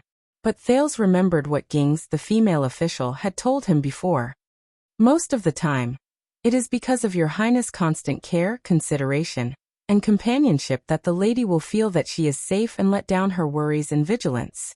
But the problem is she is not safe. She should not feel that way either. Yes, little rascal Saroma. What is she to me? Responsibility brought about by guilt? Sustenance kept because of pity? Or because of her? Thales raised his head and looked at the girl's beautiful face. It was slightly red against the background of her platinum hair. He only felt a sense of oppression in his heart. The little girl who raised her head in a daze in the library seemed to appear before his eyes again. It's been 6 years. When I brought her out of that hall, I probably did not think that this day would come. But it's been 6 years. I thought I knew her very well. I thought I was helping her, protecting her, planning for her on my own wishful thinking. Thales sighed. But in truth I never understood her, and I never tried to understand her. I only treated her as... Have you forgotten, Thales? Saroma stared at the already cold broth on the plate and snorted, seemingly subconsciously. You told me before that you don't want me to be forced to become what others want me to be. You want me to become the person I want to be. This time, the Archduchess of Dragoncloud City did not hesitate. She looked up without hesitation. So, I refused, Thales. The girl did not turn her head, nor did she look elsewhere. She looked straight into Thales' eyes and said in a firm tone, I will not go with you. If I listened to you and left obediently, retreated, and rejoiced, then I would forever be the little girl you helped. I've had enough of being a little girl, Thales. Saroma exhaled. With a pale face, she pressed her hand on her lower abdomen. She gritted her teeth, and her gaze was firm. I've had enough of being your little girl. I've had enough of being taken away from danger by you and living in a greenhouse. Saroma's eyes shone with a cold light. Behind her lenses, she released an indescribable coldness. And as the Archduchess of Dragoncloud City, I will not and cannot leave with a Prince of Constellation. No matter what kind of difficulties and obstacles I face, powerful enemies and fierce battles, this is my home. I was born here, and I will die here. Until one day, I can stand face to face with you. Thales, she said quietly. The dining room returned to silence. The Archduchess and the Prince sat on both sides of the dining table, facing each other quietly, as if the food on the table was just for decoration. After what felt like a century, Thales finally spoke with difficulty. Saroma. With a sense of disappointment, he did not know whether it was for himself or for her, he said in a low voice, All right. The second prince heaved a long sigh. His gaze was gloomy. I understand. Saroma chuckled and let go of her hand on her abdomen. Her expression relaxed a little. I'm fine. The Archduchess seemed to be in low spirits. She shook her head. I know, she said faintly. I know you're just being impulsive sometimes. Thales frowned slightly. You're not alone, Thales. Saroma stared out the window with a complicated expression, as if she was looking at a painting covered by a veil and indistinguishable. You still have your country and your people behind you. Have you thought about the consequences of kidnapping the Archduchess of Dragoncloud City? The Archduchess shook her head with a smile, as if she was trying to dispel his mockery. However, that smile seemed rather difficult to Thales. You took me away from my troubles, but it will only bring more people and even more terrifying disasters. If you come back to your senses, Saroma sighed and said, if you reconsider this choice, you won't say that again, because the reason you want to save me is the same as the reason you can't bear to see them suffer and suffer. In this world, there's probably no girl who's worth paying such a huge price for. Thales clenched his fists. No, you're different after all. You're. At this moment, the door to the dining room rang. My lady prince, forgive me for disturbing you. Count Lisbon's sonorous voice rang steadily. May I come in? The strange atmosphere in the room seemed to have been broken in an instant. Thales and Saroma quickly composed themselves, adjusted their state of mind, and welcomed the regent in. Count Lisbon was still dressed in his solemn attire. His expression was indifferent. It was as if he did not see the Archduchess' reddened eyes, or the prince's dejected expression. However, the moment Lisbon opened his mouth and listened to his unusual tone, Thales had an ominous premonition. As expected, Your Grace Prince Thales, the messenger crow from the city of faraway prayers has just arrived. Lisbon's words made the two's expressions turn serious. The Alliance of Freedom's elders meeting has just ended. The first probing letter has been sent to the city of faraway prayers, proposing to lower the tariff. Saroma sucked in a cold breath. So, Lisbon nodded. His gaze was solemn. The Archduke of the City of Faraway Prayers, Kulgan Rockne, has issued a warrant to mobilize all the military forces and resources of his direct territories and vassals. At the same time, he has recalled the wandering sentry troops stationed in the Great Desert to seal off the borders leading to the west. Thal's pupils shrank slightly. The image of the long-haired Archduke with a strong temperament in the Hall of Heroes reappeared in his mind. At that moment, Lisbon's expression was incredibly solemn. At the same time, he has sent a large-scale official diplomat group, which will arrive in Dragon Cloud City in a few days. Thales and Saroma looked at each other. Their emotions were in turmoil. The prince raised his head. Rockne didn't just send out an official diplomat group to greet us. I guess he already knows that Black Sand region has sent someone over? Lisbon raised his eyebrows slightly and snorted softly, as if he was blaming Thales for his actions a few days ago. Please be prepared, both of you, no matter who is behind this chess game. The regent's eyes swept over the two of them. His words seemed to carry the power of a brewing storm, shrouding the small dining room on this side. It has already begun. A storm is coming. You're tuning in to the Echoes of the Heart YouTube channel. Don't forget to subscribe and join us on this journey to catch the most captivating stories.